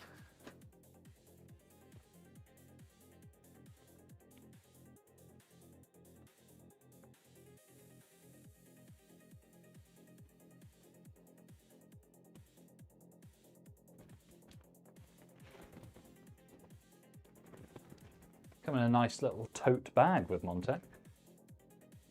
Would you buy a B850 Steel Legend for... yeah, you could use that. Just update the BIOS. It'll be fine. Update the BIOS. Yeah, no worries. You shouldn't have any problems with it as long as your BIOS is up to date. Which I do anyway on all systems, so it's totally fine. They did have that issue, but even then, the number of burning CPUs was very low, but the number should be 0. So I get it, but when you update the BIOS, it'll be fine. Can I get any RAM I want, or should I check the QVL? The QVL will be very limited. Nowadays, I don't bother. Back in the early DDR4 days, you would want to use the QVL. I don't bother anymore. Do you think it's worth going from a 7600 to 7800 XCD? I mean, probably not. Probably not. Wait for the next gen of Ryzen's maybe. So either get a 9800 X3D or whatever the next one's going to be called. Cool, so we've got CPU power cable. We can plug that in now. Do you see what I mean about not having the radiator up here at this point of the build? It just makes things a lot easier, doesn't it? Like you can feed through your cables, you can hook up fans, you can do whatever you want. Speaking of which, let's put in this fan splitter.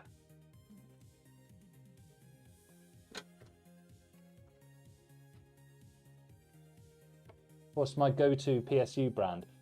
So for budget builds, Deep Cool. For mid to higher, either Montec, Corsair, MSI. Some Gigabytes are good as well.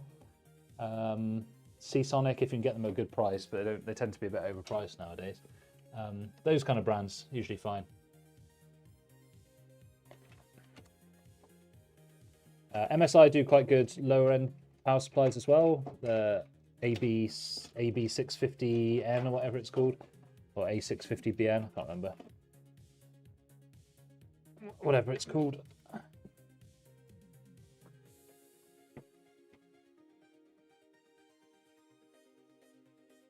Why not set 2 intake on? What do you? 2 intake? I don't know what you're talking about there. At the moment, sorry. Yeah, the RAMs put you off. That's fine. Then just stick on AM4. No worries. Yeah, so no Rex is great. That's a great idea. The only thing I'd say with the RAM is on DDR5, you can get away with 1 stick. So maybe get 1 stick of 16 rather than 2 sticks of 8. That would be the only change there. Seasonic's very reliable, yeah. AM4 is probably the only option for a new PC in a certain budget range. But overall, it's the platform cost over time is you're going to be better off with the new stuff, aren't you? So that's always the trade-off at this point, is the cost versus... okay.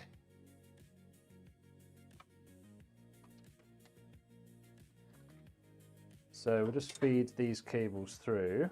This is the other thing about mounting the radiator last, is that you can just feed the cables through, no worries.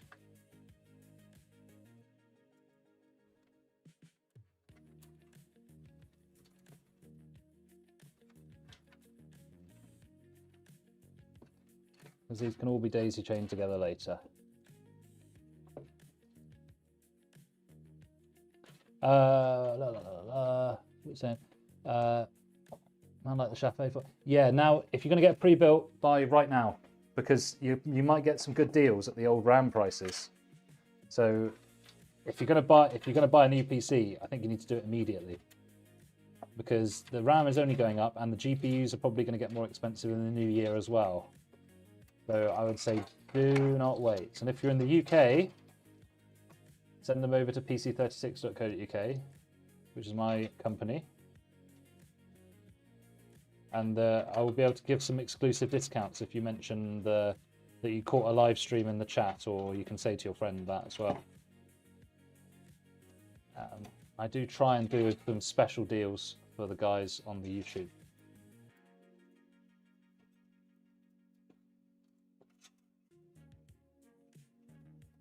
So normally it's quicker to stuff these cables through if you just stand the PC up, but I am live streaming, so I'm trying to keep it visible for you guys. Great. So that's all through, and then we just need the pump cable. Plug that into the CPU optional header.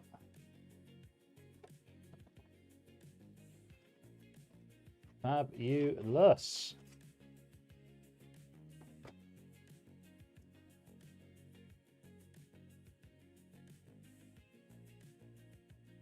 Would be a good success for a fractal defined 7 case. I don't know. A case is just mainly just what you like the look of. So I don't know. Have a look at the Mesh i3. That's quite nice. Do you think a Gigabyte B650 is okay for 9700X? It does depend on which Gigabyte. But if it's like an Eagle or a Gaming X, that'd be fine. Man like Shaft. Yeah. So just it will either be in the description, or you can type !PC into the chat and it will give you the link. And I'll definitely get some good deals in there if you know about the YouTube. In my PC, I've got RTX 3056 gig, 5500, 16 gigs RAM, 500. I'll get a new GPU soon. For now, I want to get a new SSD or more RAM. Well, you're probably better off getting the SSD at the moment, or the GPU. It depends how much you've got to spend on one, really. That's always the key, isn't it? It's always the key. I miss the days of plugging in Intel or AMD CPUs on the same board. You must have some insider information that I don't know about, because I've never heard of that being a thing. Right. Okay.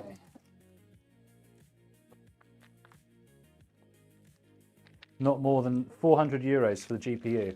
Oh, I don't know, like a 9060 XT 16 gigabyte is a pretty sweet little choice for graphics, I reckon. That's probably the best you're going to get for that money. What do you think about PewDiePie's Super PC? I haven't seen it. If that's the one that he built in the Lian Li A3, he didn't do the best job, but it's okay. You know, he's not an educational tech YouTuber, is he? So, you know, he's just doing it for fun. If he likes his PC, that's all that matters. But I don't think he could have done a better job. And it looked like he went off camera and tidied it up a bit before the final reveal, I think.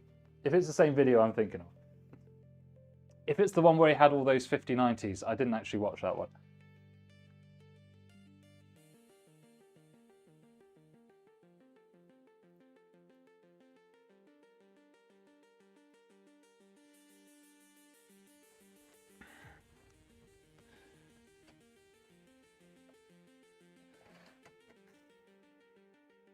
I'm just securing the radiator from the top. I'm not going to change the camera angle because it's just boring for you guys.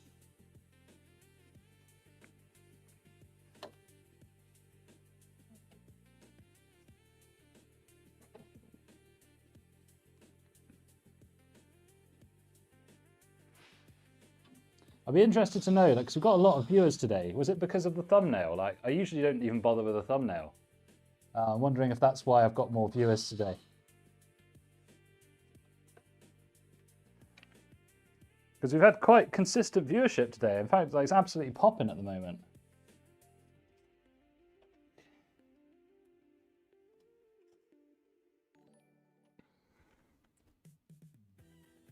And if you're new to the channel, don't forget to subscribe. Just like Alex something has, I missed the end of his message there, but thanks for subscribing. Subscribing means that I'll keep doing these streams, helps grow the channel, etc., etc. And liking the stream also helps push it out to more people so more people can enjoy it, get the help and advice that they need.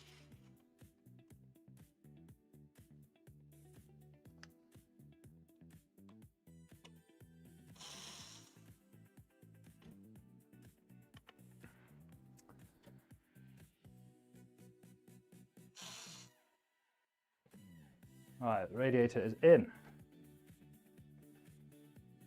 Oh, yeah, I'll do some temp tests later. Yeah, absolutely, have to. The algorithm put you on my homepage. Love it. Yeah, cool. Love it. Recommendations. Okay, fair enough. I like it. Thermalright PSUs. I have used the ITX ones, and they do work. I haven't used the full regular versions yet, and I'll probably leave it for a bit. Well, thanks, YouTube algorithm. Yeah, fantastic.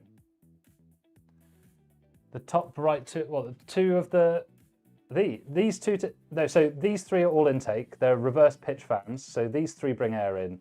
This is exhaust, and these are exhaust. So it is a negative pressure system, so it's suboptimal, but it doesn't need to be optimal to work well, so it's okay. Yeah, so you've got intake, intake, intake. So I wouldn't have fans on the same radiator facing a different direction. I don't think that would be a good idea. You're just going to create turbulence and other problems.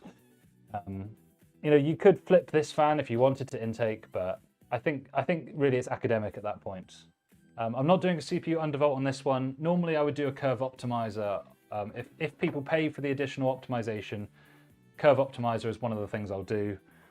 Thermal limit, other things like that, but most people don't bother. And in fairness, you know, do you need that extra few % performance to pay me to do it for you? No, you could go and learn how to do it yourself if you wanted.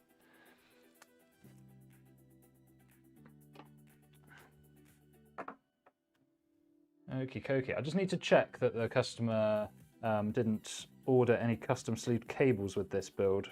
I'm pretty sure they didn't, but I'll just check.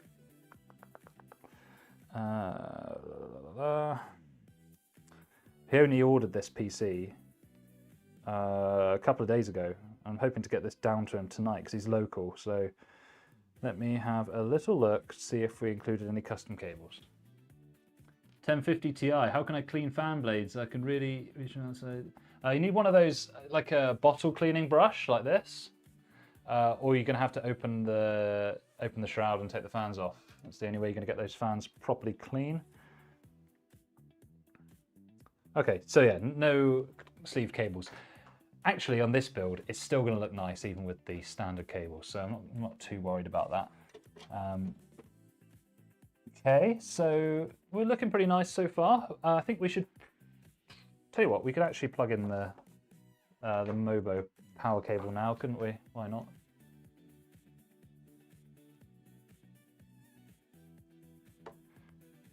There's a 7. Don't spam the chat like that. Don't do that. I'll ban you if you keep doing that because that's really annoying. Don't copy and paste the same message in 3 times.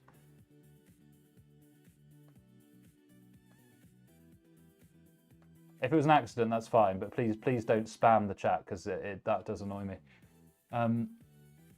But in answer to your question, yeah, that seems okay. Seems fine. I mean, I'm not as up on laptops as I am on desktops, if I'm quite honest. So, no, it's okay. Don't worry. It's fine. I'm not going to ban you now. Just please don't spam because it's just not fair to other people that are just trying to read the chat. Okay. That's all. That's the only reason. Okay. I don't take it personally. I'm just trying to make sure that everyone has a good time. Beautiful.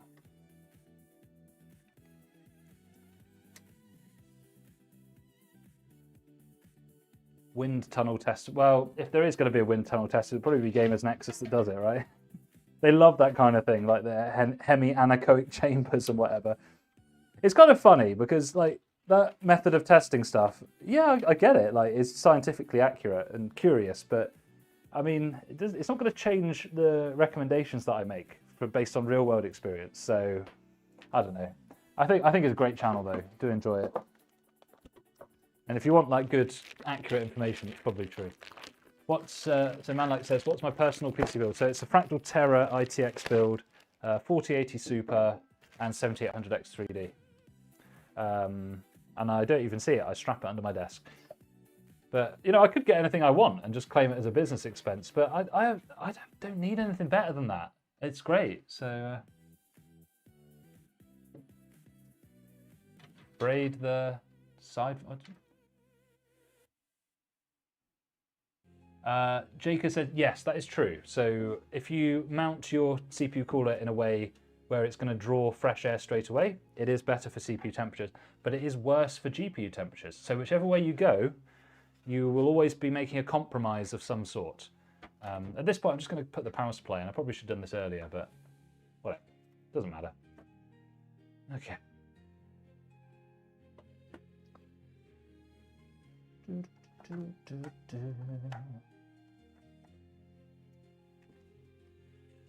So yeah, you will always, so technically if you wanted the best temperatures, you put the AIO as intake, but often that means that the build doesn't look as nice aesthetically, so it's a balance. And I think a 360 cooler on a Ryzen CPU, you're gonna be fine.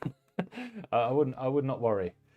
Right, I'm just opening up the GPU because I want to see how many power connectors I'm going to need for it. So this is the GPU we're using, just plain RX 9070 Power Color Reaper, like entry level, but 3 fans, so the cooling will still be fine, I'm sure.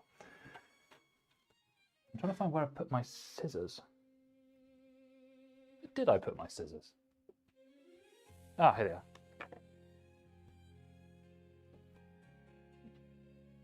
How can I know how many RAM my PC can handle? You Google it. Google your motherboard model and it'll tell you.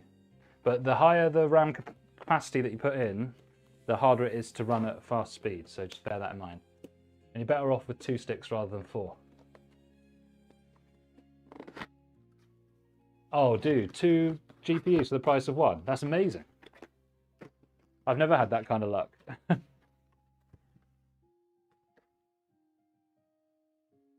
All right. Fair enough. Fair enough to you, my friend. But again, it's the thing I quite like about the more the lower end of the stack for the AIB models is they don't have all this like gaudy, awful RGB on it. They're just kind of classic, and they'll always look good. Like this is just a vintage classic design that's always going to look nice. It's just plain black. Great, like it. Oh, they do put a lot of film on these, though, don't they? So how many power connectors? 2 8-pins. So that's perfectly manageable.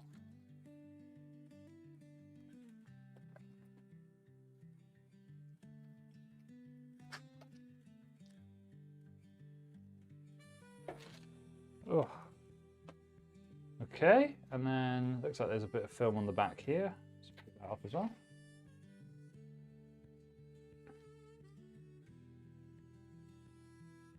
This one's actually fairly light. It's got quite a it's not an elaborate cooler, but you don't really need an elaborate cooler. I think this is going to be okay. Yeah, it's nice and slim. Like you could easily fit this into an ITX build, couldn't you? Yeah. It just looks decent, man. I like it. Kind of. Can it damage your GPU CPU if you paint the plastic? Yes. Don't. So you have to take, if you're going to do it, you have to take the shroud of your graphics card off, and then you have to you have to spray paint it basically, but you have to do it in such a way that you don't get big globs of it everywhere. Ideally, you take the fans out as well. It's difficult. How do I know if a case has good airflow? Market is loaded with good looking case. Well, if it's a fish tank style, the airflow is going to be good. If it's got a mesh front, it's going to be good. I mean, that's it.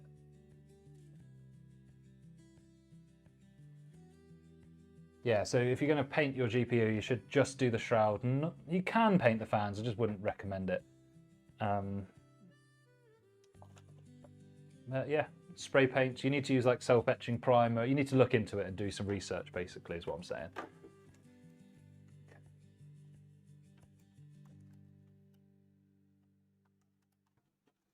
Ugh.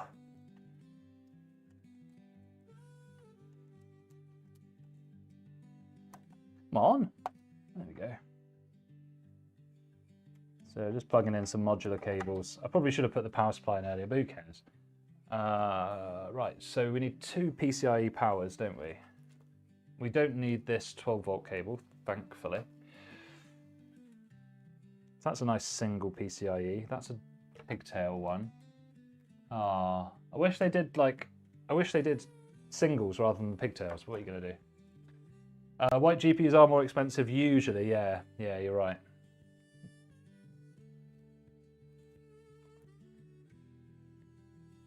Any board recommendations for 9800X3D? Scared to use that? You'll be fine. Just update the BIOS on your ASRock board. It'll be fine. Just really make sure it's up to date. Use the BIOS flashback on the back. Yeah, it's probably not worth it. I wouldn't recommend spray painting your car. I mean, I've done it. For my ex-girlfriend, I did it because she wanted it white, and it works. And it worked for years. But if you're worried about it, yeah, don't take the risk.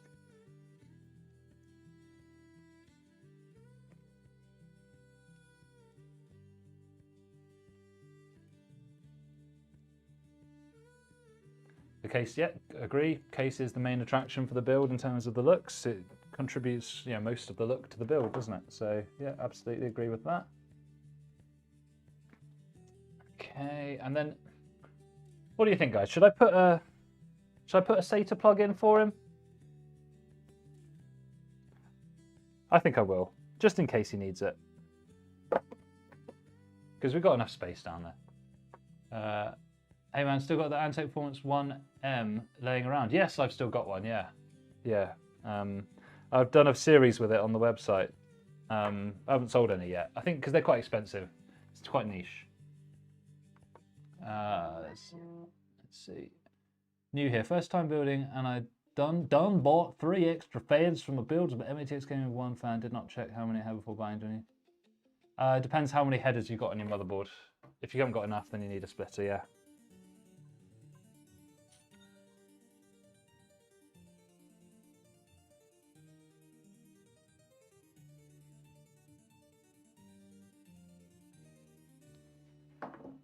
Okay.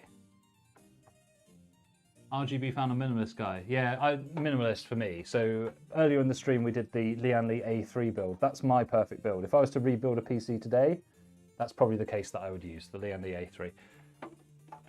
Okay, so I'm going to put this in. This isn't the normal way I would mount a power supply. I normally have it stood up to mount it, but for the benefit of the stream, I'm doing it this way. FYI. How do I clean dirty GPU topside, simple airflow content? Yeah, like I said, I don't know about the top side, but yeah. If you really want to clean it properly, you're going to have to take it apart, I'm afraid. You're going to take the shroud off and clean it.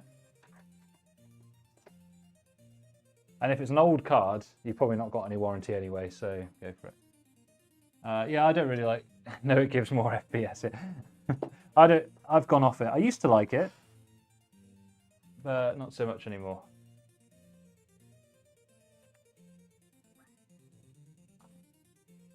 Sorry, somebody's texting me.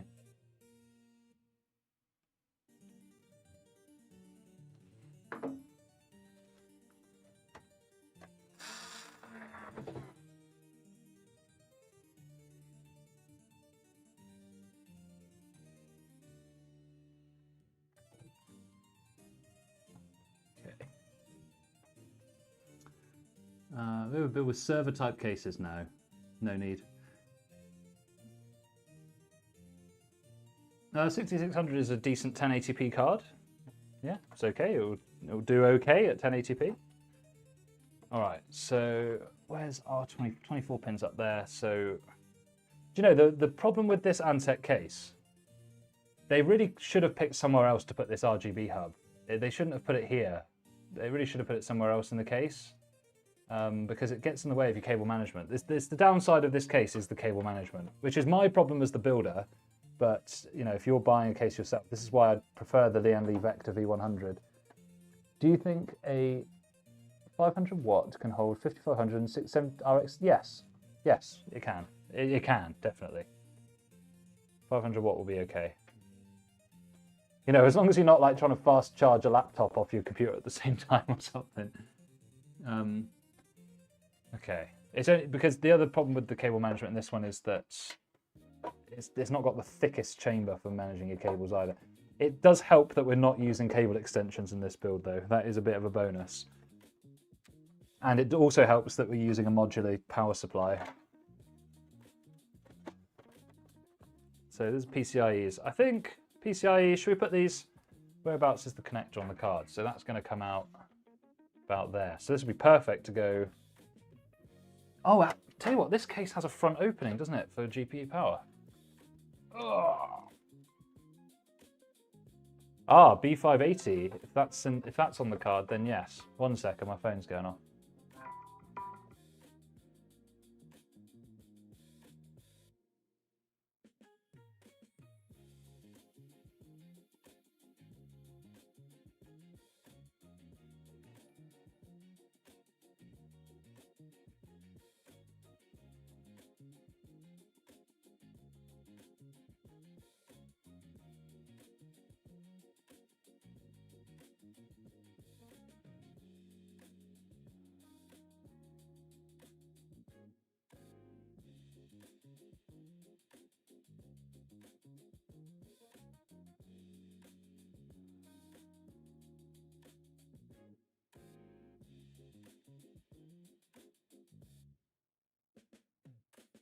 All right, we're back in business. That exhaust looks clean. Thanks. Sorry, I just had to answer the phone very quickly. Okay, so I've just got to, so you see there's a gap at the front there. I'm just trying to feed these GPU power cables through there. Hopefully that will give us the cleanest look. Oh, that is a squeeze to get that out of there, I tell you. Ugh. God, I feel like I'm giving birth.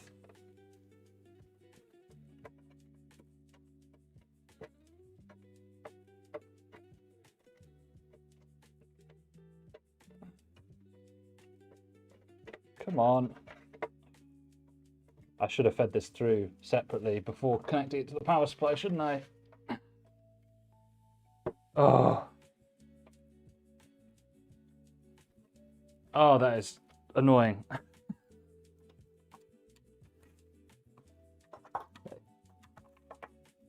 Try again.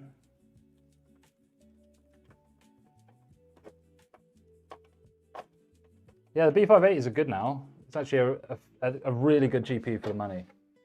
And you've got the 12 gigs. That's going to see you right for a decent while. So I'm a stand for it, I tell you. Oh, I can see the head.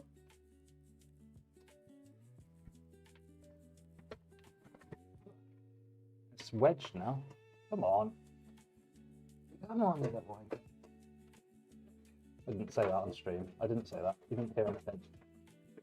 Oh. Oh. Oh. Oh my God, it's a boy. I've got to do one more of those. It's twins.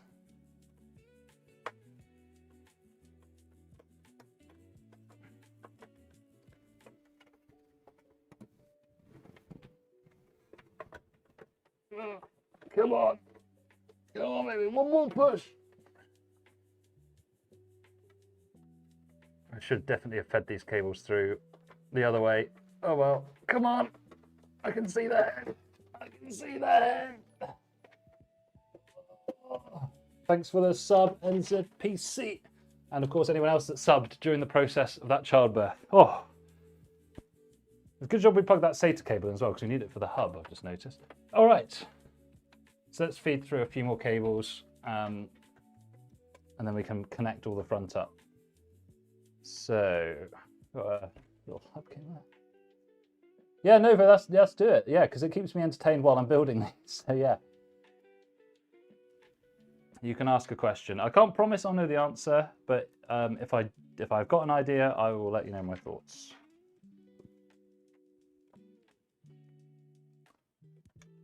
Hey, I've got, so Jack Powell says 7600 4070 Ti upgrade.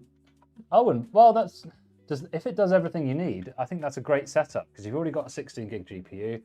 4070 Ti Super is pretty nice. Unless you're really itching for it, I think you're good. I think you're good with what you got. Zetra just finished work. Wow, you've done a whole shift at work while I've been building these two computers.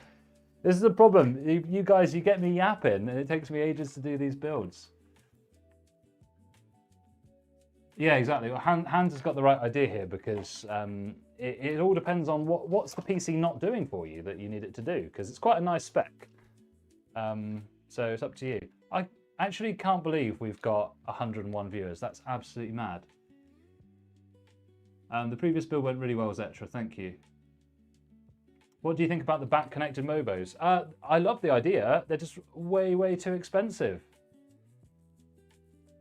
That's the problem with them. That's why you don't see them. But how can I possibly recommend somebody to go for a back-connect motherboard when you're going to be spending so much more money for no extra performance? But the concept is great. Can't knock the concept. 3080 Super, should I upgrade? Did they make a 3080 Super? Is it 3080 Ti? It's been ages since I've talked about the 30 series, so I can't remember.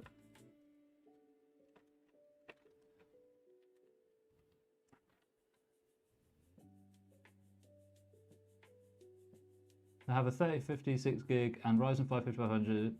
When I turn the PC, the GPU is always off and I have to turn it on multiple times to make the GPU turn on. Just check the connection. So check your monitor connection. So maybe try a different cable.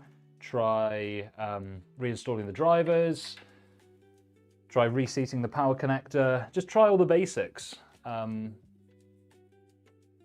It sounds more like it's probably more likely your PC isn't booting up and it's taking several times for your PC.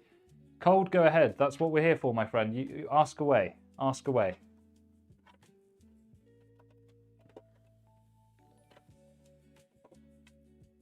So HD audio. I'm going to try to route some stuff across the back end of this. And I promise this will look more interesting in a minute. I'm just feeding some of the cables through so that I can plug them all in one go. That's all. But we are building the Antec C3 build. I've tried to do this really quickly, but I've ended up having a nice chat with everybody. It slowed me down. B580 won't bottleneck. Yeah, I mean, the CPU will be a little bit bottlenecked, but the thing is with a bottleneck, people think of it as being like it's injuring you. It's not. It's just a bottleneck just tells you what the limitation is in your system. That's all. So don't get too hung up on it. Yes, it probably will be very slightly too fast for your CPU, but it's okay. It's still going to work, so don't worry. Okay, and then I'm just gonna, just because I'm a nice guy, I'm gonna pre-route a SATA data cable. So many cables. Oh, don't worry, we'll be tidying these up at the end. Secondhand PC yesterday, I found out whenever I tap the front part of the PC, it reboots my PC all of a sudden. You might have I don't really know what, you might be tapping on the power button or the reset button, or there might be a cable with an exposed wire that's getting shorted when it touches the case when you push it. Those would be my guesses, but until I have it in my hands, I wouldn't know. Found you in my For You page and love the stream so far. Kind of newbie with PCs. Yeah, ask away. Go ahead. Cold PH, thank you for the subscribe. Welcome to the stream. I can't believe we've got 105 viewers. This is crazy. And guys, there will be a video releasing, a full video releasing on my channel today in about an hour's time. So if you subscribe, hopefully that will get pushed to you by YouTube. I actually had it scheduled for 4 PM, but I need to change it because I don't want my viewers to like be dragged away to something else. So I'm just gonna reschedule that for I think 5 PM. Otherwise, I'm cannibalizing my own audience. PCI 3 versus 4 doesn't really matter that much. Not on the lower end. Photoshop Lightroom Workstation 9900X, 9950X. I mean, you're just telling me which one's better, so I'll just get the 9950X. But I think Photoshop doesn't need too much, does it, on the CPU? So I think, but I'm not an expert, so I don't know. There is a channel called Tech Notice. That guy might know a bit more about that kind of thing. But I think either one will be all right. 2025, good to see you, my friend. Welcome to the stream. Where's everybody tuning in from today? Like, what part of the world are we in? Because we had cold pH, I imagine that means Philippines. I don't know, but it's just always interesting to hear where everybody's from. Okay, so we are building an Antec C3 build, and all I'm doing at the moment is just I'm pre-feeding some of the cables through. So that's why it's not looking very exciting for you on stream, but it will look better in just a moment. So just give me just a minute and I'll have that on screen for you. Right, here we go. So it looks a bit of a mess, but I just put all my cables through and then plug them all in one go. So we'll just go top to bottom, shall we? So let's do this motherboard 24 pin, because that's the top one. So we'll just do this, plug that in. And one of the benefits of not using custom sleeved on this build is that the cables are a bit slimmer, so you can just tuck them away and you'll barely be able to see them at all, actually. So very handy. Cool, let's see where everyone's from. Germany, nice. Canada, Italy. Do you know, I need to go to Germany. Where do you think I should go in Germany, like for a city break? Do you think Berlin? My friend went to Frankfurt recently. He said it was great. Got really cheap plane tickets. Canada, nice. Italy, cool. I need to go to Italy as well. I've never been. PC cable ties versus Velcro. I'll just use cable ties if it's got tie down points. UK, US, Leeds, nice. 108 people on my live dashboard. That's amazing. India, Palestine. Palestine, really? Wow. These fans, yes, they are. They're all ARGB. Once the build's finished, we'll be able to see them all light up. And we'll do the full reveal and everything when it's done. We're not actually too far away from finishing this now. I think maybe 20 minutes. So we're getting there. So next thing I'll plug in is this USB 3.2 front panel. This kind of view, it's always difficult to see exactly what I'm doing. In my full YouTube videos, I do show it in a bit more detail, but on a live stream, it's just not possible. And then we've got the USB-C, that could just go in there. Boom. What was it about people that made you click on the stream? I'm really interested. Was it the thumbnail, the title, or just like the mood that you were in on the time? I don't know. 2025 price of this. So this is I haven't got all the specs on screen. Most of them are there. We'll go through it later. I can tell you exactly how much. I mean, you know, I'm doing this as a company, so I do have to charge because I have to cover things like shipping, wages, and other things like that. So this one, the customer paid. Well, it was 1509, but they used the code YT50 for £50 off, so it got down to 1669. Something like that. What was it? Let me have a look. Oh, sorry, 1509. My mistake. So I gave 1509, and I did. He didn't use a discount code, but I gave him another 20 quid off or something because he paid with bank transfer rather than card. YouTube recommendation, nice. But you must have other things on your... Oh, no ads. Yeah, that probably does make sense. But why would I put ads on a live stream? Because it will ruin it. Everyone will just like watch an ad and then go away. And also, like, I'm not going to turn ads on. I'm probably going to make like £3 if I turn the ads on. So who cares? I'd rather people just have a good time.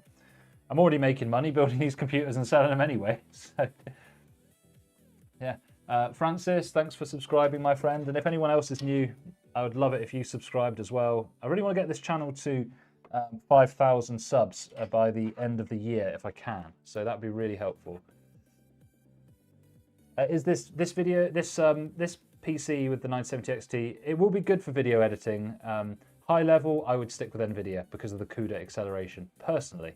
But you could still do it on this one. So HDD LED plug here, I don't think I can get that any zoomed in anymore, can I? You can plug these in, or you can choose not to. On my builds, I don't plug it in because I find the light is annoying. But if I don't plug it in, people will tell me, why isn't there a hard drive light on it? So I am going to plug it in, but normally I wouldn't. Zetra's got, yeah, I've got YouTube Premium. I don't watch Netflix. I don't watch any of that other rubbish. It's worth paying the £10 a month for me. So yeah. I was actually looking for PC guide for my exam next Monday. Okay, fair enough. 2 months YouTube. Upgrading my PC, AMD 9800 X3, nice. B650 motherboard, nice. RAM and new video card. Well, depends on your budget. The RAM is going to be expensive, my friend. Luckily, everything else is on a good deal at the moment, so it does offset it a little bit. Right, so now we need power LED plus and minus. So these go down here as well. Again, I'm not going to be able to show you these in detail, but the plus goes on the left, and I remember that as PL, plus, goes on the left. That's how I remember it. And then the power switch can go there. There's no reset switch on this case because that goes to the integrated RGB hub. Fractal cases, some kind of. Actually, probably my favorite PC brand in terms of the way the design looks. So, yes, but that doesn't mean that others are bad. It just means that I particularly like that one. Great, so we can just feed some of this slack back through now.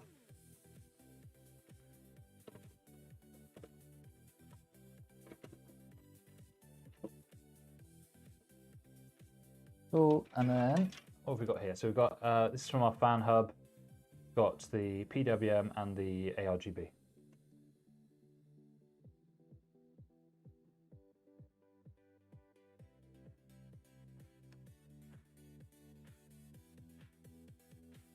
Oh, no, 10900K is a real nice CPU, my friend. It's not going to be as good at gaming, but the snappiness in Windows is unmatched. So you could just keep your 3090 and see how your performance is, and then, if you need to change it, you can. Up to you. If you've got no budget, then personally, I think the 5090 is a waste of money. I think it's too much. Most people will get everything they need from 5080 as the top end, so up to you. 10700K, 10900K. Actually, two of my favorite ever CPUs, those. Really good CPUs. Okay, so let's plug in this PWM into the system fan header down here. And then this board's quite good. It's got like 3 ARGB plugs on it. It's quite good. So we'll just pop that.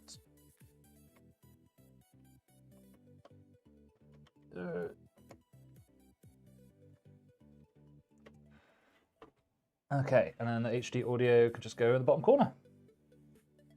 Bish, bash, bosh, baby. Okay, so the bottom end is all plugged in. So we can just feed the slack of those cables back through.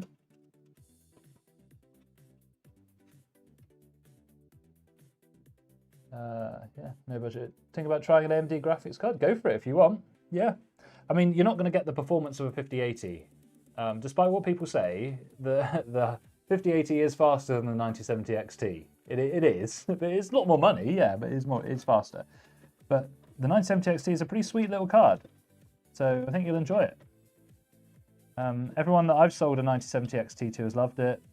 Equally, 9060 XT for the budget conscious, that's also really popular and does really well. I think AMD's getting a bit more recognition on the graphics this generation. It'd just be nice if their prices were a bit lower. They could really grab a lot of market share. What do you suggest installing when people build or get PCs? As little as possible is the answer to that. Chipset driver, graphics driver, networking drivers if you need them, and try and keep your Windows as lean as possible. Reduce the amount of crap. If you need RGB software, that's okay. That's personal preference. But yeah, as little as possible.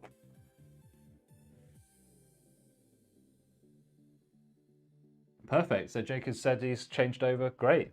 Yeah. I think most people would echo that as well. I think most people have a good time on AMD graphics. So yeah.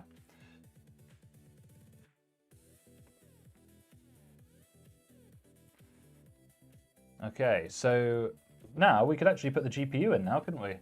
One of the downsides of this particular motherboard is that there's no silver armor around the PCIe slot, so it will sag. So you need to use an anti-sag system.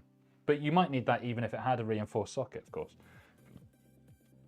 So we just need to take out 2 of these PCIe plates.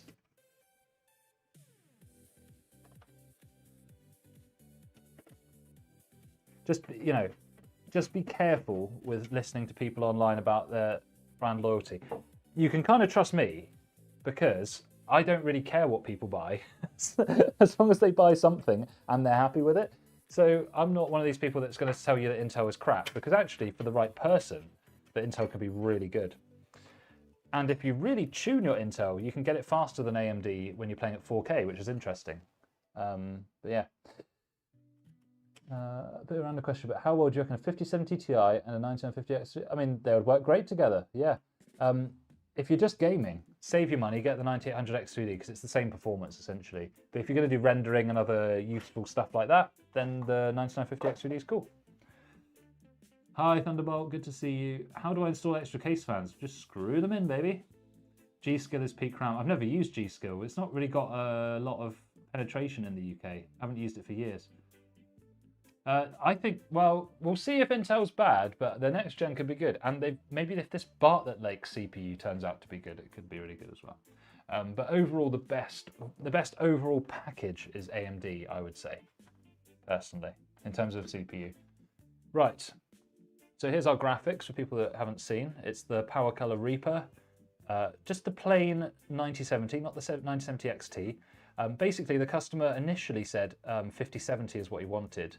And I just put it to her, I said, well, if you're going to be playing Flight Simulator, which he is, you might want that extra VRAM that you can get with this one. It's only like 40 or 50 pounds more. What do you think about that? And he said, yeah, okay, let's give it a go. So we're using this instead of the 5070 today.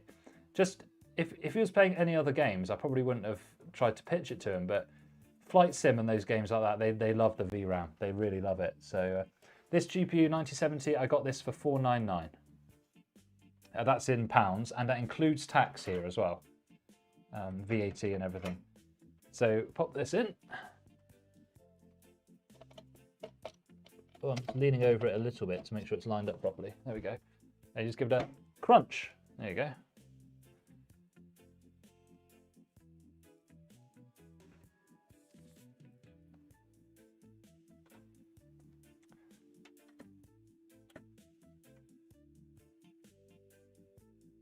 I can't believe we've got 100 viewers. I'm actually stoked. This is fantastic, by the way. What's up, Pips Farrow? Good to see you, my friend.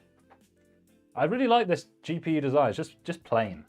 It's timeless, classic. It's always going to look good. Right. So it looks.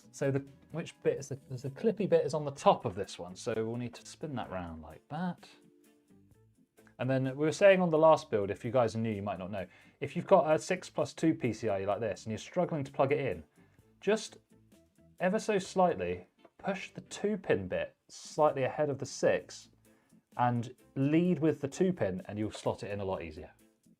The 2-pin bit has to go in before the 6-pin if you're going to do it this way. So you just do it, lean it from the side and then push it in. And it just goes in really smoothly then.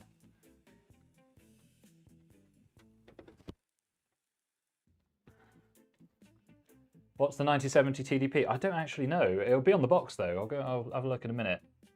But we've got an 850 watt CPU, which is probably a bit overkill, but the customer wanted it. He said, I want an 850. So I was like, okay, fine. You do you, my friend. You have whatever you want. You're the customer. So that's what we've got. Okay. So those are both in, and we just need to manage the cables. Wow, 760 USD for this card that's too much.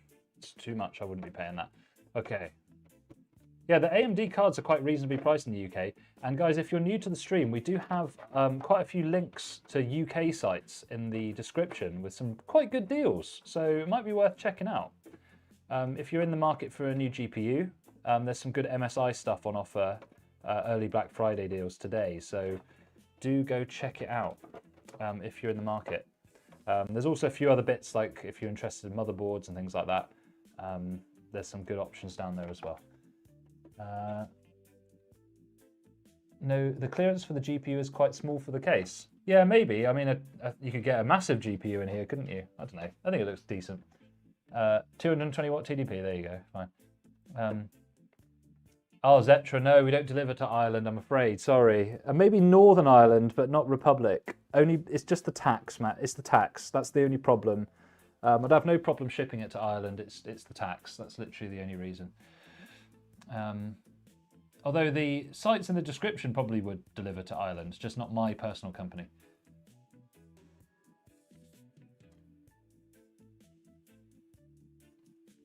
Nice one, good to see you, Toji. Yeah, very nice, very nice. Okay, so most of the cables on this side are looking pretty tasty. I just need to sort this one out. So we'll just put some ties around it. Now, if you've got these pigtail cables, you can make it look a little bit tidier. Just fold it underneath like that and then tie it. Because it will stop it from sort of flapping around. So we'll just do that. Bring it up to the collar of the connector and it hides it. And then if you want a bit of extra source on that tip, with your cable ties, what you do is you push the little knotted bit of the tie around the back, just slide it around like that, and now you don't see that knot anymore. It's just a little bit premium finishing. And we can just pop that through this hole at the bottom here.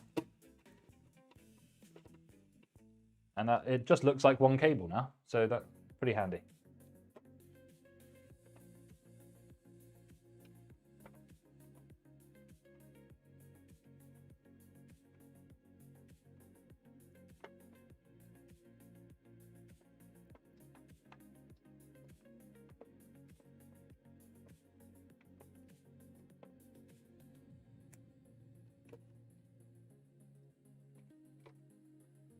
Okay, so really, this build would have looked a bit cleaner if the customer did spring for the custom sleeve cables, but I think we can still make it look decent. Obviously, you can tell that you might get this looking a little bit fancier. Yeah, you can already see the sag. Well, I do have a sag stand that I can put in here, and I'll just give the customer the link. They're only £5 on eBay, so yeah, there will be sag in this one when we stand it up. It doesn't look too bad from this angle, at least to my eye, but yeah. Yeah, RAM is not in a good way. I would not be building a server now unless I really had to. Okay. Right, so all we need to really do now is feed some cables through, connect up our fan hub, and then we're actually ready to boot this thing. So get in there. Pull the GPU cable longer. What, because you think it's pulling it down too hard? I think it's okay. We'll see. We'll see. Yeah. Good to see you, Sadashrag. Don't know how to say your name. There is a little bit of sag, but there will be. It's a long graphics card, so we'll put a little wedge stand under it when we're done. The alternative is you can get the motherboard mounted ones, the Lian Li GB002. Those are really nice. So it puts like a clamp over both ends of it. It looks good. Do you synchronize the RGB? It does depend on what you buy. So if it uses a standard 5-volt ARGB plug, then you can mix the brands. But if it uses something like Corsair Link or something, then you won't be able to mix that with others. Also, if you use different brands for your RGB gear, sometimes the color is very slightly different between them. So if that's the kind of thing that would annoy you, then avoid it. Okay, so we've got a viper's nest of cables here to sort out. So let's do our best. So this area of the case is quite busy, so I want to try and offload as much of it to the right as I can. So let's see. When I do my cable management, I don't need it to look perfect. I just need it to look good enough. Do you know what I mean?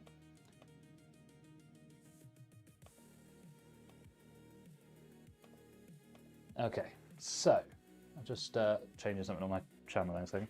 Right, so we've got this. So I'm going to daisy chain the top RGBs together. So let's just disentangle all these separate cables.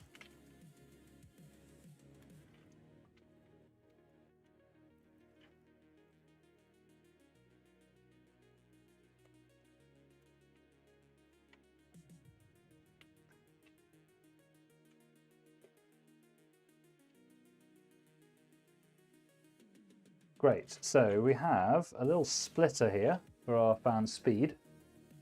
This is the most fun bit. You need the side panel and a hammer. Well, no, you just need to like,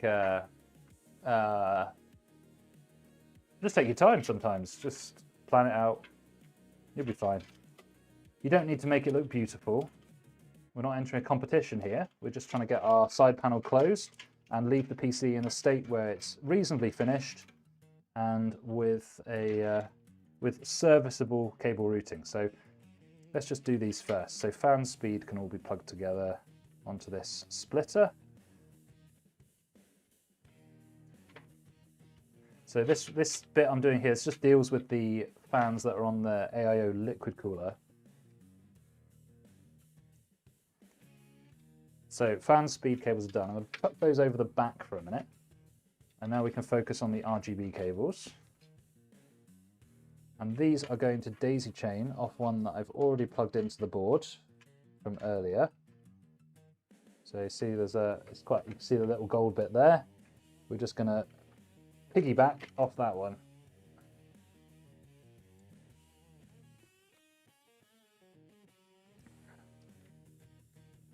And this one will have a pigtail as well, so we'll just take that daisy chain pigtail piece off and we can just connect them up. Now these plugs actually stick together quite well, but if they don't, you can just electrical tape them together if you're worried about them slipping out.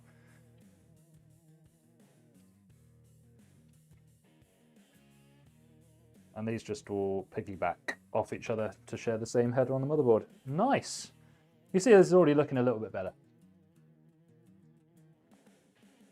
Oh yeah, Sidazag, yeah, they are a real mess. We'll be sorting it out, don't you worry. Okay, so all that cabling is done now, so we can just tie it down. So if we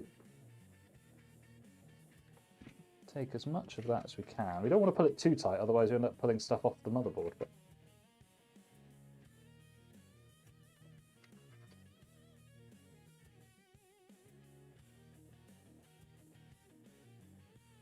oh, that's the rear fan. Okay, so just put those separate.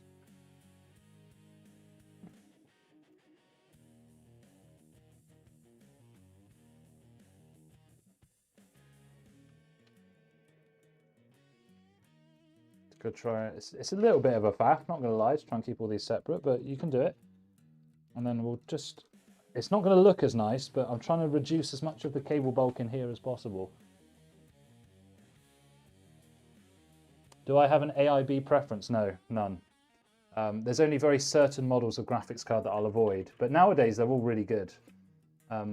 So I tend just to go law of the cheapest model on those kinds of things. The cable management on this C3 case is not the best. I would recommend that you get the Vector V100 Lian Li instead. Tyler, nice to see you, my friend. Thank you.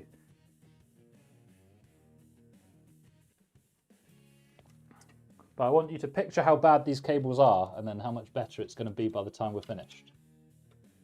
And hopefully I will have done my job properly. Right. See, this is a really annoying eyelet to get to because it's depressed into the case. So you have to like hook it round like that.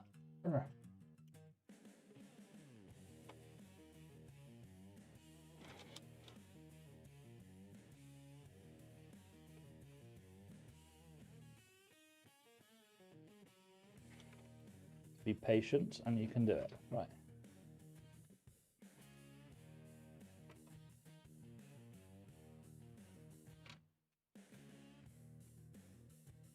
Bird's nest, yeah. Well, I think I always use the phrase viper's nest, but yeah, bird's nest is probably accurate as well. Okay, so those are kind of out of the way now. I'll just put another one around here just to bunch them a bit more. But yeah, with this is the other problem with AIO liquid coolers with RGB on them as well. They've got so many damn cables. Right.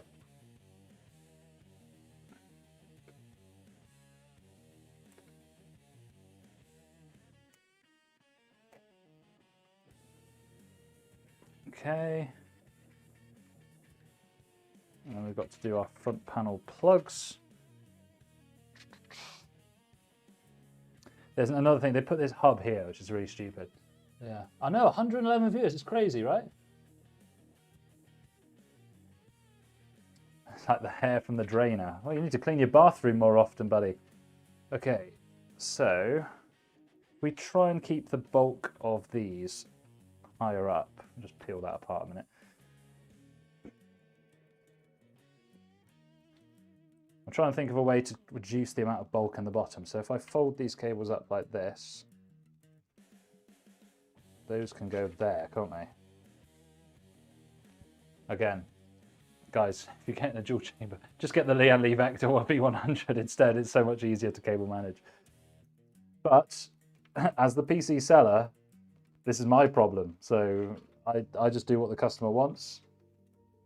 And that's fine, he's paying.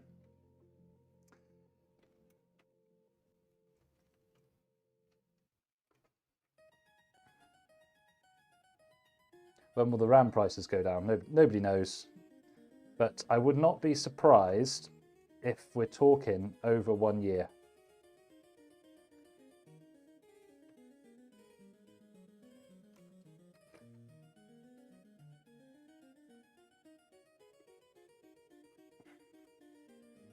This isn't the usual way I would do the cable management, but it's just going to be really difficult to get the panel on if I don't do it this way. It'll be better than when we started, put it that way.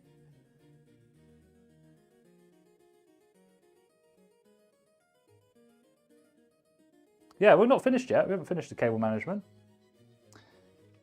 And the way I do the cable management, like, I want this to be serviceable. So if I open this and want to change anything, I don't want everything tied down like really tight within an inch of its life, because you can't service it that way. You'd have to take everything out. Whereas if I do it this way, you just snip a couple of ties, get to what you need, get the job done.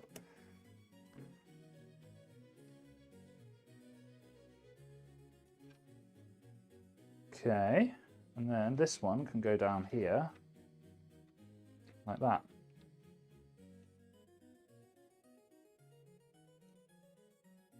Using adjustable, well, I don't know what you mean by adjustable. I mean, to an extent, all cable ties are adjustable, I suppose, but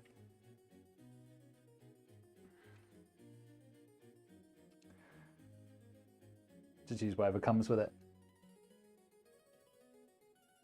Yeah, Jadson's been to sleep and come back. I know, this has gone on too long, but the problem is, I just love chatting, and also, we've got a stupid number of viewers. It's amazing, so I'm just going to keep going for a little bit.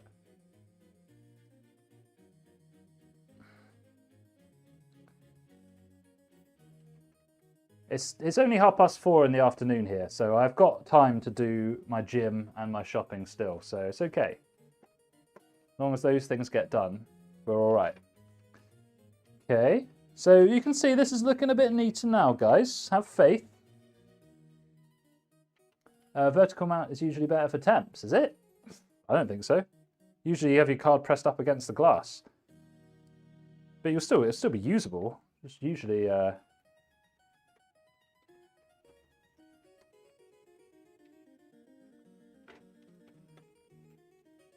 This is reasonably done, I think.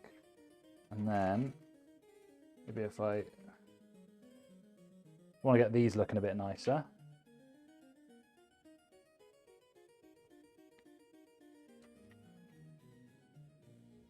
We'll sort this middle bit out in a minute. It's just going to do the CPU power cable.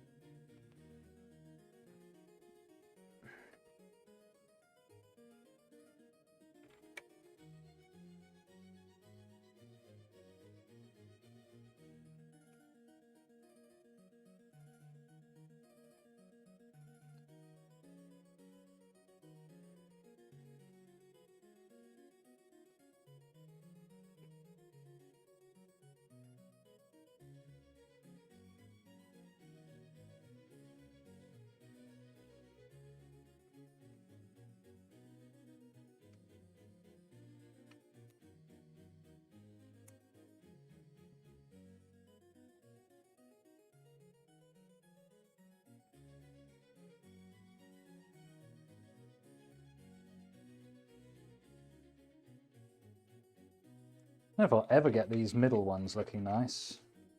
There's not really anywhere to tie them down to.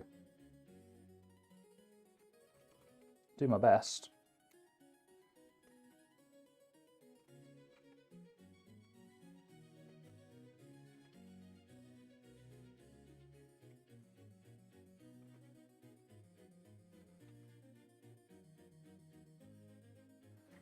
How long have we been live for? 5 hours. Jesus. Cable assembly 6 out of 10. Oh, I'll take it. I'll take it. I'll take it. And do you know what? At least we're not using custom sleeved, because that would be even worse with how thick those are. Okay. It was nearly there now. Finishing touches.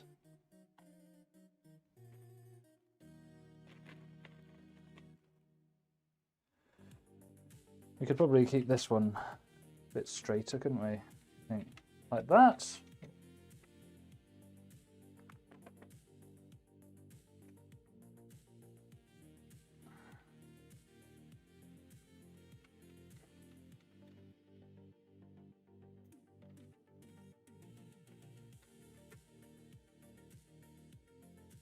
The reason I've run this like this is because I'm trying to reduce the amount of bulk in this part because it's really narrow. Otherwise, I'll just run it all together in most cases, but it wouldn't really be viable there. And then, last but not least, we can just sort these out. Yeah, if there was another tie-down point there, it would have looked a bit cleaner, but what are you going to do? What are you going to do?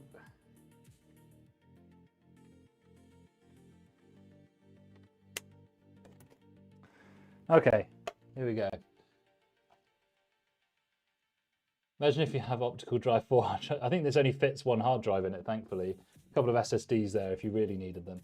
Cable management at its peak. Well, we'll see. I think it'll be okay, actually. I think the side panel will go on just fine. But if I'd like run these cables down here as well, tough one. But I do just recall that I need to plug in the fan hub before I forget into the SATA power. So I've just got to find, there it is.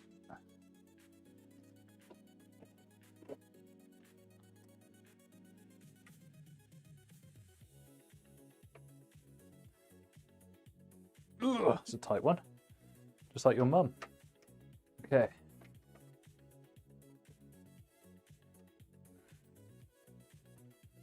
Okay, a new device, 7700, 32 gigs DDR5, 1 terabyte, 5060 Ti, VM60. Yep, sounds good, mate. Sounds like a good one. I think CB will enjoy that. Adam, thank you for subscribing. Sorry if I miss your sub and it pops up sometimes. It's probably because I'm focusing on this. All right, what do you think? I think that's a lot better than we started with. This case is limited in how well you can make the cable management look, but it's a lot better than it was.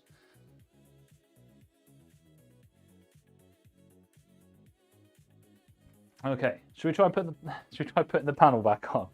We'll see if it goes.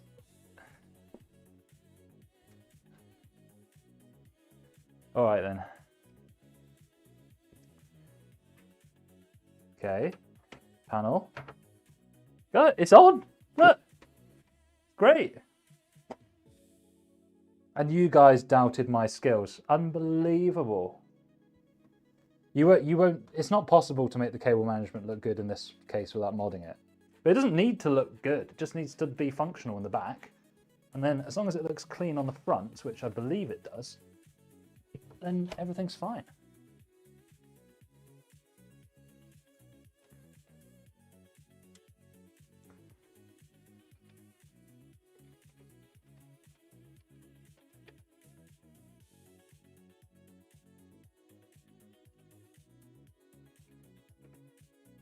Yeah, baby.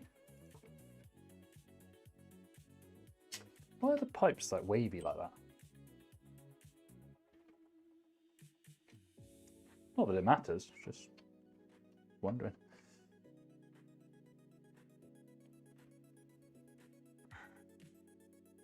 I think we're looking good. We'll need the sag bracket later. Yeah. Let's do it. Okay, give me a couple of minutes. Just need to tidy the desk up and then we can reveal the build because it is actually done. We just need to boot it up. And then I've probably got like another 30 minutes of streaming left in me before I've got to go. But obviously, people that are new in the chat, please like and subscribe. Obviously, if you've got, I don't expect you guys to buy my PC builds at PC36, but if you've got friends that need pre-built PCs, please send them over to us, because you'll know we're going to do a good job, because you can see what we're doing on the stream. And we'll give them a discount as well, so easy. Good string from the top of the GPU. That's the old school method, isn't it? Yeah, the old piece of string. We'll put a stand under it in a minute, and you can see it will look a lot better.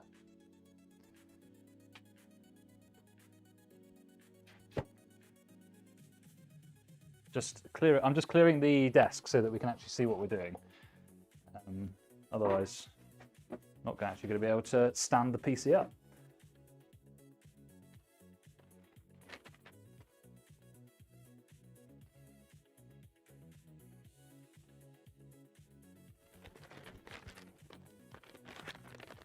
Yeah, the front looks clean. That's all you need. As long as it's serviceable in the back and it's not like all over the place, then it's fine. You know, we did the Lian Li A3 case earlier on in this stream, and in that one you really do have to be a bit more particular with your cable management because it's all in one chamber. But in this one it doesn't matter as much.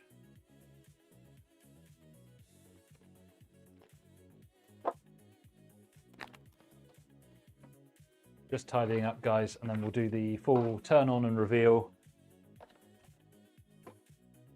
right here on Computer Surgeon. I need a catchphrase, don't I, for the channel? Computer Surgeon. Something, something, something. We just peaked at 120 viewers then. Oh my God. Well, I hope everyone's enjoying. I guess you must be if I've still got this many viewers, right? And if you're new, we do have some deals down in the description of the video or the live stream where you can get some good deals, but they're UK only deals. I haven't noticed the same deals further afield, so it must just be like a UK MSI and Sapphire promotion that they're doing at the moment.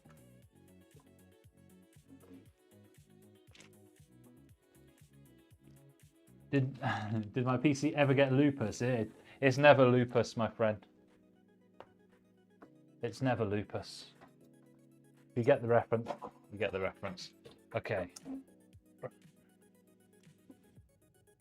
Got 7800 XUD paired with 9070 XT Nitro Plus. Nice. Think of going to 5080 70 Ti. Don't get the 70 Ti. That is pointless. I'd only upgrade it if you're not getting what you need out of it. I mean, if the performance isn't high enough, then get something higher. I usually say upgrading within the same generation is a bit of a weird move. Like, you don't really get a good value for money, but at the end of the day, you build your PC to achieve a certain goal. If it's not giving you the goal, then you have to change something, don't you?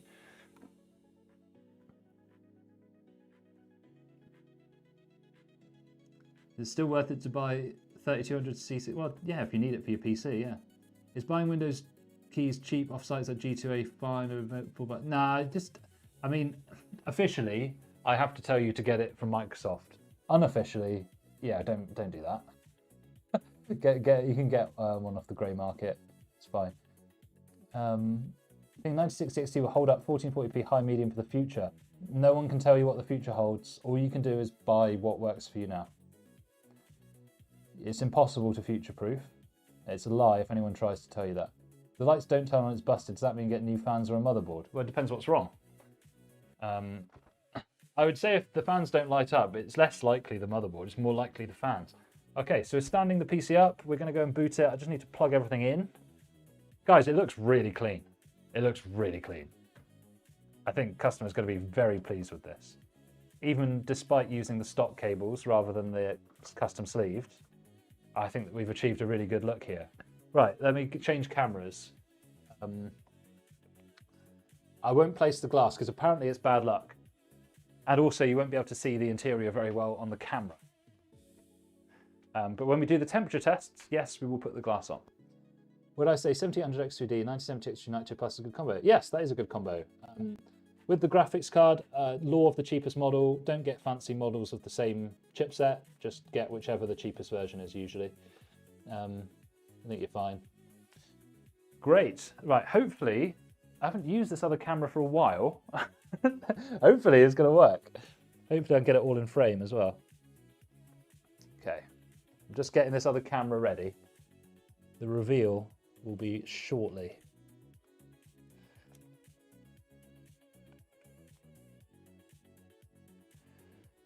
Okay, there we go. Right, now if I change the scene on OBS, do we have, yes, there we go. Beautiful. Right, I just need to make sure the exposure is set correctly on the camera.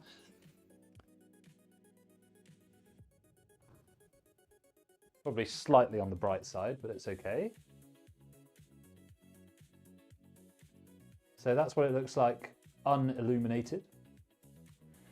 Pretty sweet. I think I'd be pleased with that.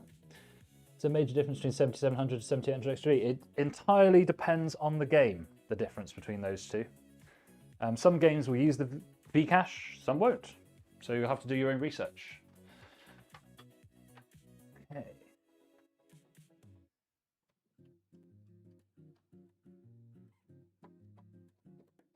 Okay, right, guys, moment of truth time. You ready? This is the moment where it doesn't like do anything. Ready?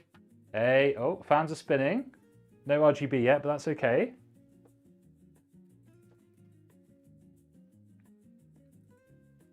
Hey, RGB. So it doesn't look very bright because I've got a key light here pointing at it. If I turn the key light away, you can see that those fans are quite nice and bright. It's just because of the key light that I'm using. It doesn't look as bright. Looks good, man, right? Yorkshire says, do 8K polyrate mouse make a difference in FPS games? I'm not good enough at FPS games to tell you, so I don't know. Maybe, if you're very high, you know, in terms of whatever game you're playing, then maybe, yeah. Yeah.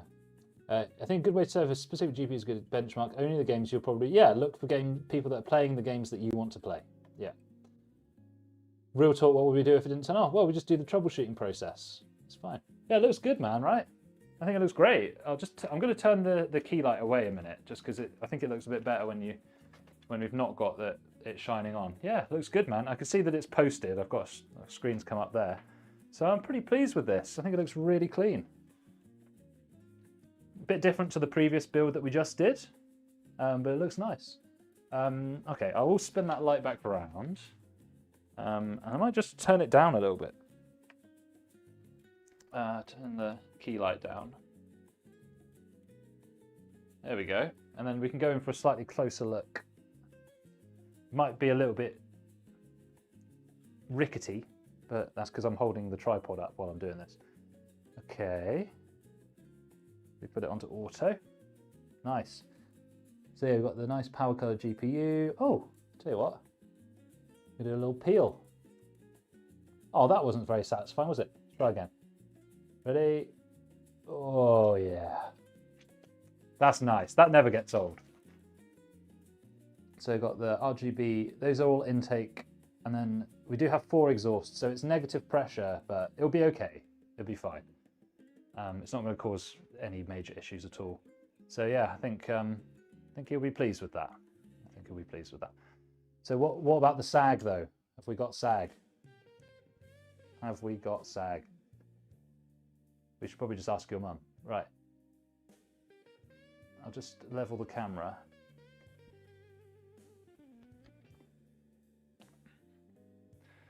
So are we sagged up? Oh, I'm trying to look. Do you know what? I don't think we've got any sag. Maybe a smidge towards the right. But that's also a bit of an optical illusion because the case itself dips down. So, I don't know. See what the comments are saying.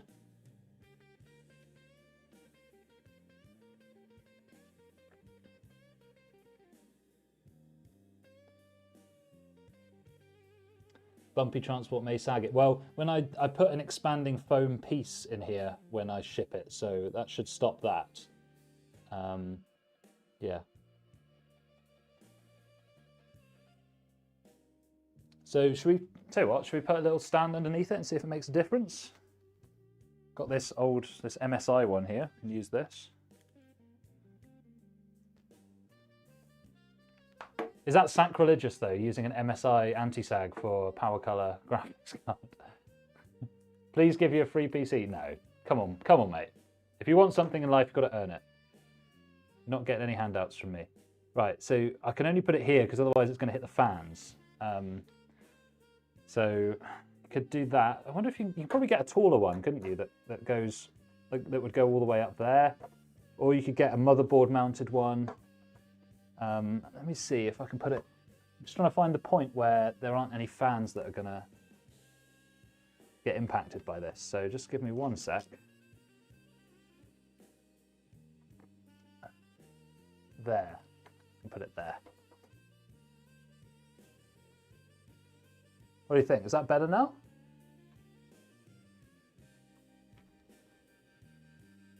Do you think that's straighter? Yeah, I've just put it in the middle now. It's behind the cables.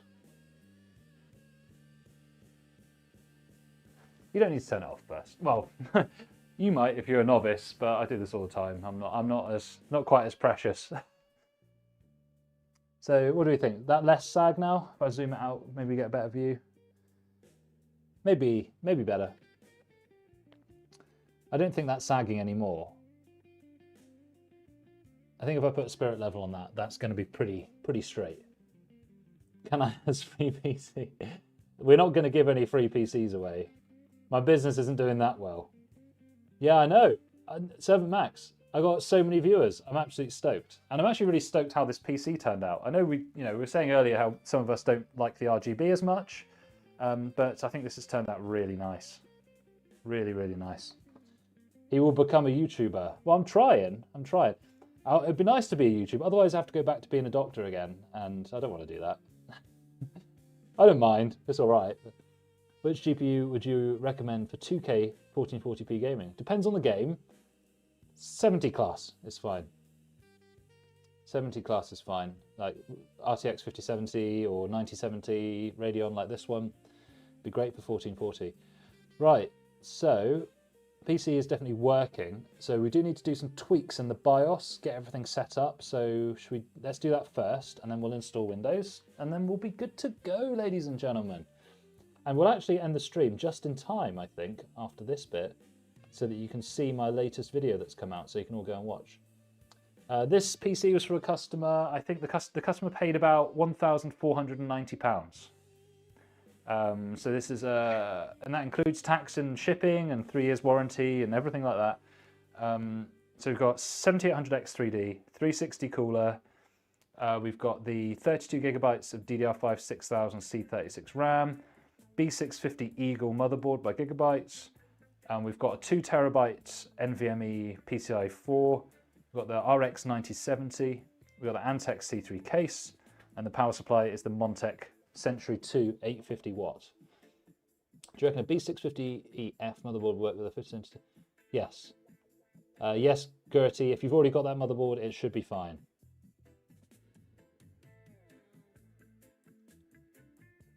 Going for 5080 would be ideal choice in this FPS games like Apex. Yeah, fine. Well, 5080 is faster than any of the Radeon cards, so if you need faster than that, then get that. Fab. Right, I'm just going to give this a slight shimmy off to the side. You can see a little bit of my arse there. Perfect. And then we will have a looky-likey at the BIOS. I'll do my best to get this visible for you, but it's not always possible on a stream because the quality of the video isn't as high on a live stream as it is on a proper video. Okay, so that's the first screen that comes up. And we're going to say no to that, by the way. And we'll put the manual focus on, and then we will dial back the ISO so you can actually see it, and we'll turn the light away. Perfect. I'm just going to get a chair, otherwise I'm going to do my back in. I just realised I've actually not eaten any food at all today. And it's nearly 5 PM. Okay.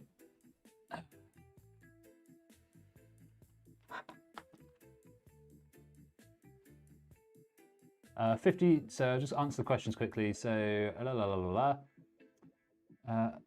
what is the better, upscaled 4K with DLSS or native 1440? I don't know. Honestly, if you've got a 4K screen, you're doing it in order to buy the 4K screen. I don't like the DLSS FSR in competitive shooters. It makes things blurry. So I always turn it off. I always play native for shooters. But if you're playing like a big open world game or RPG or something, I'd probably just upscale it then. Yeah. Thunderbolt says, do you think 7500F pairs well with 5070? Yes, it does. It does. You could go for a higher CPU if you want, but I think that's still a good combo. McMadness, I wouldn't recommend doing it as a business. It's hard. It's hard. It's hard. It's all about reputation. But if you want to do it, you do it. You have to get those first few customers on board. I think the price is good, Jack Machines. Thank you. Yeah. I swear my sleep schedule isn't fucked. Well, it's only 10 to 5 in the afternoon here, so it's okay. 9060 XT or NVIDIA 5070. The 5070 is faster. I don't know. Okay, so next thing to do is I'm going to update the BIOS. I always update the BIOS on all the new builds, so I'm just going to quickly create a USB. But I'll still be here answering your queues.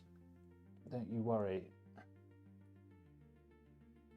Right, again, because I've run out of USB ports on my laptop that I stream from, this is going to be your view for the next 2 minutes.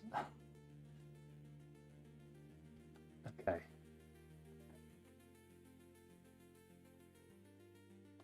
B650 Eagle AX. Is this a V2 or something?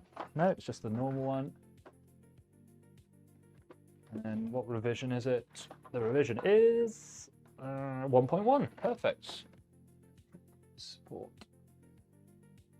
In case you're wondering why you're looking at the top of the PC, it's just because I'm downloading the BIOS to set up this PC that we just finished. So bear with me just a moment, and everything will be absolutely lovely.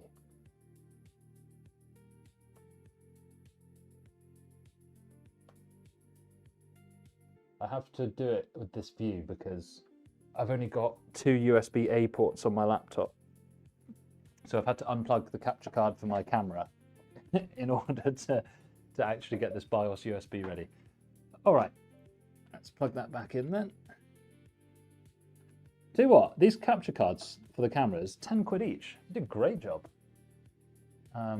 Right, so we just do that, and then I'll probably just need to refresh. There we go. I don't know about the X870s, never used them because they're a waste of money for most people. What do you suggest to download? As little as possible, Adion. Best tip for a first PC builder is just take your time and have fun with it. It's supposed to be fun, so don't stress out. Okay, so I've put the BIOS USB in. Just going to grab my keyboard and mouse dongle, and then you'll actually be able to see something different on screen. Okay.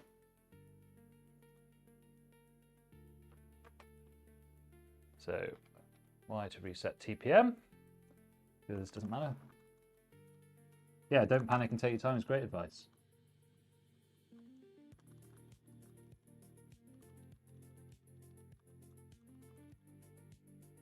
Yeah, General, I agree. Great combo, right?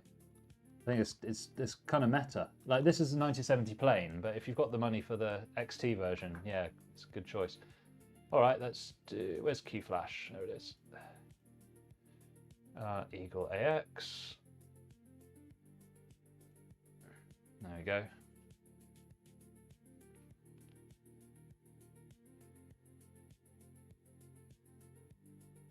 I can't believe the number of viewers we've got. I'm stoked. I think it's great. Hopefully people are having a good time, enjoying it. Yeah, so General, we did 2 builds today. We did the Lian Li A3 build earlier, and that one had the 9070 XT rather than the plain. But this one has the plain. I basically convinced the guy to get this instead of the 5070 just because of the VRAM, because he uses a flight simulator. That's the only reason.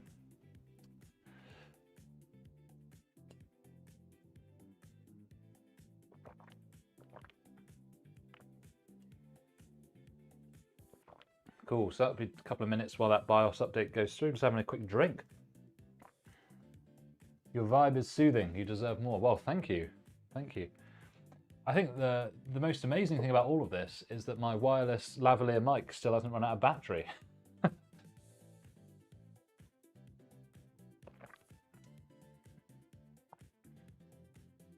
Is there a reliable way to turn off all RGB from your PC? It does depend on your motherboard manufacturer. You can usually turn it off from the BIOS, which will be the easiest way because you don't have to install any software on your PC on Windows. It's very easy to turn it off in ASRock boards. It's quite easy to find, but the others, I don't know. It's usually different for each BIOS, but you can usually turn it off in the BIOS.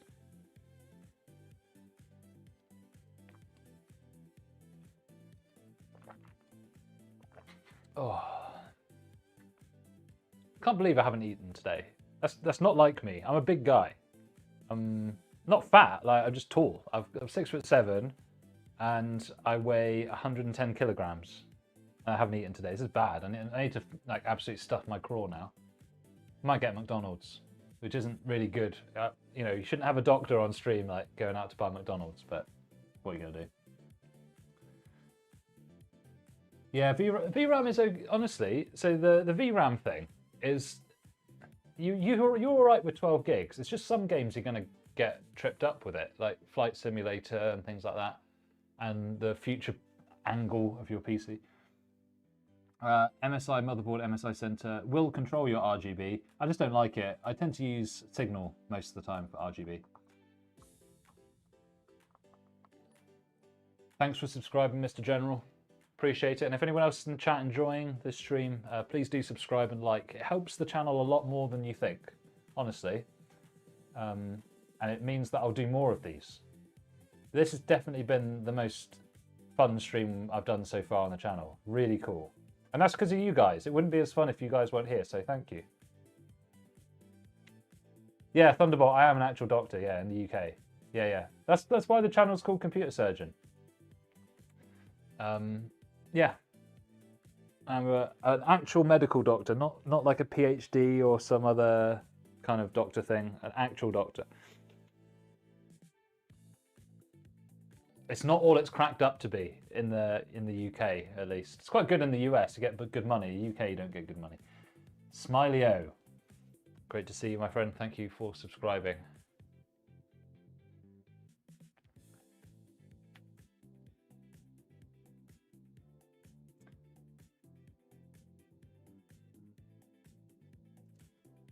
If you've only just joined us, guys, we have just finished the PC build. We're getting it all set up. So we're going to do the BIOS. We're going to show you all my recommended tweaks. We're going to install Windows, do a quick temperature test, and then we'll finish out the stream after that. We'll also have another quick look over the PC as well, so you can look at the aesthetic again. But if you want to like see what it looks like, you can just scroll back in the live stream to have a look now if you want. Great. So we're at the screen for the BIOS. Change to advanced mode, and then under Tweaker, we're going to change our Expo profile. Actually, no. Tell you what. First thing you should ever do in a BIOS, advanced mode, boot, or security, depending on your board. Then you go to secure boot. It should be enabled, but then you have to change the mode to custom and then restore the factory keys. And then it will make you restart your BIOS. That means that the secure boot is actually going to work. Where do I go from RTX 3060? Poor thing can't keep up. I would say Radeon 9060 XT would be a reasonable upgrade from where you are. General, so 98X3D, 9070 XT, great combo. Love it, love it. Okay, so now that we've done our secure boot, we can do the Expo profile. There's Expo 1 and there's Expo 2. Just have a look at them and see what they are. For this one, this is the slower version, 5600. We don't want that. We want the faster one, 6000. So that's what we want. And then we can go to fan control, Smart Fan 6 here. And then we're going to change it to manual. We're going to drag it all over like this. So I just want the fans to only ramp up when the temperature on the system goes up. I don't know why it's reading 0 RPM, to be honest, but it's okay. The fans are still spinning, so I think the PWM is still going through. CPU optional. This one is where we plugged in our pump plug. You can tell that because the RPM is very high, it's above 2000. So we know this is the pump. We're going to set this to manual, and then the pump is going to be a slightly different curve. For me, I do it so that when we reach 65 degrees, we're running the pump at 100%. And then we're going to do a little cheeky bend like this until we're getting down to about 80 here. And then we'll leave it at least 80% the whole time. The reason is, you know, if the pump's not running full, it will mean that the fans have to spin faster. So I want the fans to be as low as possible.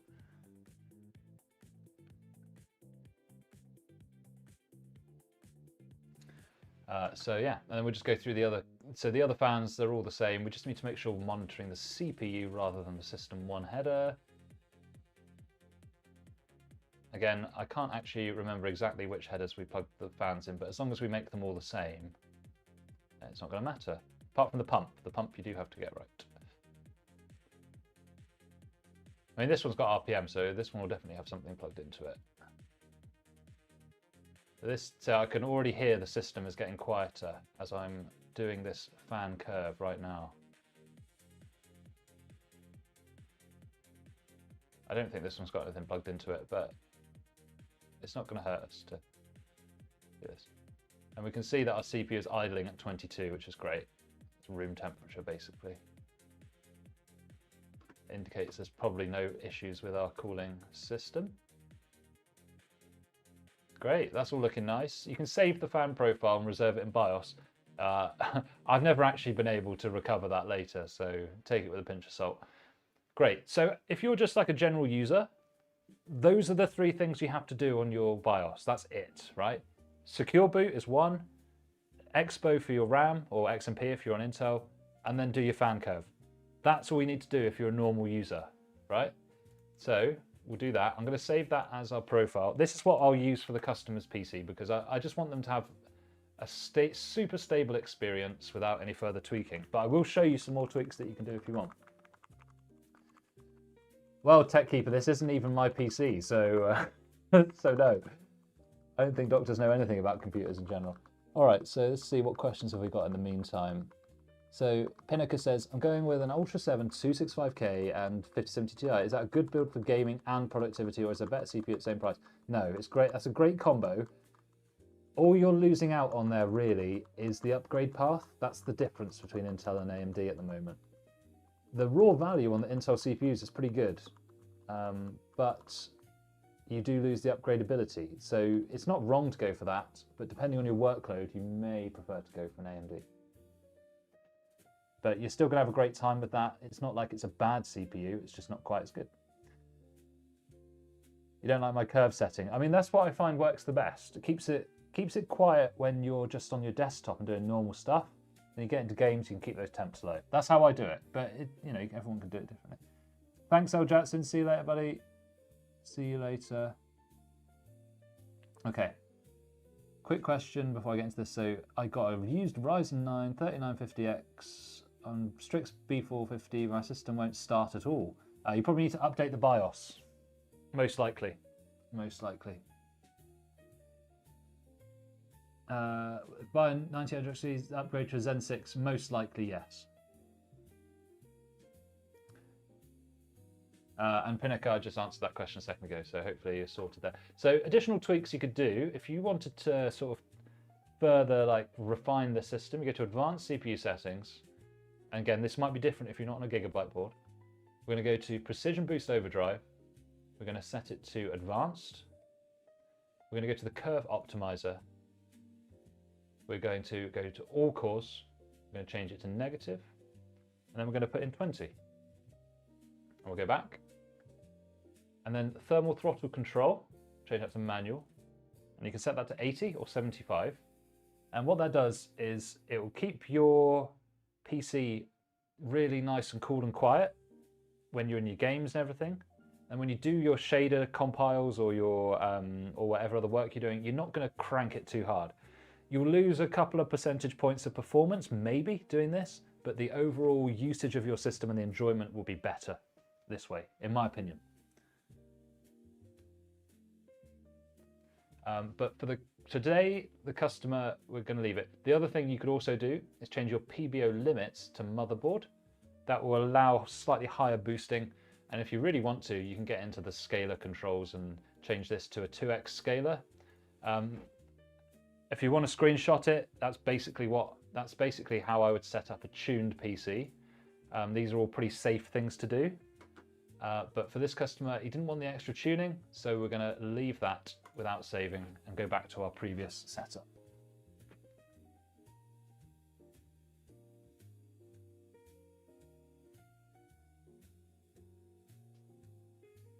Pinnacle AMD, just go for one of the 8 cores, like a Ryzen 7 of some kind, you'll be fine.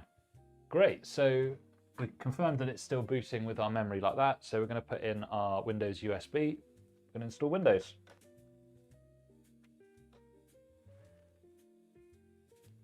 The RAM is so expensive, guys, at the moment, isn't it? It's crazy, crazy, crazy. Crazy, crazy, crazy.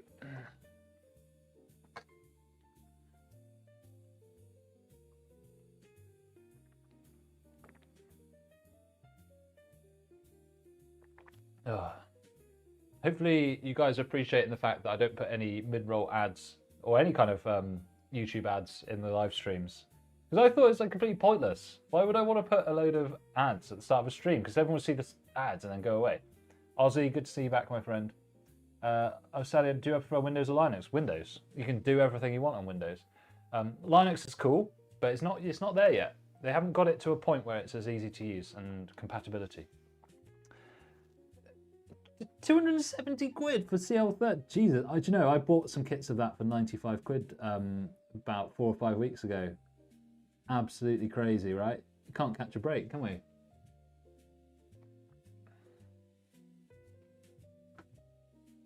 Okay, so we're just going to do a quick whiz through the Windows install. We use Rufus to create the Windows USB. Reason is that you don't need to sign in to a Microsoft account when you do it this way. So it's much cleaner. Customer gets the PC, plugs it in, logs in, done. Easy. Got a tip from someone that said RAM will get more expensive 2 months ago. Yeah, well, I already knew that it was going to get more expensive because at the pre-retail stage, at the distributor, the kits that were 95 were 125. And I was like, guys, they've been that price for ages. It's going to go up. And it did. But luckily, I bought like 15 kits, so I'm sorted. CL26 is going to be well expensive. So TechKeeper, yes, we will be doing some stress tests actually in probably 5 minutes time. So absolutely we need to do some stress tests. Nothing elaborate, you just need to make sure that the memory's stable, that's the main thing. Yeah. The other thing that might be good content to do is a bit like, can you get a cheap RAM kit and overclock it to a good RAM kit to save yourself some money? Maybe that's a little bit of content we could do. Yeah, CL26, it's going to be hard to get that stable. I mean, you can maybe do it with some time, but yeah. Usually I'd say 6000 C30 is a real sweet spot. But you got to buy it now, so it's different, right? The price is so high. I want to see how our poll is doing. So what do we say? So we put air versus air CPU cooling, and it seems like air cooling was much more popular. And for people that are new to the stream, we did do an air-cooled build earlier in the stream, which technically I prefer to this one in terms of like looks, but up to you. 128 gigs RAM that's overkill, isn't it? For everything, apart from production workloads. Maybe like City Skylines could use a good amount of RAM like that. I don't know. I don't really play it myself. Right, whilst Windows is installing, should we just have another little look over the PC for the people that are new to the stream? So, we've already got it set on the correct camera. Yeah, I'm planning to do some more streams, particularly if I get this many viewers and comments. God, you guys have really made the stream fun. I'm used to having about sort of 10 viewers. To have 115 is fantastic. And it's all because you guys are chatting away and we're having a good conversation, so thank you very much. Okay. So I will sort out the exposure and the focal length. Just give me 1 second. There we go. And then if I go swing like that, oh, it's too bright now. Maybe if I do that. Okay. So if people are new to the stream, we've just built this Antec C3 ARGB build, like a fish tank atrium style type thing. Looks pretty nice in my opinion. So we've got the the liquid cooling 7800X3D RX 9070. We have put a little anti-sag, snuck it in behind there, just because there was a teensy bit of GPU sag. It wasn't too bad. Let's see if we can see it from that angle. We can see it there, just sitting underneath the middle of the card. Let's see, focus that in a bit better. There you go.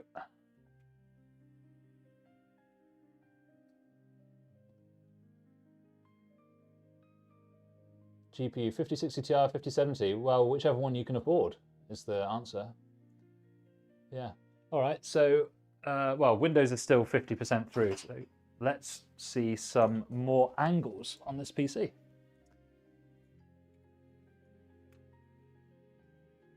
Bro, if you need cameras, Sony cameras are so good. They just work and work and work. Right. So that's the glass. So if you look at it from sort of a sharper angle like that, if I just put the autofocus back on, there you go. So that's what it looks like from sort of more of a front angle.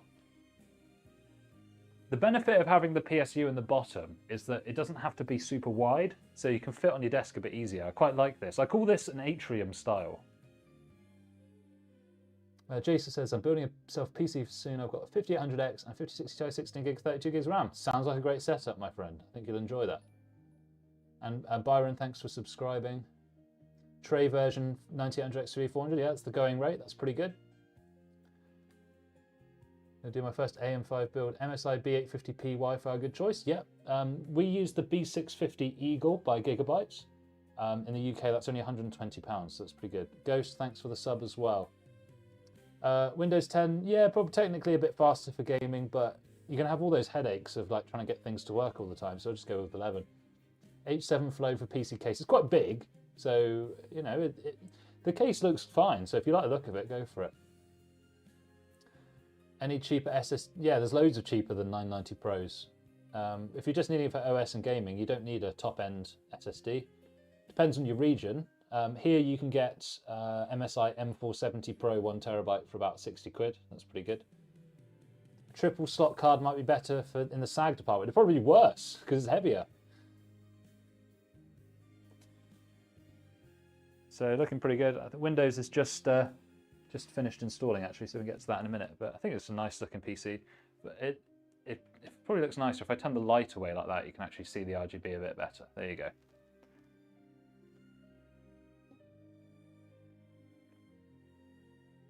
$20 to 30% more performance. That's fantastic. Yeah, great. Acer Predator in terms of what? What product?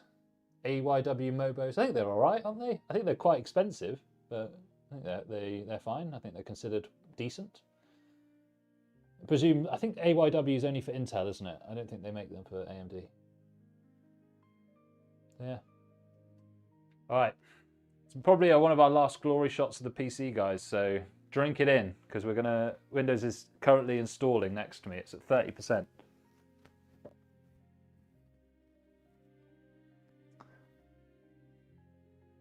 Would the 5600X be bottlenecked by the 9070 XT? Yes. Yes, it would. Probably. It's not like bottlenecking just shows you what the weak part of the system is. It's not an error, it's just showing the weak part of the system. So yes, that CPU will be holding you back a little bit from the maximum performance you could get. 9060 XT 16 gig, yes, it can definitely do 1440p. You've proven that on the channel several times. Acer Predator Vesta RAM. I have that RAM. Do you know what? Well, it's upstairs. I've got one of those kits. It's actually made by a company called Bywin. And I've used their RAM kits and it works beautifully. So yes, it works fine.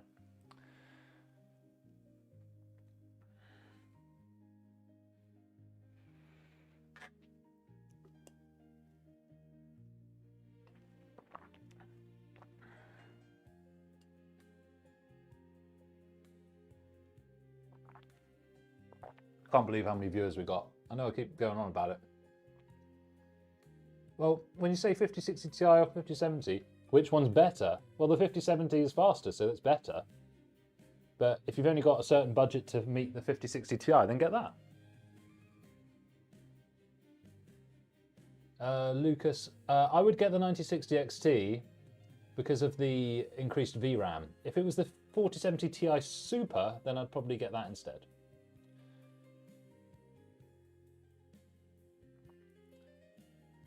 Uh, 5090, just get either of them. You don't need these like ROG Astral and all this other rubbish. You just don't need it. And the difficulty is you're on a 5090, so you're already on the highest stuff. So if you just want to get an Astral, it's fine. But I don't think you're going to get any tangible performance. But if you want it for the looks, then that's fine. Okay, Windows is here. The fans all went blue for an unknown reason. I don't know why. I think it's because of the dynamic lighting thing in Windows. I think that's why.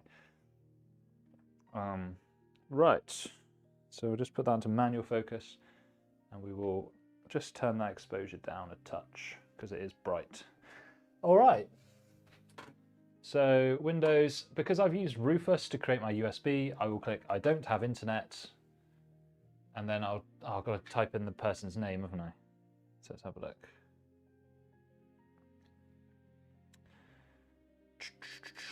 I'm just looking at his order to see. No, it didn't come up. So I'm just going to use his first name. You can't dock somebody with just their first name, so there we go. So we'll just create a local account. Because we're using Rufus, it's going to opt you out of all of the privacy rubbish, which is great. What's the best 5070 Ti in mid-range? Just get any of them, get the cheapest one. They're all the same, as long as it's got 3 fans. Which NVIDIA card is equivalent to 9070 XT? It's like somewhere between, it's probably the 5070 Ti, maybe between that and the 5070. 5080 for €1,050, that sounds about right. That sounds like the price they're going for.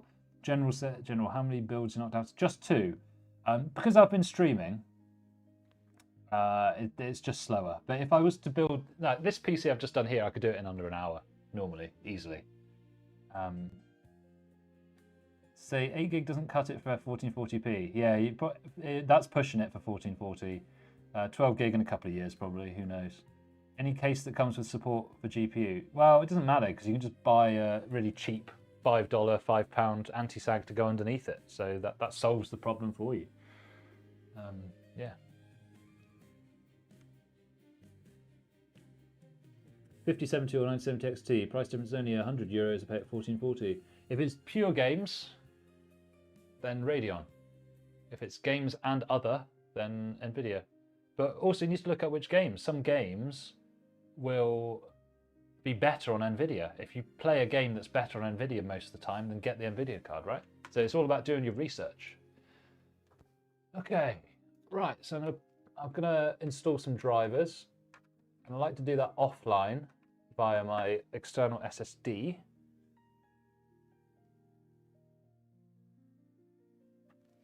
Yeah, so we're doing a local account. I find Rufus is by far the quickest way to get that done. So that's what we've done today. And tell you what, let's get the chipset drivers installed.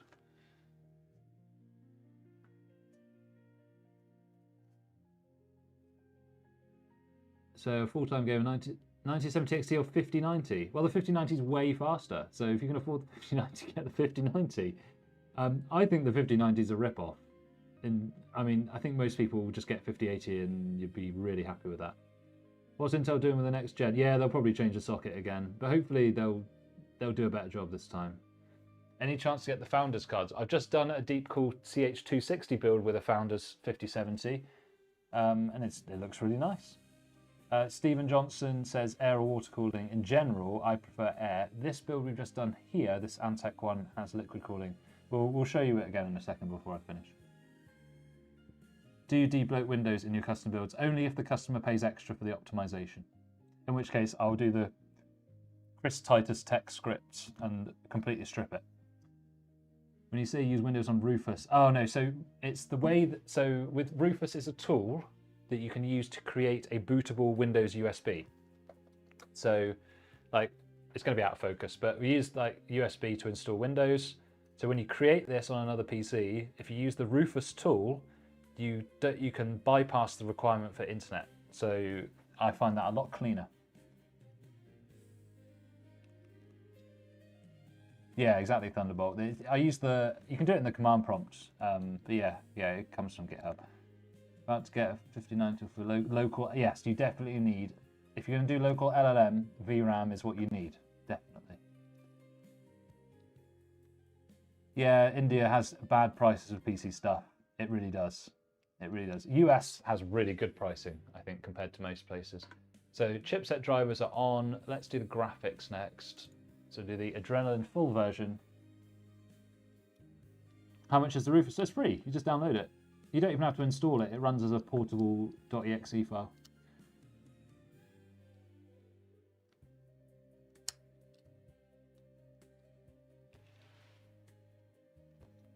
Maybe while that's loading, I'll copy over some of our benchmarking tools.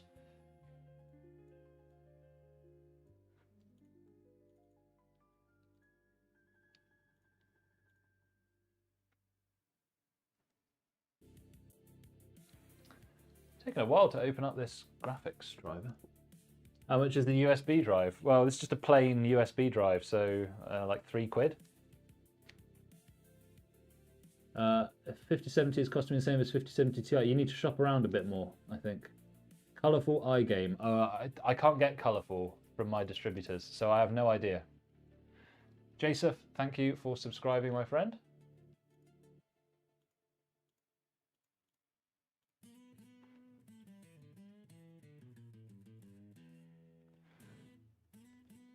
Does the CL on RAM really matter? To an extent. I wouldn't really want my CL being over 40. The closer to 30 you can get it, the better. But with the RAM pricing being what it is, I think you might just have to take that hit. You can always try and tune it yourself later.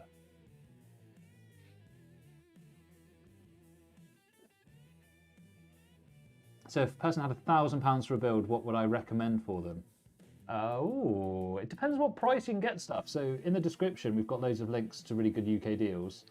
I think I would probably do like a 7500F and an RTX 5070 build, because you can get the 5070s for $450 now, which will probably just about get you under that point. I'd get a cheap B650 motherboard, a tower cooler like I don't know, like a Thermalright Assassin X, 32 gigs of RAM, 750 watt power supply. You're away. You're away. Okay, cool. So that's all installed. Now we've put 2 drivers on, so I think we should probably reboot the PC. So let's do that. Can you put Windows and drivers in one USB drive? Yes, although personally I would tend to have a second USB, like you see here. So you see I've got a black and a white one. The black one is my Windows and my white one is my BIOS. I tend to put the drivers on the BIOS one just because it's easier to find when you open it up. And I'm going to need 2 separate USBs anyway, so yeah. Yeah, Thermalright are killing it, aren't they, General? Yeah. Is Malaby, yes, I can answer your question about VSync, but I don't like VSync, so I'm probably going to tell you to turn it off. But let me know.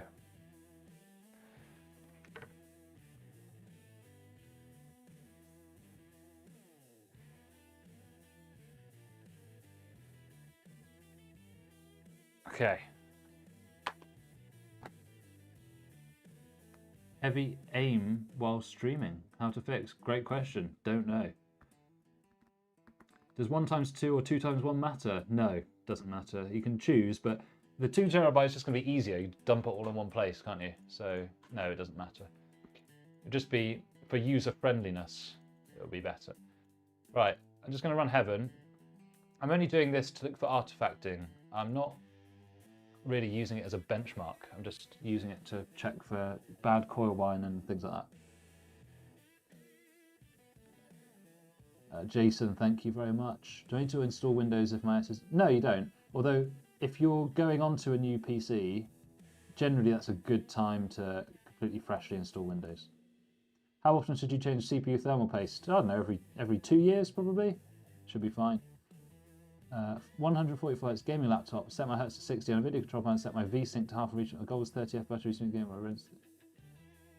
Well, your latency will be high because your FPS is low. So I'd probably just use the control panel to limit you to 60. It depends what your laptop's capable of doing, I suppose.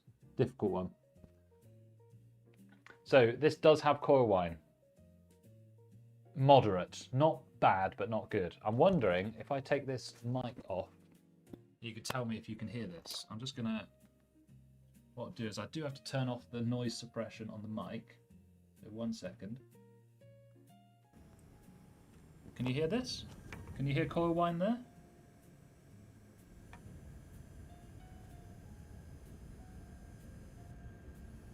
Otherwise, the system sounds pretty quiet.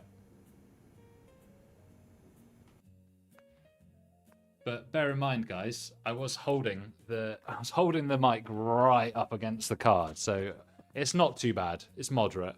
Moderate. I've definitely had worse. It's not. Do you know what? Actually, Ellie, we used a Gigabyte 9070 XT on the previous build on this same stream, and the coil whine was less. So, so go figure. Hello, newbie PC person here. What do you think is the best way to apply thermal paste when replacing a CPU cooler?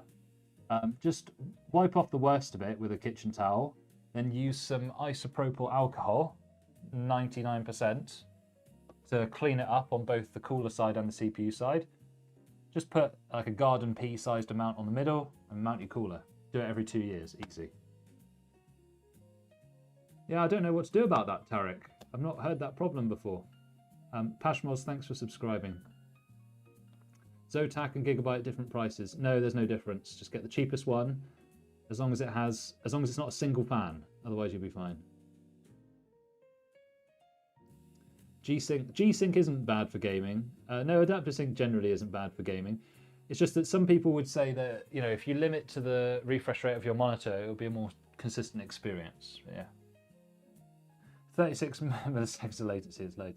All right, Thunderbolt, good to see you. I'll be going as well in probably about 10 minutes. So thanks for joining the stream. Hope you enjoyed it. Bad idea to get 5070 and 5900X? No, it's fine.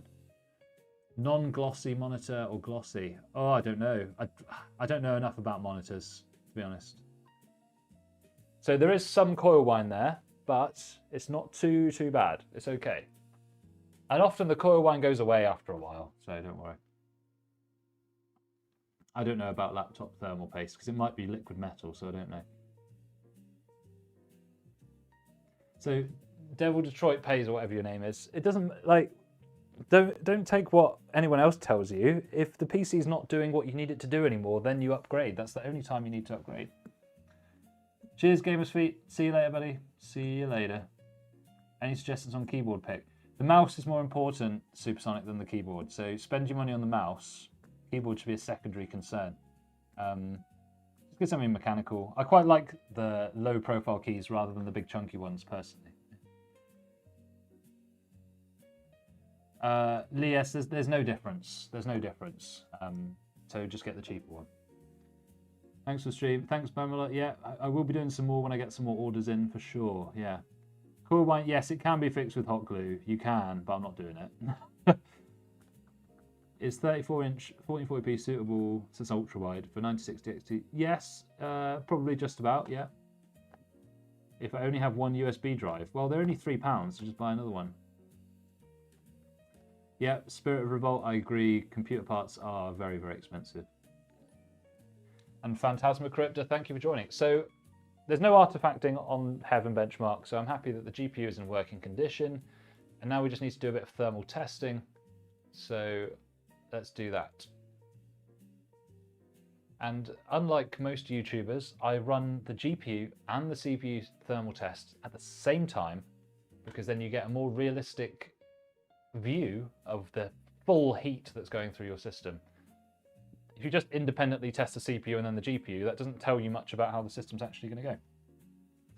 SFF GPUs with thermals are fine. It's a bit of like a marketing thing, that SFF GPU thing.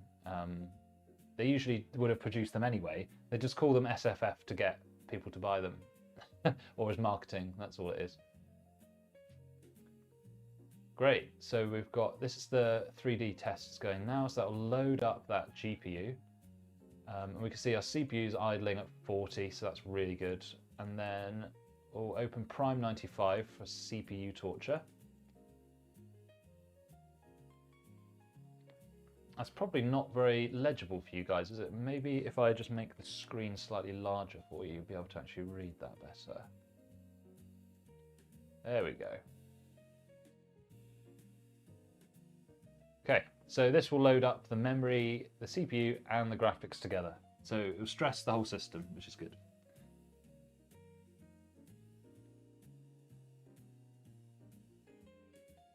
Enjoying the game on ultra settings, native 1080p alongside with streaming. I'm able to do so confused. Yeah, I don't know.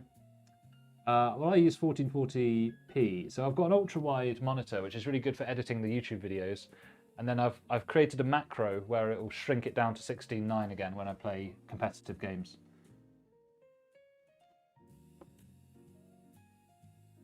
Is the buyer also watching the stream? That'd be nice, wouldn't it? But no, they're not, I don't think. I don't like advertise it. I don't say like, I'm going to stream your PC build. I don't know if I want that actually. Kingston Renegade or Crucial T500 or NQ790 or 7100. So I know the Renegade and the T500, I've used both of those and they're both fantastic. So just get whichever of those two is the cheapest.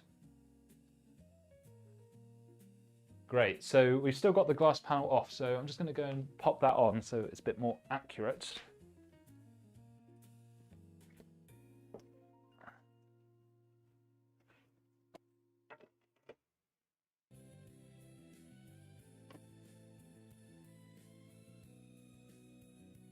But temps are looking good at the moment. Temps are looking just fine.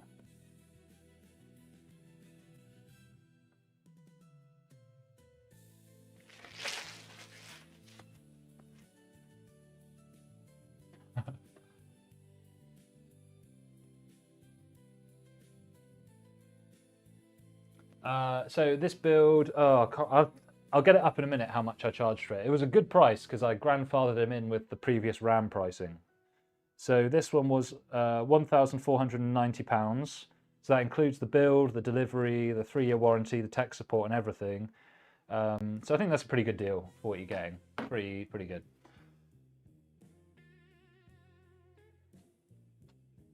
Yeah, Thermalright is absolutely killing it. One of my favourite companies at the moment. I think Thermalright are doing great. I think Deepcool are doing really well, if you can buy it in your region. And I also think Fractal are doing really well as well. I think those are the ones that I'm keeping my eye on most at the moment. Because I just did there'll be a video coming out on the channel, actually probably out now, which you can check after this stream. We used the Thermalright Grand Vision LCD cooler, and it was actually really good. Cooling was great, screen was great.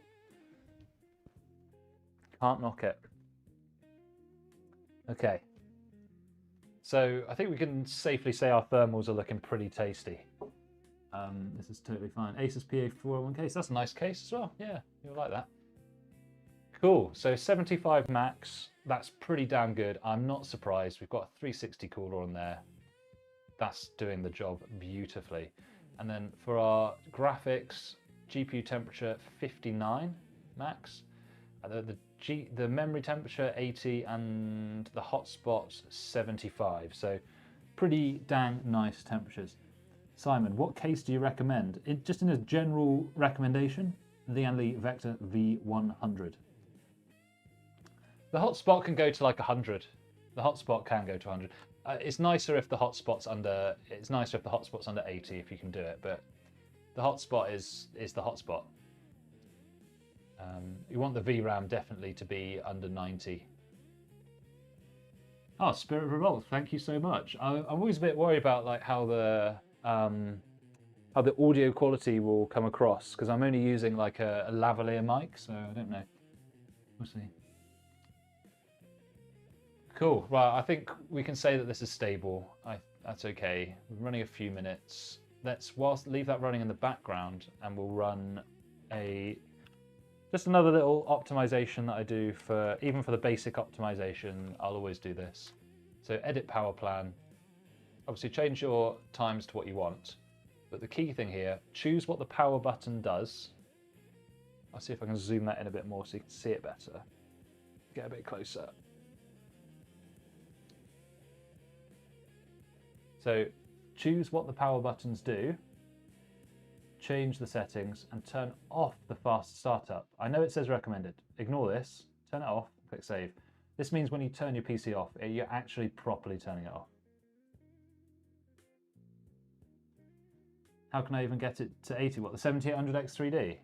Well, it's, you know, it's a very nice cooler on it. It's got 3-fan liquid cooler. It's in a well-ventilated case. You know, from Algeria. Wow, I got so many cool people tuning in today. Hi, Spirit of Revolt. How are you doing, my friend? Okay, so whilst all that's going on in the background, let's uninstall the Heaven benchmark, because the customer doesn't want that on their PC, do they? So we'll just uninstall that. So that's gone. And then we just need to connect to the internet. One, to check the Wi-Fi chip works. And then two is just to get the Windows updates kicked off. I don't necessarily need to finish the Windows updates.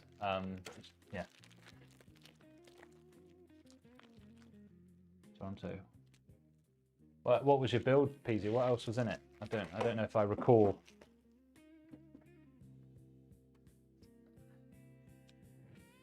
I know the signal is pretty bad there. I haven't put the antennas in yet.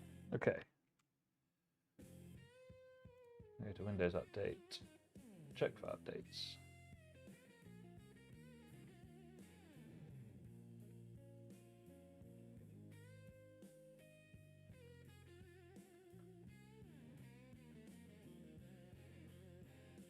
Oh, the same specs. Okay, fair enough. Yeah. So you're not a million miles off, are you?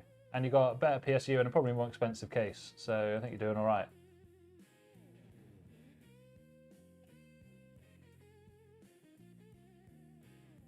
Okay. So it looks like some updates have started. Another thing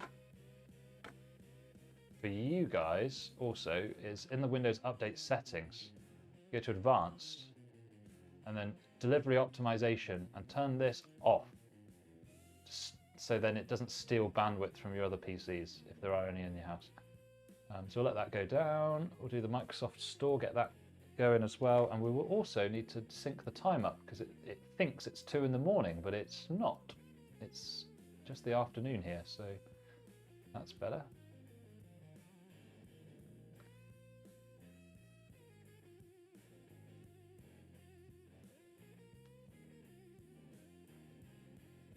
$20 FPS on Flight Sim with that spec. Something in the settings has been done wrong. Or, do you know what, Bizzle? I bet what it is he's plugged his monitor into his motherboard and not his graphics card. Yeah. See, General knew just as I was saying it as well. That's classic.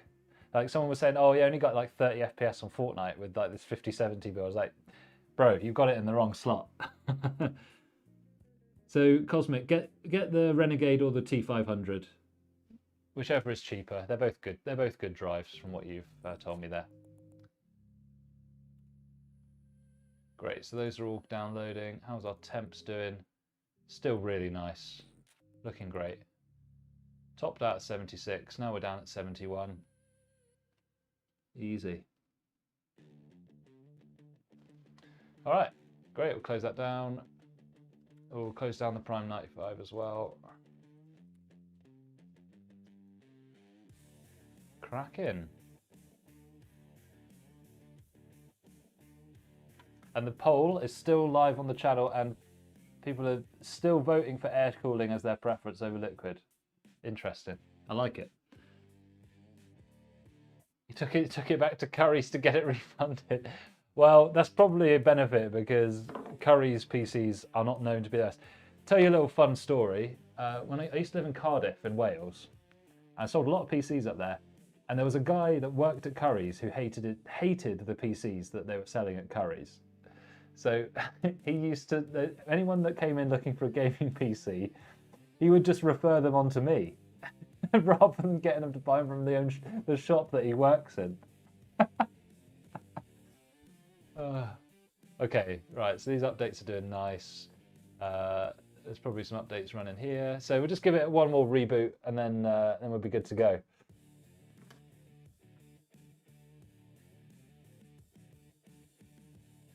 Just like to make sure everything's fresh on a fresh reboot.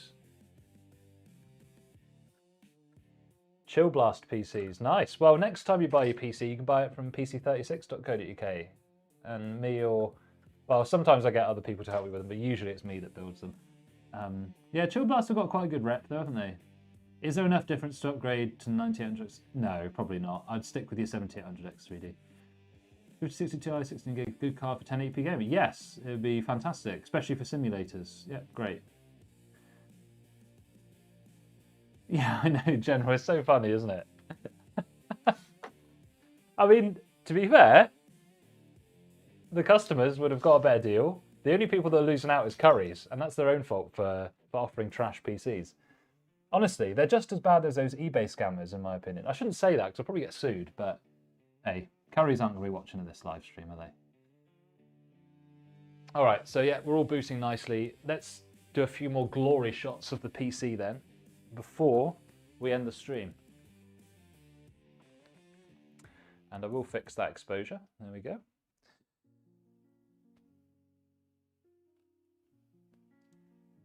So it's all blue at the moment because Gigabyte boards, they default to having that Windows dynamic lighting setting on for some bizarre reason.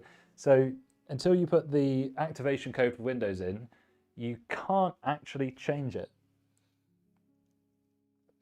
So that's why it's blue. But we can have a look at it in Rainbow Puke in a minute. Yeah, exactly. So let's do a little cheeky peel.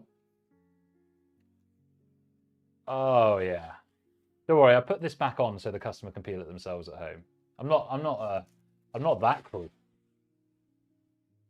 That's the front piece. I've already taken it off the inside of the glass as well, so it's helpful. Oh yeah. Oh dude, this is a satisfying peel as well. Look at that. Oh, I've just creamed. Dude, I think Alan is going to be pretty happy with this PC. What do you guys think? So if we turn it off, we'll be able to see it with the rainbow. So Bizzle, yes, we do. Slightly earlier in the stream, we did go through the BIOS. So we do 2 levels. We'll do the basic free optimization that we always do, which is what we've seen in the Windows. And then we do the XMP or Expo profile. We set the fan curves. But if they want further optimizations, curve optimizer, PBO stuff, then that's extra money. What GPU am I using? So I'm actually streaming from a laptop. It's a 4070 laptop with an i7 in it. You can see it in the corner of the screen there. It's just handy because I can just move it around. It's got the NVENC, so yeah, it's nice. Don't do game optimizations because if you have an update on a game that then ruins your optimizations, you're going to get customer support messages. It's not worth it. Just not worth it. It just isn't worth it. Cool. So I'm just going to tell you what, I'll put the peel back on before taking the glass off. So I always put the peel back on because it's got to be nice for the customer to take this off. So I'm not going to deny them that by leaving this off. The RAM usage is high in Windows 11. Yeah, probably is. Windows 11 isn't very well optimized, but it's all we've got now. Arnold, thanks for subscribing. Nicolak, yes, that will be enough. Cool. Right. So what we'll do is we'll do just a cheeky little second boot so you can have another look. And then we're going to end the stream in a minute, guys. So I think this looks very, very tidy indeed. So we've got the power color there. We've got a little anti-sag cheeky thing there. Fans. Yeah. Pretty tasty little number, this one, if I do say so myself.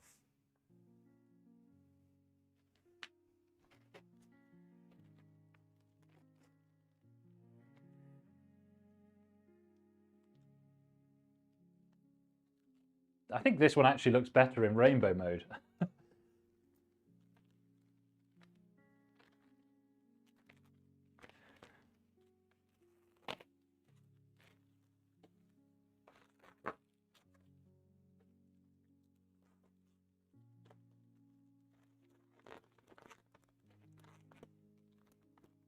Right, guys, if you haven't subscribed to the channel yet, please do. And please also click the little notification icon so that next time we go live, you can join us again. Because this has been definitely the best stream we've done. We've had so many viewers. Thank you so much, everybody. Has 9000 series encoder improved stream? Yes, it has. If I was like a really serious streamer, I'd still get the NVENC. But the Radeon's fine now. You know, you're still going to get a good experience.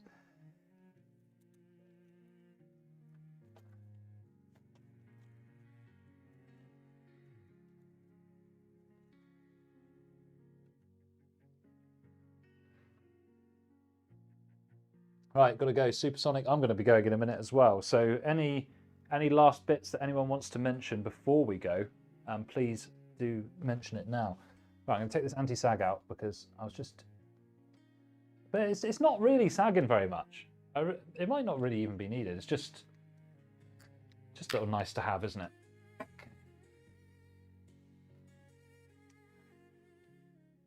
Right, hopefully guys you've enjoyed the stream. If you're new to the stream, you can sort of scroll back through it. We did a Lian Li A3 build earlier in the day. That went really well. Yes, any modern computer can game and stream at the same time now. It's not like the olden days. Nowadays the GPU encoders are so good, you can do it on basically even entry-level PCs now. There's loads of high-end PCs you can buy. Are you kidding me? There's 5090 builds on there. Loads of them. And if there's not anything you like on there, you know, you just get on the live chat and we'll sort you out. We'll get you whatever you want. Fab. All right then. So I'm going to close us out there, I think. Guys, thank you very much for joining us. I think a full video has just gone live on my channel. So I suggest that if you enjoyed this stream, that once it's finished, then you can go and watch the full video on my channel. It's a complete build from start to finish. Gen Z themed gaming PC. Thanks, Kane. Yeah, perfect. Yeah, we'll do some more of these. I can't do them all the time because it does reduce my efficiency, but it's still good fun. No worries, Pezzy. Yeah, this one could definitely stream at the same time, no problem. And the GPU encoder is good, Professor. Yes, it is fine now. Yeah. Thanks, Simon. Thank you, everybody, for joining. Obviously, we've done the builds today, but it's you guys that made the stream enjoyable. So thank you. And just final few things. One, sub to the channel. We've got a full video out now. Two, in the description of this live stream, you'll see lots of UK-based deals for stuff that's on sale at the moment, so have a look. And three, any of you, I don't expect you guys to buy PCs from me because you can probably already build your own, but if you've got friends in the UK that need a PC, send them to pc36.co.uk. We'll build them a beautiful PC and we'll give them a discount as well. If you say you're from YouTube, we'll give them a discount. Great, thanks, Professor. Love that. Guys, is there anything else to mention? I'll turn this around so I can address you guys. But yeah, been a fun one. Been a fun one. I just watched the live build. Yeah, fair, mate. Fair. Enjoyable. I've had a good time. We've had loads of viewers. So, molto impresto.